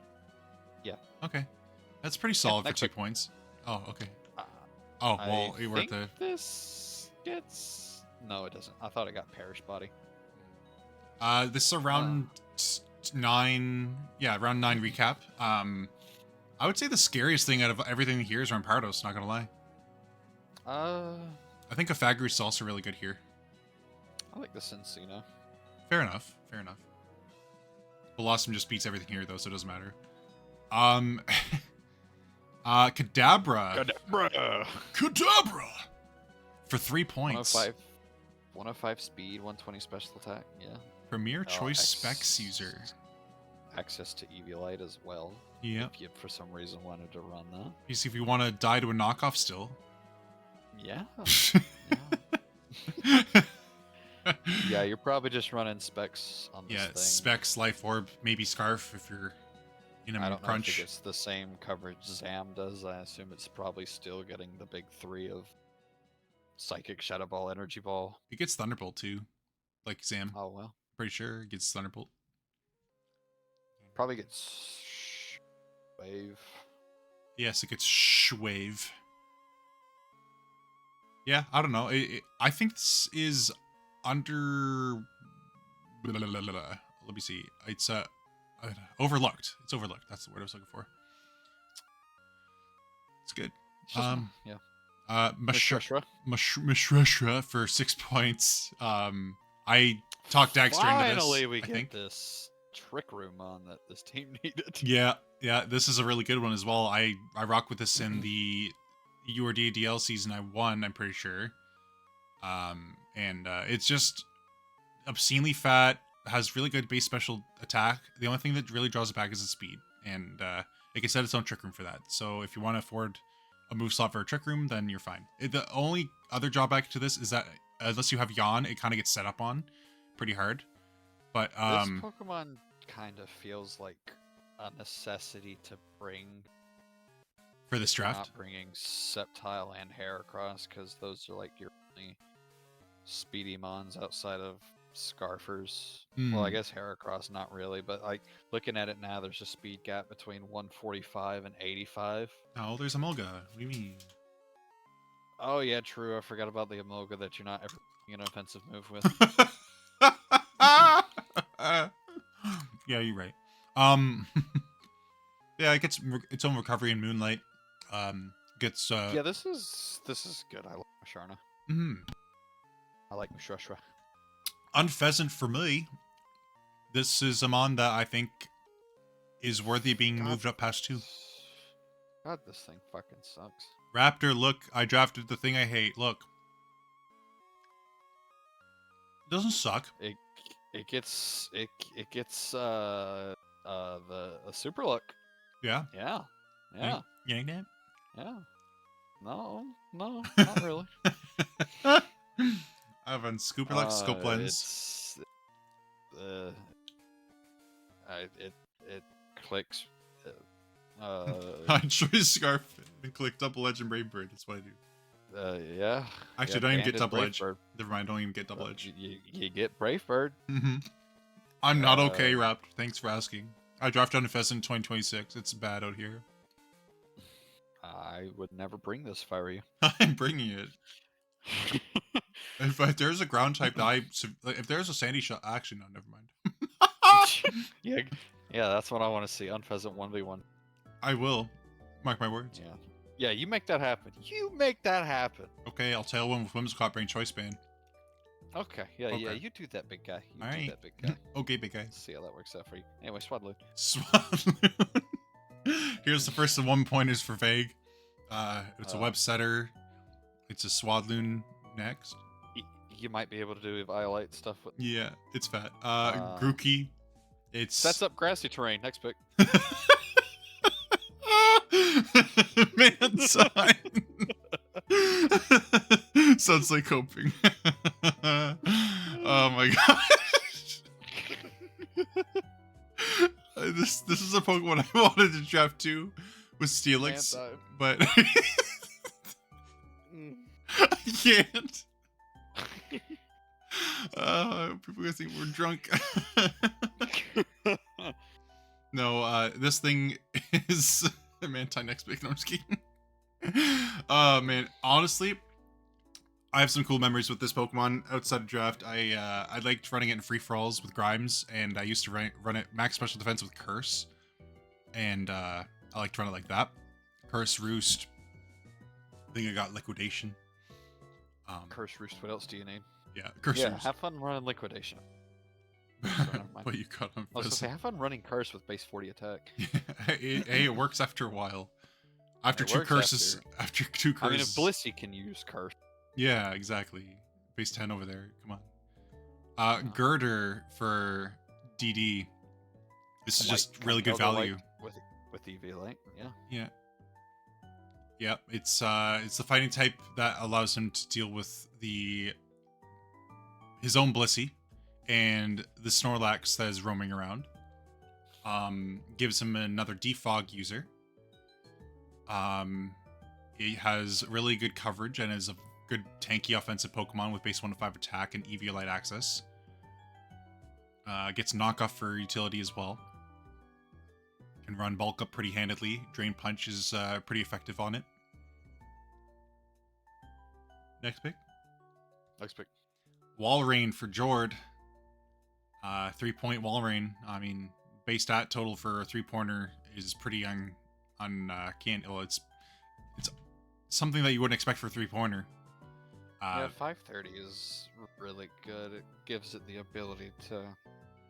I mean, thick fat with the good defenses that it has. Mm-hmm. Also gets Oblivious. I don't know if it gets a way to boost its speed with like Trailblaze or... I no. don't think so. So you're pretty much just delegated to running Curse on it for Mhm. setup. But, I mean, it's a 3-pointer, so... I mean, there are better water ice types, but... Doesn't it get okay coverage? Yeah, it's...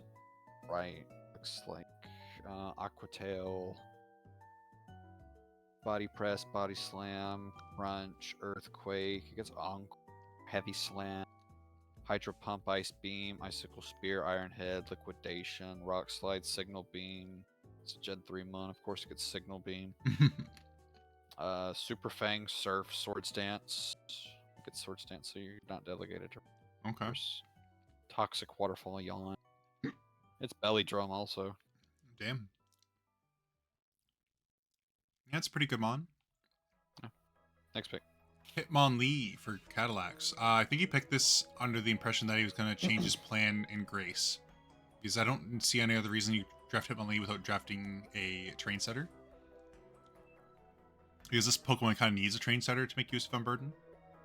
Like, effectively. Because it can actually make use of its 110 Spidef with certain seeds in terrain. Like, Psychic Seed. Excuse me.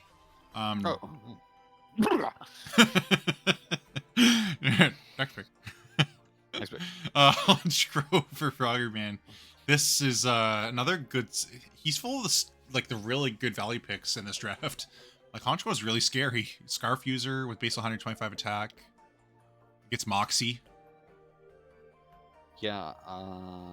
Also, you have some fun stuff you could do with like Super Night Slash. Yep. Yeah, Scarf, it gets some good utility stuff with Parasong. Nasty Plot as well. It's Foul Play. Lunge. I'm still laughing about Grookey. I can't. Okay. Get it together. Okay. This can't be an Ashen stream without unprofessionalism. Yeah. I mean, I just fucking doxed my entire, like, search bar of saves, so it's fine. Alright, Houndoom for Dog Shark. Welcome to URSDL, ladies. Houndoom's pretty solid for 4 points. I mean, you got the base stat total over there. Base 95 speed, base 110 special attack, base 90 attack as well, and it's not the worst bulk on the special side. Did you want to tell us a little bit more about why you decided to pick Houndoom, Dog Shark? Well, at first I was like building around. I was going to build around Mega Houndoom, but Yeah. like near some time, I was like, I don't really have enough points to get 12 mons to build around Mega Houndoom. Mm-hmm. Houndoom's there, and then Mega Houndoom got picked. I was like, yeah, well, might as well. And also, I was going to do the most funniest thing of like having my Mega be the last overall pick. Yeah. But that didn't really happen. But Flashfire, Early Bird, and Unnerve. I think those are its abilities. And like Early Bird's really good, especially with like mons that get like super that has like a lot of sleeping users. Like I'm probably gonna have a lot of matches where a mon's going to use sleep on me, and I would rather it be on him with Early Bird, and then on a mon that doesn't get Early Bird. Mm-hmm. My thing with Houndoom is it's just not very good. I know there's not a lot of options, but I mean, if it was me, I would have went like one of the Fires 3, because I think there are some pretty decent fires in 3. There's like looking at it now, Macargo, Magmar, and Simisear are all 3 points. And like Simisear gets stuff like Yawn. I guess Camerupt if you're so inclined, but well, I was just like I want to get I want to get a dog, and I was like eyeing Mega Houndoom, and then it got picked, and then I was like, well, might as well go for the weaker version. I mean, it probably still gets stuff like a Nasty Plot, so maybe there is some stuff you can do with it. Yeah, I mean, base 95 is fast enough at 4 points to where it's going to take advantage of a lot of Pokemon's underspeeding it. So you could run Nasty Plot. It would just be for me personally. But like Fire Dark. For me personally, Magmar and Simisear is right there in 3. I do like. I would. But yeah. like, it's just Flashfire is such a good ability, and also Early Bird. Decidueye Hisui from Levante for our last round 10 pick. I don't If know you're enough keeping about track of the list, this is another Pokemon to believe in. it. Okay. Regular. No, it's not Unova. Fuck. Alolan. Alolan Decidueye is 12 points for reference. I don't know enough about Decidueye Hisui other than the fact that it is triple I don't know arrows. why they looked and at scrappy. Decidueye and said, let's distribute its stats worse. On top of it having a worse typing. Like, why did they take 70 speed and make it 60 speed? You like that? No, I don't. Makes it a non-viable scarf option now. But it gets Yeah, scrappy. That makes it better.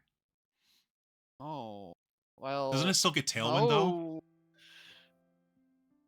Yeah, I mean, yeah.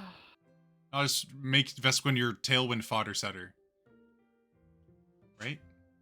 I don't know. Next pick. Oh great, that's our round out of round 10. I'm gonna go ahead and say Grookey's my favorite because it's out of Grassy Terrain. It's true. Honestly So though, if I'm being 100% serious, the value of Masharna in 6 points is really solid. I agree. I like the Masharna here. You like that? Alright, I can smell that we're near the end, so we shall move into round 11. And kick it off with Carkol. Rapid Spin, next pick. Alright. Dukong. Budget water ice type, next pick. What else about your Dukong? Let me say something. Okay. Budget ball rain, next pick. Budget thick fat, next pick. Sorry. Okay. Go ahead.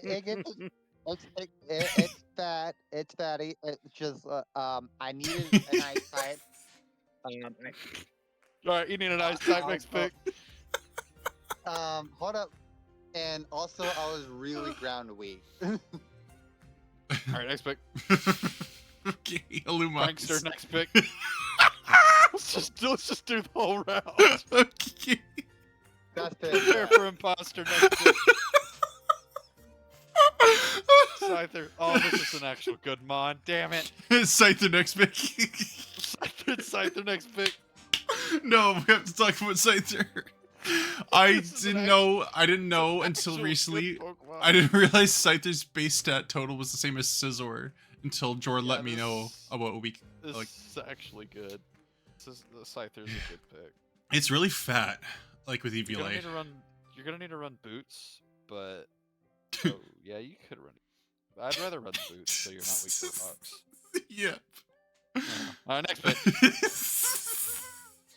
Hypno, why did you do this to yourself? Next pick. It's fat. It's got some trick room action there. Yeah, but it still sucks. Look at it. Next pick. It's a Pokemon. Share next pick. Can't my stomach hurts. Oh, sure. It gets track and dance. Next pick. Hey, same thing. Bulletproof something. Next pick. No retreat. Next pick. The bastard. What? I don't know. You need Meteor Beam to actually hit stuff offensively. Why are its stats that way? Why is this Pokemon what it is? Next pick. Body pressed.jpg. Next pick. Alright. There's your regenerator core. This is better with Cotton Down than it is Regenerator. Next pick. Alright, what's your favorite pick? Alright, my favorite pick, Scyther. Next round. I can't. I actually think it's Scyther for me too. We're gonna be done by 4:30. We have 3 minutes. Oh god, okay. Assault Pest, next pick. We could do it. We could be done for whatever. Mascot or something next pick. It's not mascot. It's just coughing. It's just coughing. No, I think. Levitate next pick. I think. We have 2 minutes. I eat more. Eat more. or it's fire type or something. I don't know. Next pick. Hatra Magic Bounce. Head next pick. Raptor's like, what's going on? It's 1 point next pick. That's another 1 point. Primple up next pick. It's wannabe Piplup next pick. Yeah, wanted it to be Pipple up next pick. Jump Bluff. Okay, we have to talk about Jump Off a little bit. We have to. Oh, the fuck we don't. Just me too. It does sword stance stuff. Its stats suck except for the speed. Next pick. Amora doesn't even get. No warning. Next pick. What doesn't? What? Does it really not? I've been tap dancing in a minefield of misinformation. Next pick. Flygon. Wait, we have to talk about Flygon. Wait. This is good. Look at it. Next pick. I don't know. It's versatile. Listen, we have to Gets talk all about the it. coverage in the world. It's Dragon Dance. We're gonna be done You by can- 4:30. Next pick. Yes, accents. It gets boom burst and shit too. Okay, next pick. Beyond 80. Oh wow, it's Calyrex or something. Next pick. Bronzor. He wanted it something else, but it doesn't exist. Next pick. He wanted Abra. Firo. You run choice band on it. Next pick. Wait, Dog Shark. We don't talk about Also, Firo. It's my only flyer. It's my this flyer flyer. from my It first probably gets defog or something. Next pick. It also helps out. War with Turtle. This is any- actually good. Shell Smash stuff is great. You just buy a light. You don't need White Herb. Next pick. It's the end of the draft. Oh shit! Next Wait. draft. All right. So this is what our teams look like pre-grace period. So you can see. Just keep in mind everything's in order of how they were picked, not in order of points. So the next slide will show everything ordered by points, as well as any changes that were made. I really wish I would have highlighted them for you guys. I'm really sorry. I'll try to have that for the next draft one. So as you can see, a couple teams have made some transactions. You have Cadillacs over there with the BNZ Breakers, dropping a couple Pokemon. He ended up picking up Bisharp, Indeedee Male, and I think that's it, actually. Yeah, he dropped... What did he drop? I'm guessing one of his normals. Yeah, he dropped... Oh, he dropped Snorlax. Oh my god, he dropped Snorlax. Maybe he saw all the fightings go at the end and was like, nah, it's not worth it. I don't know. How could you even tell what was drafted? It was so quick. Everything else on the top row looks the same. Oh no, Levante dropped something for Servine at the end. Oh, he dropped... Yeah, we had to maximize the efficiency for survey. yeah. Oh, he dropped a War Turtle for Servine. What the fuck? Yeah. Next pick. Next pick. Stolik. Stolik is the same. Did you make any transactions? No. I didn't know. I think there was only a couple people who made a trade. Yeah. Vegas is the same. I dropped Azul for Cyclizar. I dropped Raichu and Heatmore for Luxray and Rapidash as well. So that's my transactions. Winnipeg Jump Punches. And then Aaron or Dagster dropped whatever his 1-pointer was for Zorua Hisui, I believe. Oh, Froggerman. I'm sorry, Froggerman. Froggerman dropped Honchcrow, Crawdont, and Araquanid for Crobat, Sharpedo, and Turtonator. I forgot about that. Sorry. Thank you for reminding me. Sharpedo without speed boost. Mm-hmm. Well, I mean, it's got flip turn, and it's got a really high attack stat, and all that stuff. That speed's still alright then. Yeah, Dagster. I can't remember what he dropped for Zero Hisui, but he dropped something. And then I believe Highmark's draft is the same as well. Yes, it is. Okay. Yep. So that's going to be your team. So thank you all for watching the draft stream. Look forward to my week 1 getting be posted probably on the weekend. I'm going to be battling Mr. Grimes week 1 tomorrow. It's going to be tomorrow.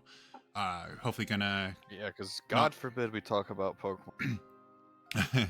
Hopefully I don't succumb into his Gator and his Hydrapple, so... but I really have to be careful of that AV killer. I want you to succumb to the Gator and Hydrapple. Gator. All right, well, thank you all so much for watching, and Speed Boost... It's a great time. Speed Boost is banned, Frogger Man. Yeah. When No. have you been alive? We've been talking about Speed Boost for like 2 weeks. Love the fast pace. Yes, Speed Boost is banned. Yeah, we were. Yeah, that was a vote. Yeah, we we just- voted for it to be We banned. glossed over that rule. No, we banned Speed Boost. Yeah, that was a vote. No, We no. voted for it to be banned. I said no, Yeah. but I was like, "Oh, Speed Boost is banned." Raptor said, out of the last 2 rounds, if one of the Mons drafted gets kill leader, I will look back on this to see what the Mons were. Next pick. Next stream. Next stream. All right. Well, thank you guys for joining me. Appreciate it. It was nice to hear you guys talking about your picks and some of the other picks as well. And I hope you all have good week ones and good regular seasons overall. And make sure you guys. I look forward to being a former co-commentator again. Hell yeah. Please, you're more than welcome. Anytime. This has been Mr. Grimes. All right, guys. Thank you all so much for watching, and good luck in your seasons. Bye-bye. You too. See you in week 3. See you in week 3.